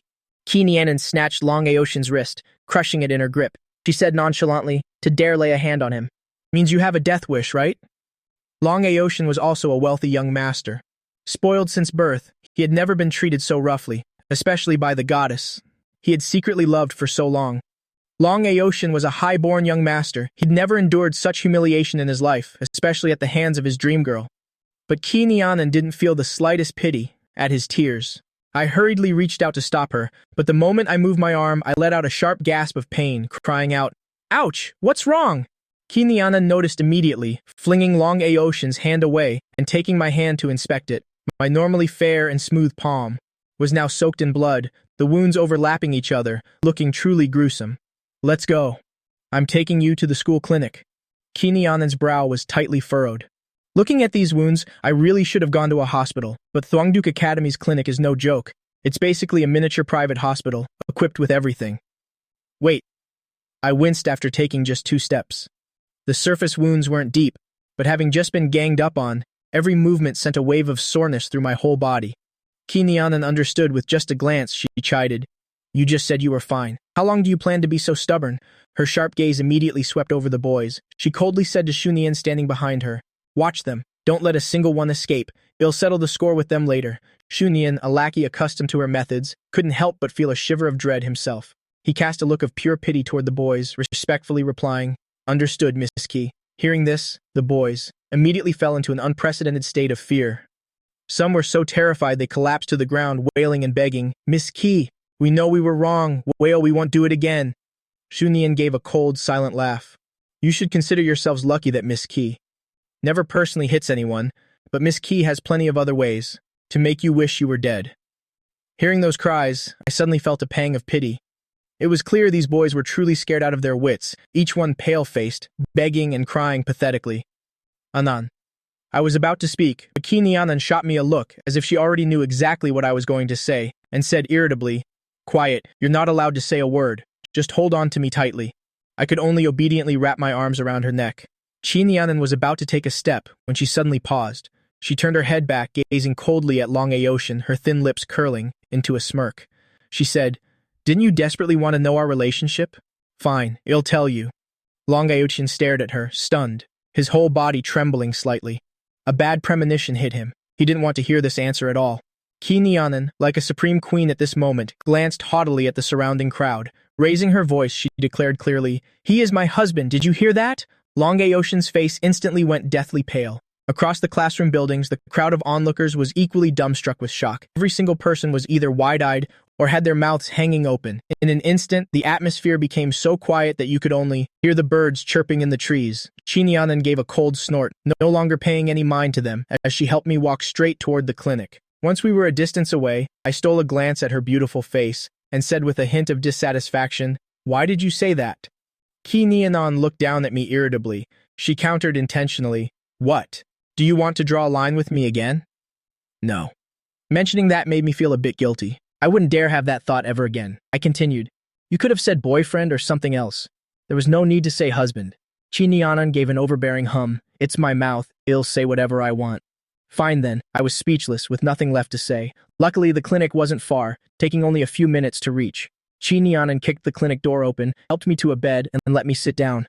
"Where's the doctor?" she shouted urgently. Just seconds later, a figure came rushing over. "I'm coming. I'm here," before the doctor could even get close. Key Nianan glared at him. "Can't you move any faster? You're way too slow." The doctor wiped cold sweat from his brow, sprinting toward them. He stood timidly beside Key Nianan, bowing as he asked, "Miss Key, what are your instructions? Can't you see the patient sitting right here? His hand is injured. Treat his wounds immediately."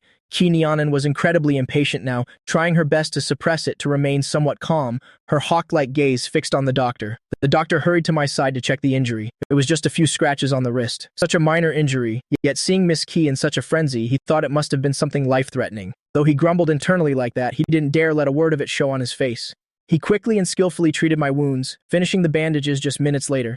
Even so, Key Nianan's brow remained tightly knit as she said, He was also kicked several times earlier. I don't know if there's internal damage. Perform a thorough checkup. Yes, Miss Key. The doctor stood up and reached out to touch me. Wait, what do you think you're doing? Before the doctor could even touch my clothes, he was immediately barked at by Key Nyanan to stop. The doctor was so frightened he jolted, facing Miss Key's wary gaze as if he were a thief. He had to wipe away another round of cold sweat. He explained cautiously, Miss Key, didn't you ask me to examine him? Key Nyanan's brow was still furrowed. She thought for a moment, then immediately said, actually forget it. Call a male doctor in here. Quickly Key Nyanan's brow deepened. She paused, then added, never mind, you're excused. Find me a male doctor. Now yes, right away. The doctor, on the contrary, felt a sigh of relief. While sitting on the clinic bed, I waited for the doctor to leave before speaking up.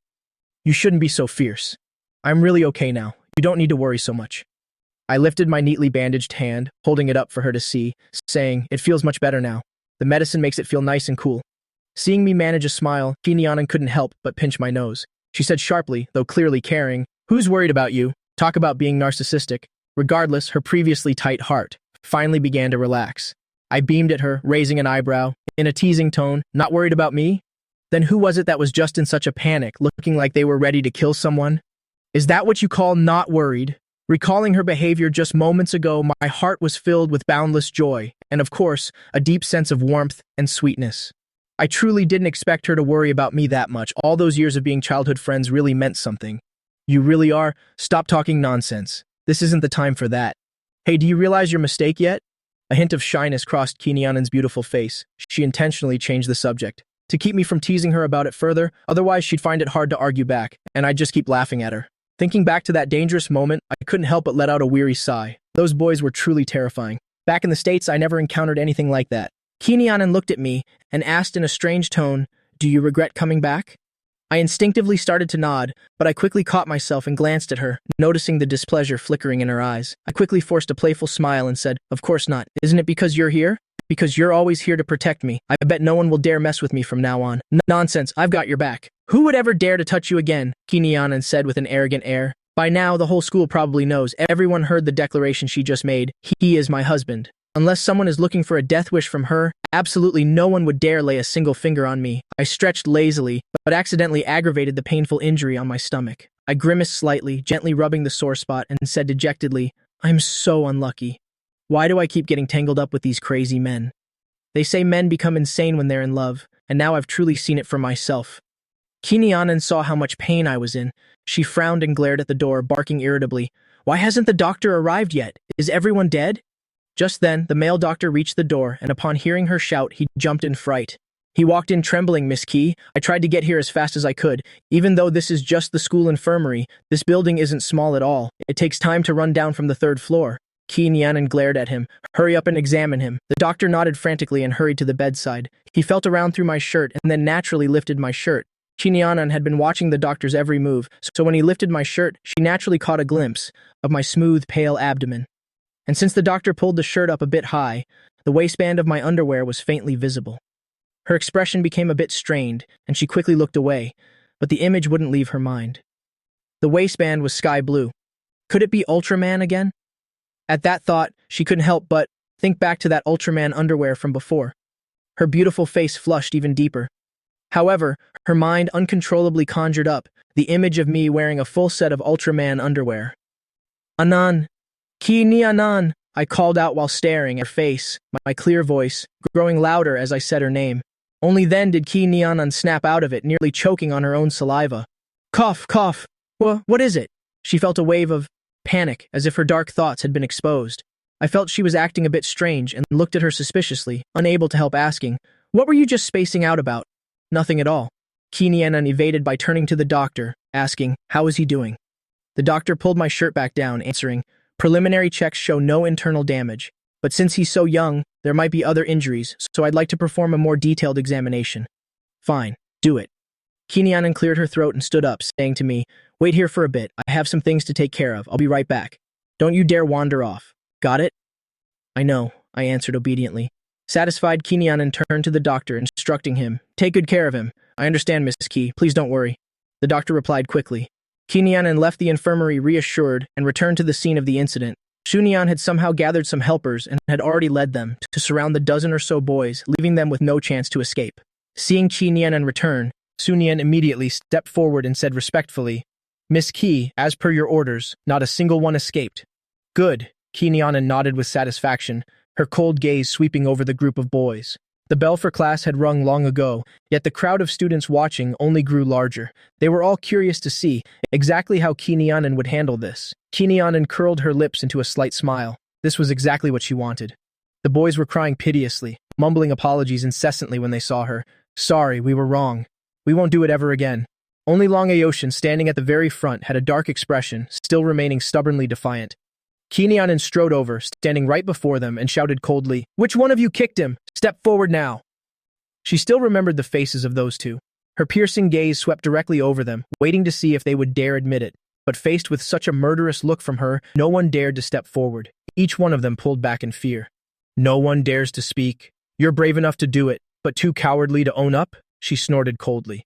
The two boys she caught in her glare immediately felt their legs go weak. They suddenly collapsed to the ground, crawling forward with tears streaming down their faces. Lowering their heads, they said, It was us, Miss Ki. We didn't mean to. We didn't know he was important to you. We thought he was using schemes to seduce you. If we had known he was yours, we never would have dared to touch him. Please believe us. Oh, so it's my fault then. Are you blaming me? Ki Nianan sneered coldly. The two boys were so terrified they were shaking like leaves, shaking their heads frantically. No, it's our fault. It's all our fault. Ki Nianan gave Sunyan a signal with her eyes. Sunyan understood immediately and ordered two bodyguards to drag those two boys aside and teach them a lesson they'd never forget. Right after that, Ki Nianan fixed her glare on Long Aoshin. In the past, Long Aoshin had always begged for her to even look at him. Now he had his wish, but he felt no joy at all. Only a bone-chilling coldness radiated from the depths of his heart. His ears were filled with the agonizing groans of the two boys. After only a few hits, their cheeks were already swollen.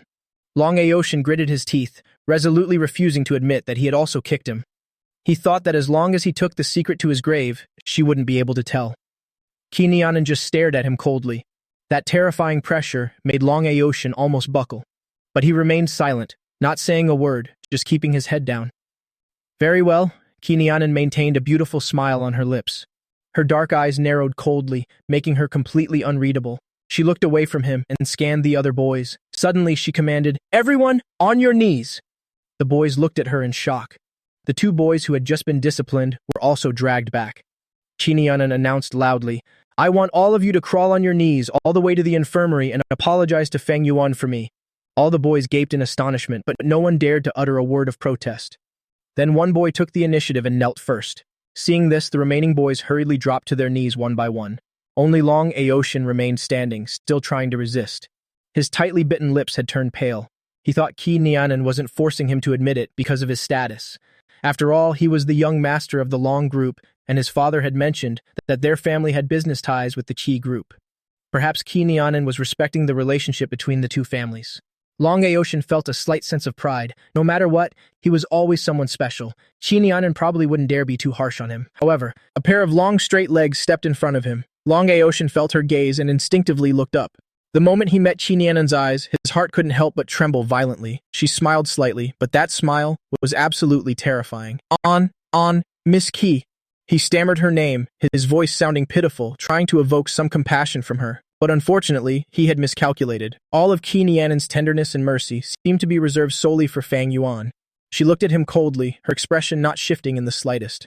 Hidden within Ki Nianan's smile was a brutal cruelty. Don't want to kneel? You have some spine after all. Her tone suddenly changed. I just wonder if your family collapses, if you still have this much courage.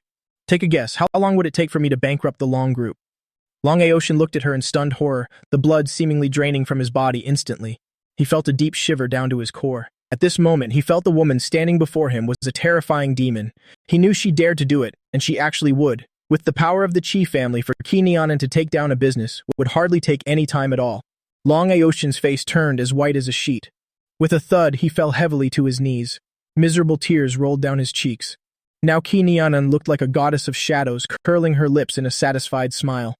The onlookers were all stunned in amazement. No one could have imagined that Miss Ki would cause such a massive commotion for the sake of a single boy. Now everyone understood clearly in their hearts that Feng Yuan was truly vital to Miss Ki.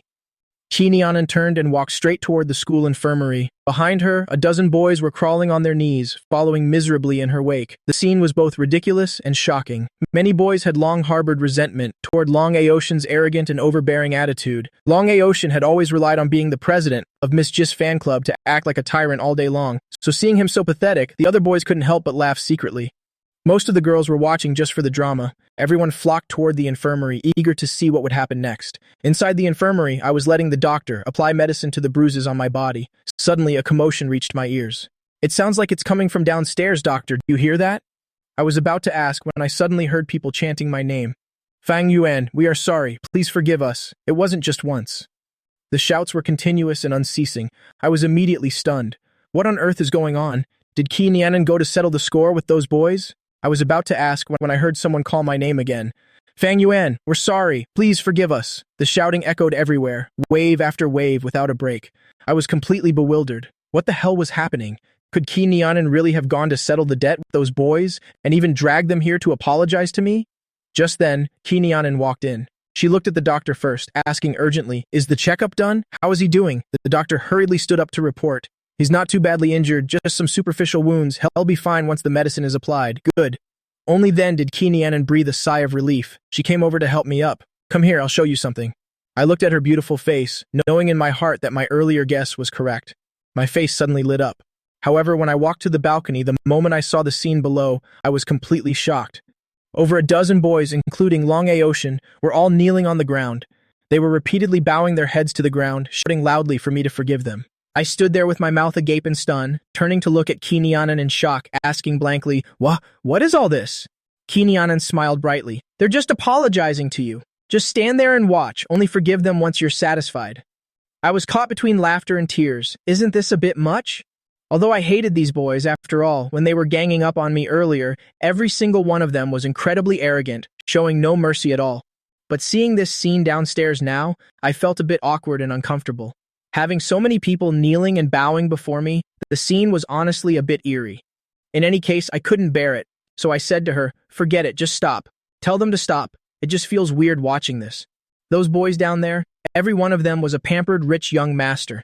They had never had to endure such humiliation before. Right now, each of them was performing those acts with tears streaming down. Qi Nianan looked at me in disagreement. "So soon? Don't be so soft-hearted. Think about when they were hurting you. Did they show any soft-heartedness then?" I noticed that the boys' knees were all dirty and scraped. Since many were wearing shorts, their knees were all bloodied from the scraping. I frowned slightly as a terrifying thought suddenly occurred to me. Did they really have to crawl on their knees all the way here? I looked at her in shock. Qi Nianan gave a blunt, casual nod. Her sharp, statue-like handsome face carried a hint of cold cruelty. "That's right. Otherwise, did you think I'd let them off so easily? If they dare hurt you, they have to pay this price. I'm already being lenient. This is being lenient? If she actually weren't lenient, I couldn't even imagine how much more disastrous the outcome would be. But this also let me witness firsthand a truly cruel side of her. If they didn't receive my forgiveness, those people down there would keep bowing their heads without stopping. I really didn't want to see this scene at all. Seeing that Qi Nianan had no intention of helping, I took a step forward and shouted to the boys, "Fine, I forgive you all." Only then did the boys' movements finally come to a halt. Qi Nianan looked at my expression and clicked her tongue slightly. She reached out and pulled me into an embrace, leading me directly into the room. "If you don't want to watch, then don't. Next time, talk it over with me before you do anything. Got it?" I let out a long sigh and said while staring at her, "If you make me watch scenes like that too often, I'm afraid I'll start having nightmares." Qi Nianan acted as if she hadn't heard a thing. She took the medicine from the doctor and came to support me. "Let's go. I'm taking you home." "There's no need. I feel much better now. I can walk on my own." I instinctively refused immediately. Especially when I caught the doctor's astonished look, I didn't want her to have to support me even more. Qi Nianan turned back and glared at me fiercely. She commanded overbearingly, "Hurry up, come here, do you hear me?" I could only awkwardly take her arm. Qi Nianan led me out of the infirmary. As we stepped out of the infirmary building, the crowd outside still hadn't dispersed. When they saw Qi Nianan supporting me, each and every one of them gaped in shock again, as if they had just witnessed something impossible. Feeling incredibly embarrassed and awkward, I buried my face in her shoulder, pretending I couldn't see anything. Qi Nianan completely ignored everyone's stares. She walked straight toward the parking lot. Both of us walked along the campus path together. Fortunately, since classes were in session, there weren't too many people around. We joked around all the way to the parking lot. Qi Nianan told me to get in the car, then immediately drove away from the school. After all that struggling and chaos, I was completely exhausted, to the point where I fell fast asleep in the car. The luxury car came to a smooth stop in the parking garage. Kinyanan turned around to look and saw my small face fast asleep. What a little piggy, falling asleep just like that. Kinyanan smiled as she looked at me. She reached out and gently pinched my cute little nose. Don't mess with me. Get away. Kinyanan looked at my adorable state, a gentle smile flickering on her lips. Then she opened the door and got out, walked around to the other side and carried me out on her back. My head rested close against her steady shoulder. Kinyanan carried me into the elevator, upstairs, and back to the apartment. As soon as we entered the room, she laid me down on the living room sofa, while she herself sat down on the floor rug. Her gaze, deep and alluring, stared intently at my small, fair, and smooth face. She couldn't help but reach out, her fingertips gently brushing against my lips. They were so soft, making one want to taste them. Would they still be as sweet as last time? In Kinyanan's dictionary, the word self-control almost never existed. She had always done whatever she wanted immediately, so she leaned in closer, her thin lips pressed against mine. That soft sensation was truly incredibly pleasant. But simply touching lips wasn't enough. She wanted a deeper intimacy. Just as she was about to slip her tongue between my lips, I suddenly stirred slightly. My eyelashes fluttered, as if I were about to wake up. Kinyanan panicked instantly, hurriedly jerking back a step. With a thud, she accidentally hit the edge of the coffee table, almost falling over. Kinyanan became momentarily flustered, pulling back with force. Bang! She hit the coffee table again, nearly collapsing. However, the person on the sofa only rolled over slightly, facing outward. I smacked my little lips and drifted back into a peaceful sleep. Only then did Kinyanan realize I had no clue what happened.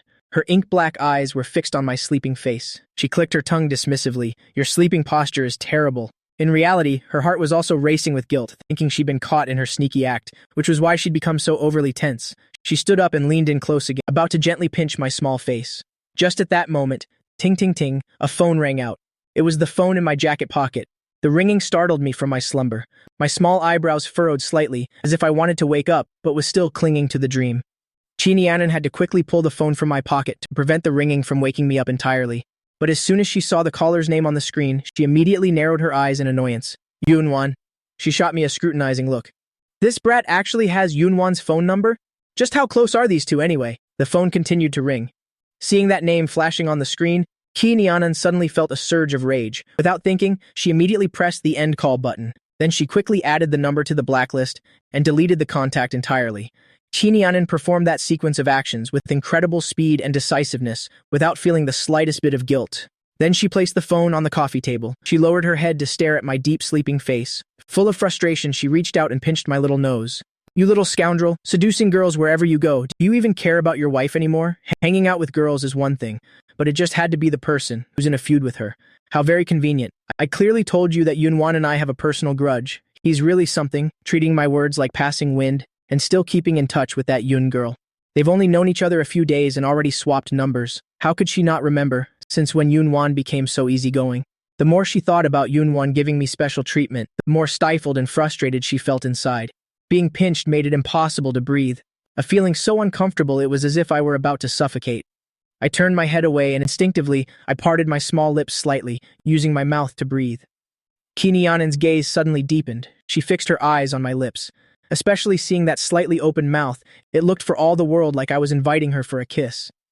Earlier, she'd been startled and couldn't kiss any deeper. It left her feeling a bit regretful. This time, I was the one who opened my mouth first, so she wouldn't need to hold back anymore. Once again, she leaned in closer, her thin lips pressing firmly against mine. This time, without any hesitation or second thoughts, she slid her tongue directly into the inside of my slightly parted small mouth. I was already feeling a bit short of breath, and having her block me like this made it even harder to breathe. Finally, I was jolted awake. I let out a soft, low moan. Kinyanan felt it this time, and she let go of my lips. She lowered her head, staring intently at my small face to see if I was actually about to wake up, or if it was just an unconscious reaction in my dream. But unfortunately for her, what she feared happened. This time, I was truly awake. Kinyanan saw my eyelids flicker, knowing instantly that I was about to open my eyes. She hurriedly sat up and moved a bit away from me, pretending as if she had no idea what had just happened. I dizzily opened my eyes to look at her. Kinyanan looked away, but on her beautiful face, an unnatural blush appeared for a moment. Luckily, I had just woken up. My eyes hadn't adjusted yet, so everything still looked a bit blurry and hazy. I sat up abruptly, letting out a long yawn, then lazily stretched my arms. I wiped my hand across my mouth only to find some wetness there. Could I have been drooling in my sleep? I quickly wiped it clean with the back of my hand to destroy the evidence, fearing that if Ki Nyanan saw it, she would mock me again. When my vision cleared up a bit, I squinted at Ki Nyanan weirdly and asked, Anan, why are you sitting right on the floor like this? What are you doing? Ki Nyanan's usually brilliant brain suddenly froze for a few seconds. She stammered as she made up an excuse. I was meditating. My face was filled with skepticism. The word meditating seemed to have absolutely nothing to do with her.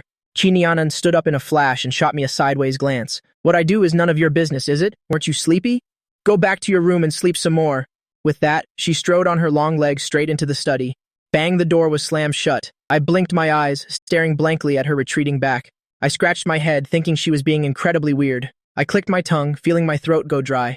Just as I was about to leave the sofa for some water, I heard a click. The study door suddenly swung open.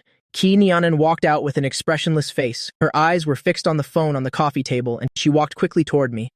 Let me borrow your phone for a second. Before I could even process it, she had already snatched the phone away.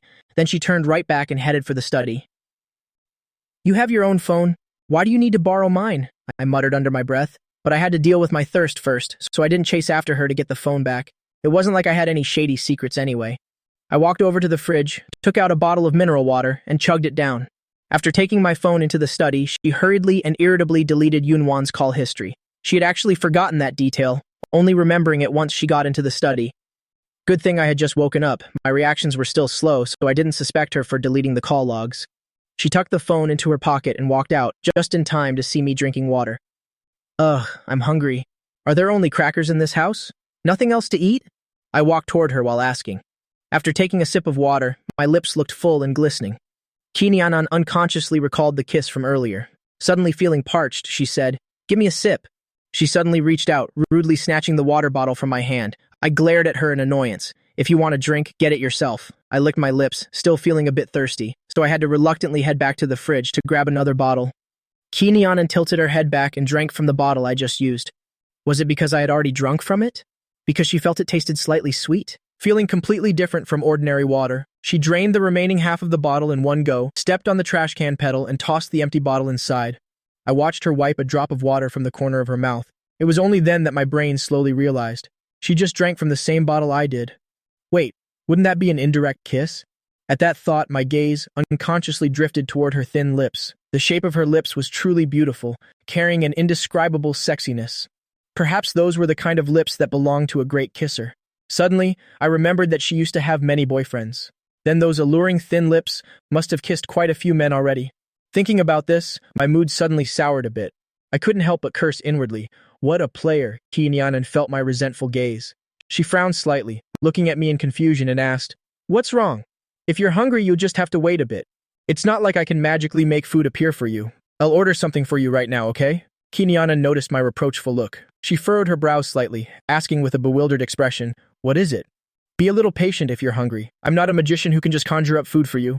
Let me order delivery for you right now. Don't you even know how to cook noodles or something?" I was feeling cranky, so I deliberately wanted to make things difficult for her. Ki Nyanan burst out laughing. "Cook noodles? This young lady has never even boiled water before. If you want to eat my cooking, it better be because you're tired of living." I stared at her, then snatched my phone back directly. "I don't want to torture myself like that.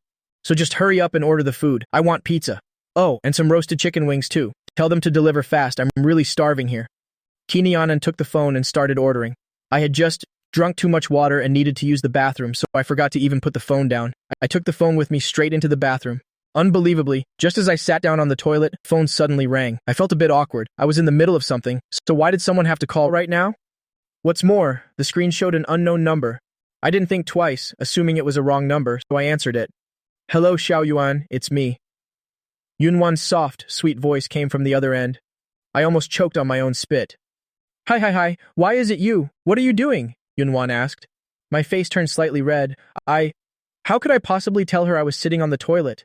"No, I'm not doing anything. Is there something you need?" Feeling embarrassed, I lowered my voice to ask. Yunwan went silent for a moment, before speaking. "I tried calling you earlier, but you hung up, and when I called back, I couldn't get through. It was as if I'd been blacklisted. But I figured it probably wasn't you who did it." I said in surprise. "You called me?" "No, you didn't. I didn't receive any calls." "When did you call?" "About 10 minutes ago." 10 minutes ago, I was still asleep," I murmured to myself. Then, my eyes gradually went wide. I was sound asleep then, but there was someone else beside me, and that was Chi Nyanan. so without even guessing, I knew it had to be that person's doing. She saw Yunwan calling, so she hung up on her and even went as far as putting her on the blacklist. It turns out Chi Nianan took my phone for no reason earlier. It was to destroy the evidence. How annoying. How could that jerk do such a thing? I quickly spoke up to apologize. Yunwan, I'm so sorry. My friend was just messing around with it. Yunwan replied in her deep, warm, and gentle voice. It's okay. I knew it wasn't you. How are you? I heard someone beat you up. Are your injuries serious? Turns out she called me in such a rush because she was worried about me. It seems she really does consider me a friend. I felt very happy about this, and a faint smile appeared on my small face. Luckily, it's not too bad. I originally intended to look for you at the basketball arena, but I was so unlucky. I got intercepted on the way, so I ended up getting a beating. Yunwan's voice lowered. I heard about it. I'm sorry. If I hadn't told you to come. It has nothing to do with you. How could I blame you for this? If anyone's to blame, it's that Chi Nianan. She's the root of all the trouble, which is why those crazed men are acting so insane. Are you really okay? If something is wrong, don't hide it from me, okay? I want to know how you actually are. You could hear it? Yunwan was worried about me from the bottom of her heart. I smiled and replied, I'm fine. Really? I'm okay. Think about it. If something was wrong, would I be laughing and talking like this? Right? I guess so. Yunwan finally sighed in relief. That's good. Can I ask you one more thing? Her voice became a bit serious and somber. Sure. I nodded. From her tone, it sounded like she was about to ask something extremely important. Is Chi Nianan your girlfriend? She asked in a low voice. I was stunned. I didn't expect her to ask that, but on second thought, she must have heard about what happened today. Chi Nianan declared in front of everyone that I am her husband. That news has surely spread throughout the school. That, I stammered. How should I explain this? Chi Nianan obviously isn't my girlfriend, but she is my fiancé. If you don't want to say, it's fine. Don't worry about it, Yunwan said understandingly. It's not that I don't want to tell you. It's just that the relationship between her and me. I don't really know how to describe it properly. It's a bit complicated. I scratched my head, feeling a bit hesitant, not knowing if I should tell Yunwan my real identity and the truth about my relationship with Chi Nianan. If you say girlfriend, that's not exactly it, I said, even though Chi Nianan had suggested earlier that we should publicly announce him her boyfriend to protect me under that title. But hadn't I already refused? Besides, in reality, although Chi Nianan and I are betrothed, the two of us aren't actually dating. Yunwan was silent for a moment. Then let me ask a different way. Do you like her? Like, romantic feelings between a man and a woman? I was stunned. Do I like Chi Nianan? Thinking of that question, I zoned out for a moment, then replied, that's definitely a no. Between her and me, it's not the kind of relationship you think. Me and Chi Nianan, romantic feelings? How could that be? Of course, I like Chi Nianan. We're childhood friends, close since we were little, just like family. Since she's so good to me, how could I not like her? It's just that romantic feelings are something I've never considered.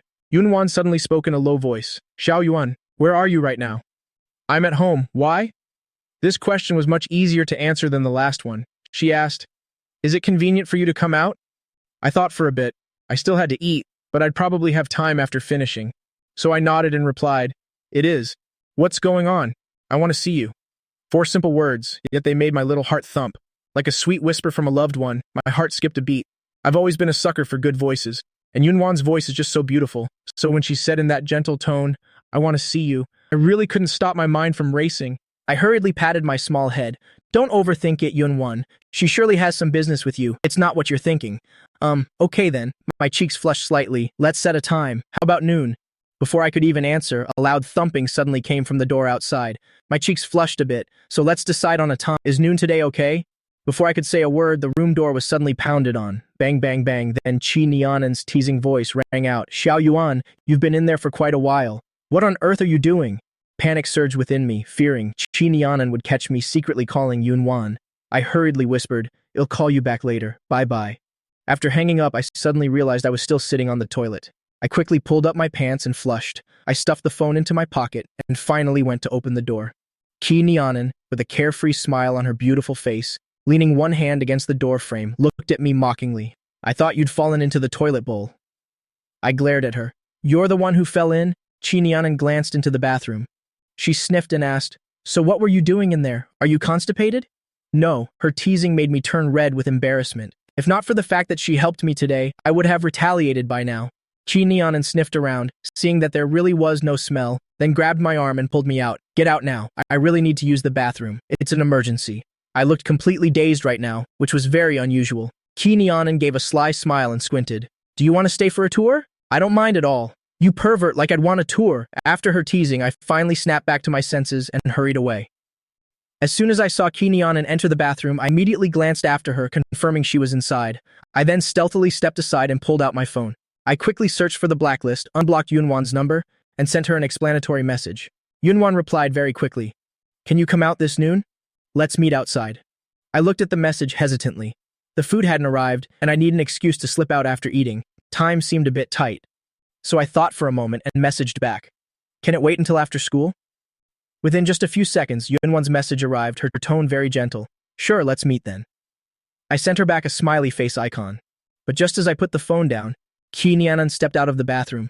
Sensing her gaze scanning toward me, I suddenly grew tense. Instinctively, I quickly hid the phone. A feeling of guilt suddenly arose, as if I were having a secret affair behind my wife's back. To hide my embarrassment, I immediately said, my phone is out of battery. Let me go charge it for a bit. After speaking, I slipped into the bedroom as fast as lightning. Kinyanan's dark eyes narrowed, making it impossible to tell what she was thinking. The delivery service was truly fast. It arrived in just 30 minutes. Kinyanan really had ordered many of my favorites. As soon as I saw the delicious food, I couldn't help myself and ate until I was stuffed. After eating, I lay lazily on the sofa, rubbing my full belly. I'm so full. I glanced at the clock. It was already noon. I then said to Kinyanan, Anan, I don't want to go to school this afternoon. You go by yourself. Remember to ask the teacher for leave for me? Just say I'm seriously injured. Hehe, he'll take this chance and use that excuse to skip school for a few days officially. To my surprise, Kinyanan, holding an iPad, leaned against the other side of the sofa. Her captivating voice slowly drifted out. I don't want to go either. I'll stay home to keep you company. What? You? You aren't going either? I didn't expect her to react like that, suddenly feeling anxious. No, there's no need. You don't need to stay home with me. You'll be fine by myself. Just go to school. Kinyanan felt I was being very strange. I feel like you're trying to push me away. Why are you so insistent on sending me to school? Or are you planning something shady behind my back? Kinyanan's eyes suddenly became sharp. Of course not. Guilt stirred in my heart, and my speech started to falter. Kinyanan put the iPad down and narrowed her stunning eyes at me. Is there really nothing? Like a good child, I nodded vigorously. There's really nothing. I just don't want you to miss class because of me. Don't worry, just go to school. I can take care of myself. I patted my chest confidently. If she kept watching over me here, how could I go meet Yunwan? I bounded off the sofa, fearing that if Kinyanan asked more I'd be exposed, so I immediately headed toward the study. So boring. I'll borrow your computer to play games for a bit. I've been back for so many days, but haven't touched a computer yet. My gaming addiction is suddenly acting up. Wait, suddenly Kinyan and rushed over to block my path. Her expression was serious. The study is my private sanctum. You aren't allowed in. I pouted in dissatisfaction. What sanctum? Why won't you let me in? Or is it? I gave a sly grin, pointing at her suggestively. You're hiding some little secret in there, aren't you? Kinyanan grabbed my finger. What are you thinking? Anyway, the study is my territory. No means no. Especially my computer, you absolutely must not touch it. You understand? She pinched my cheek while talking. Ow, that hurts. I grimaced and swatted her hand away. Fine, I won't go in, acting like there's hidden treasure or something. I sullenly turned around and went into the bedroom, slamming the door with a loud bang. Kinyanan shook her head at me, then she also went into the study. In the bedroom, I pressed my face against the door, trying to listen for any movement outside. Hearing the sound of a door closing, did she just enter the study? Should I take a gamble? Bolt out while she's not in the living room. But if I do that, she'll discover I've escaped. This timing doesn't seem right. It's too easy to cause suspicion. My head is killing me. I should still think of a plausible excuse so I can leave openly without making her wonder where I went. I walked over to the floor-to-ceiling window, watching the brilliant sunshine outside. The floors were so high up, I leaned in close and looked down. Over 30 stories high, that height was truly terrifying. There's no way I'd ever dare climb down from here. Sigh, what should I do now? I let myself flop onto the bed, lying spread-eagled. Full stomach, heavy eyelids. So I just lay there and drifted off to sleep before I knew it. When I woke up again, it was after 3 p.m. I gently cracked my neck. I slept too much. My head feels a bit dizzy.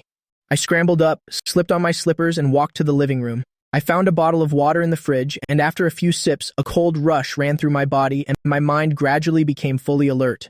The room was so quiet, only the brilliant sunshine streaming from outside was vibrant. I glanced toward the study. Not a single sound could be heard. Did Kinyanan fall asleep in there too? Or was she engrossed in gaming? If I sneak out for an hour now, then come right back, would she even find out? I gripped my phone tightly, tiptoeing toward the entrance, softly changing my shoes, closing the door with absolute care. Every movement is slow, as if playing in slow motion. I successfully made it out. I can't delay any longer. I quickly send a message to Yunwan, letting her know that I'm on my way. I quickly step into the elevator, go downstairs, and run straight out, waving down a taxi driver to go to Shangdi Academy. Drive faster, sir. But what I didn't know was, at the very moment I stepped out of the apartment, the study door happened to open as well. Kinyanan walked out too. As for me, I had entered the cafe, the place where I had arranged to meet Yunwan. This street is right next to Shangde Academy. Students usually love to stroll around here. Just as I walked through the door, the rich aroma of coffee hit my nose. I was about to look for Yunwan when unexpectedly, she was already waving at me. I smiled, walked over, and sat down, asking if she had been waiting long. Yunwan elegantly handed me the menu, smiling and saying, "Not at all. See what you'd like to drink." This shop is very popular at school. The taste must be quite good. Actually, I'm indifferent to coffee, preferring milk tea or honey kumquat tea. But when I flipped the menu open and saw the prices listed there, the words I was about to say suddenly caught in my throat. I looked up at Yunwan, hurriedly using the menu to hide my face, leaning in and whispering, "This place is so expensive. One drink costs nearly 100 yuan. Even though I've had much more expensive ones, the first thing I thought about was Yunwan's financial situation. But Yunwan kept the smile on her lips, saying with an unconcerned look, "It's okay. Just order. I can still afford this much." I frowned and shook my head. "No, don't. Too expensive. It's a total rip-off shop." Only then did I understand why she said earlier, this shop is very popular with students. Shangde is an aristocratic academy. Most of those who spend money here are wealthy young ladies. This price is nothing to them. At that moment, the waiter brought the order. He smiled friendly with a bright and handsome appearance. I looked down. It turned out to be 2 slices of strawberry cake. I looked at Yunwan in shock. "Did you order this?" Yunwan nodded, her eyes sparkling like stars, responding with a smile. "Yeah. I've heard before that the sweets here are very delicious. Since you're with me this time, let's give it a try." The waiter just left. I immediately and anxiously flipped through the menu, wanting to see the price of the cake slice. Yunwan didn't know whether to laugh or cry at my behavior. "Stop looking. Just order another drink." I rustled through the menu, finally finding the price of the strawberry cake at the back.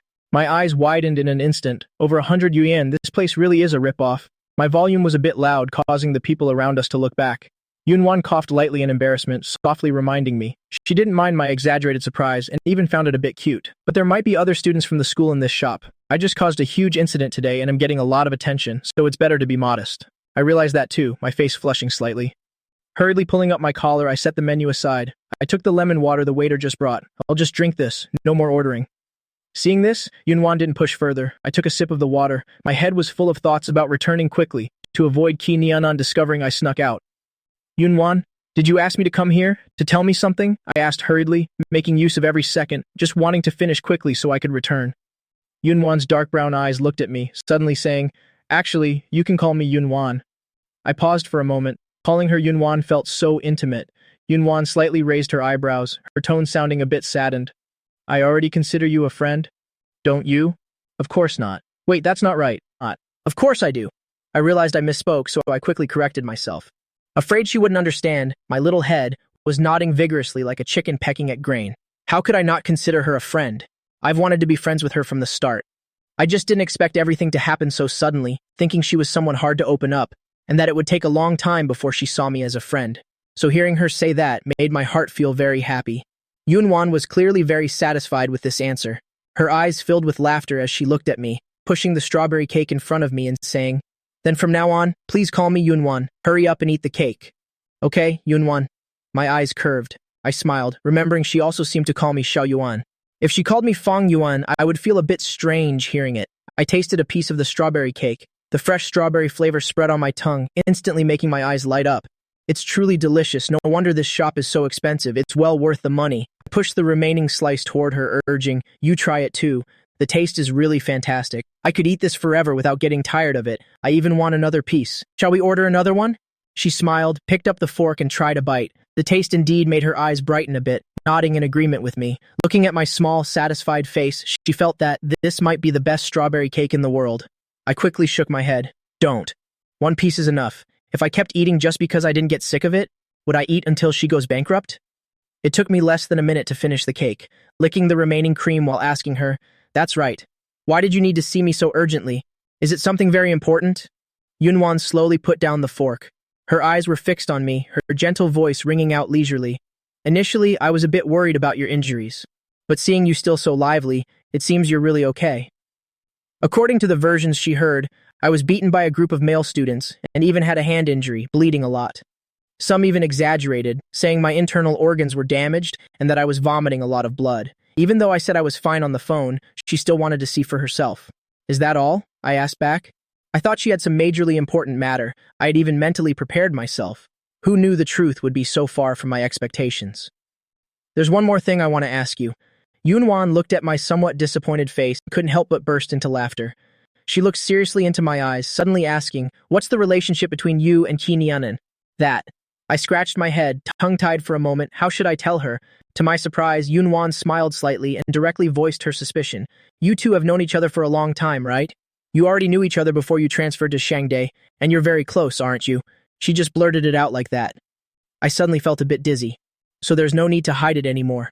Right then, a very loud voice suddenly rang out from the side. Fang Yuan. This voice was all too familiar. My whole body stiffened instantly. Instinctively, I thought Kinyanan had arrived, catching me red-handed sneaking out. Moreover, meeting with Yunwan, who has a grudge with her, it's over, am definitely toast. I turned my head blankly, but before I could see clearly who it was, a figure rushed straight over, wrapping his arm tightly around my neck.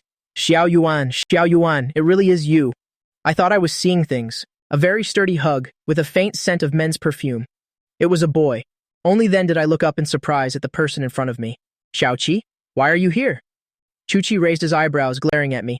I should be the one asking you that. Why are you in this place? When did you get back to the country? Well, I've been back for a few days now. Chuchi let go of me and said with dissatisfaction, Then why didn't you tell me you were back? How long do you plan to stay this time? When are you going back to America? Well, I've transferred to Shangdae Academy now. I'll be staying in the country for a while. I explained briefly. Waiting until the engagement between me and Kinyanan is cancelled, maybe then I'll return to America. Really? You're not lying to me, are you? Chuki excitedly grabbed my hand, his eyes wide with amazement. Of course it's true, I said with a smile. Then that's wonderful. How great. From now on we can be together all the time.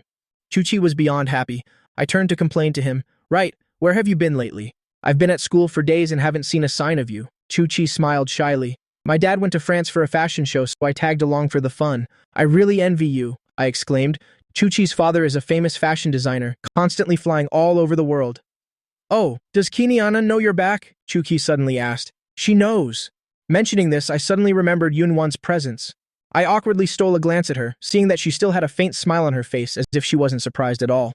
At this moment, Zhou Qi also noticed Yunwan. When he saw Yunwan's face clearly, he was instantly stunned, exclaiming in shock, Lu Wanwen, why are you sitting with Xiao Yuan?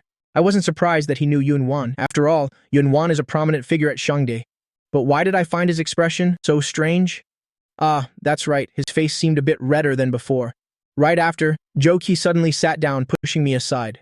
The way he looked at Yunwan clearly showed the shyness and joy of a young boy, asking, How do you know Xiao Yuan? His eyes were glued to Yunwan, unable to look away. Even someone as dense as me could feel that burning gaze.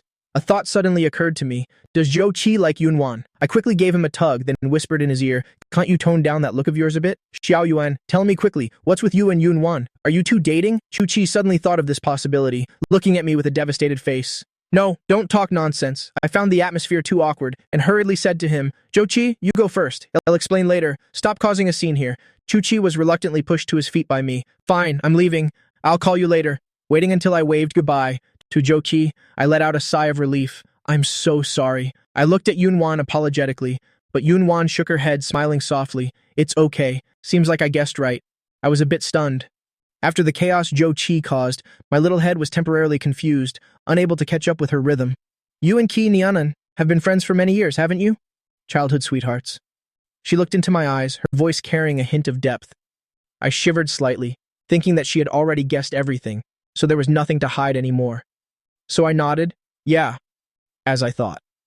I should have guessed it sooner, Yunwan said calmly, her voice dropping slightly. In those eyes, there seemed to be some emotion, but I couldn't see through it.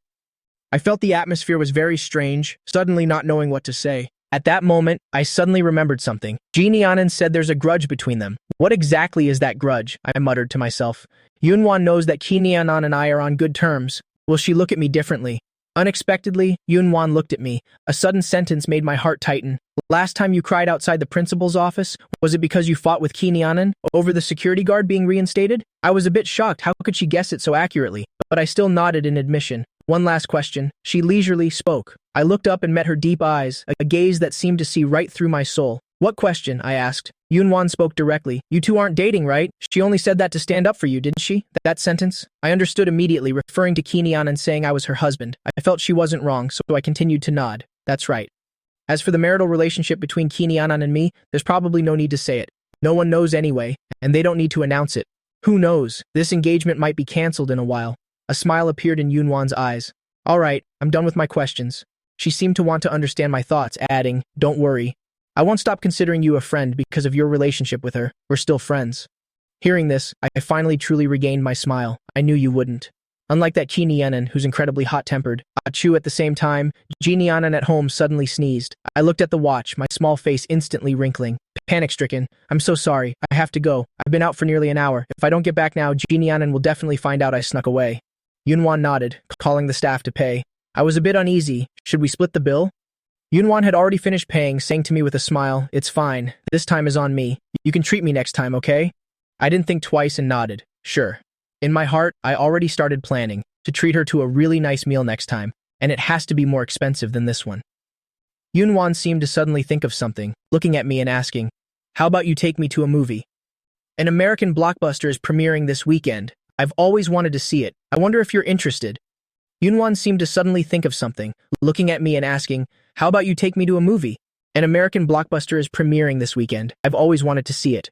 I wonder if you're interested. Is it that movie? I like it too. Then that's great. I'll take you to see it. I hurriedly agreed. Then I suddenly paused, remembering she had a boyfriend. I suddenly remembered that, looking at her hesitantly. The thing is, us going to a movie together seems a bit inconvenient, doesn't it? Is there something wrong? Yunwan asked, puzzled. I could only smile bitterly at her. Don't you already have a boyfriend?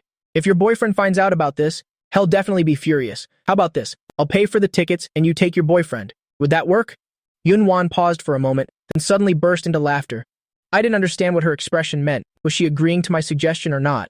But I was very firm in my mind. Since she has a boyfriend, I absolutely cannot go to a movie alone with her. I need to keep my distance. To my surprise, Yunwan suddenly looked straight into my eyes, saying something shocking. Actually, I don't have a boyfriend. I was completely stunned. Yunwan gave a soft smile, saying, I don't have a boyfriend, so you can invite me to a movie now. There's no need to change anything. But wait, you don't have a boyfriend? That doesn't seem right. Don't you already have one? I felt so confused. If only one person said that, it might be fake news. But about her having a boyfriend, it wasn't just she and you saying it. Even Kinyanan confirmed it. I might not believe Shen Yue, but as for that Kinyanan, despite being overbearing and petty, I still find her words quite trustworthy. Yunwan rubbed her nose slightly, saying with a bit of embarrassment, the boyfriend thing was something I intentionally made up. I was stunned once again, never expecting things to be like that. I immediately connected the dots and cried out, did you use that as an excuse to reject the boys who came to confess? And then over time, everyone thought you really had a boyfriend. No wonder everyone says her boyfriend is so mysterious, since no one has ever met him, nor knows which school he attends. It turns out there was never any so-called boyfriend from the start. Yunwan put her finger to her lips, shushing me, her beautiful face showing clear seriousness. Only you know about this. You have to keep it a secret for me. Got it? I nodded blankly, still feeling utterly shocked by the truth I just learned. Yunwan looked at my strange expression and narrowed her eyes, asking, this look on your face seems like you're very disappointed. My eyes widened, and I quickly shook my head. No way, not at all. You must have seen wrong. But it's true I was a little disappointed. That's because hearing rumors about her mysterious boyfriend earlier made me very curious and eager to uncover the secret. Who knew the so-called secret would be fake? My disappointment was actually from losing, the fun of digging up that secret. Then let's settle the movie plan as decided. Is this Saturday okay? Yunwan didn't press any further. After all, every thought of mine was plain as day on my face. She only needed one look to understand. Seeing no further issues, I nodded. Yeah, okay, then we'll set the time later. Oh no, I really have to go. Yunwan watched my frantic figure as I dashed outside. Her beautiful lips curled into a slight smile. Returning to the apartment, I tiptoed to open the door, carefully closing it bit by bit. Then I bent down right at the entrance, my movements very gentle as I changed into slippers. Suddenly, a shadow loomed over me. A cold voice rang out. Where did you go? My whole body stiffened instantly. I slowly raised my head, meeting Xinyan's stern gaze. I forced a smile and asked, when did you discover that I wasn't at home? Half an hour ago. Her eyes, like a hawk's, stared intently at me, as if locking onto her prey. I hurriedly pulled a bag from behind my back, beaming with a bright smile. I woke up and suddenly felt hungry. It happened to be afternoon tea time, so I just went downstairs to buy something. But Xinyan wasn't so easily fooled. She curled her lip at me. Gone for over half an hour. Which shop did you buy from? My heart skipped a beat. Fortunately, the shop name on the bag was actually nearby. It wasn't because I was clever, but because I smelled something good on the way back and bought it randomly because I was hungry.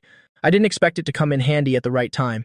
My shifty eyes darted around once, immediately coming up with a new excuse. Actually, it's like this. On the way I met a Samya dog. It was incredibly adorable, so I couldn't help but stop and play with it for a bit, after which I went to buy the food. This explanation was truly flawless. I secretly praised myself in my head. To my surprise, Kinyana narrowed her eyes, questioning me rapidly. A Samoyed? I've lived here for so long and have never seen one. How many months old was the dog you met? What was its name? Was the owner male or female? How could I possibly know all that? I didn't actually meet any Samoyed after all. I panicked for a few seconds.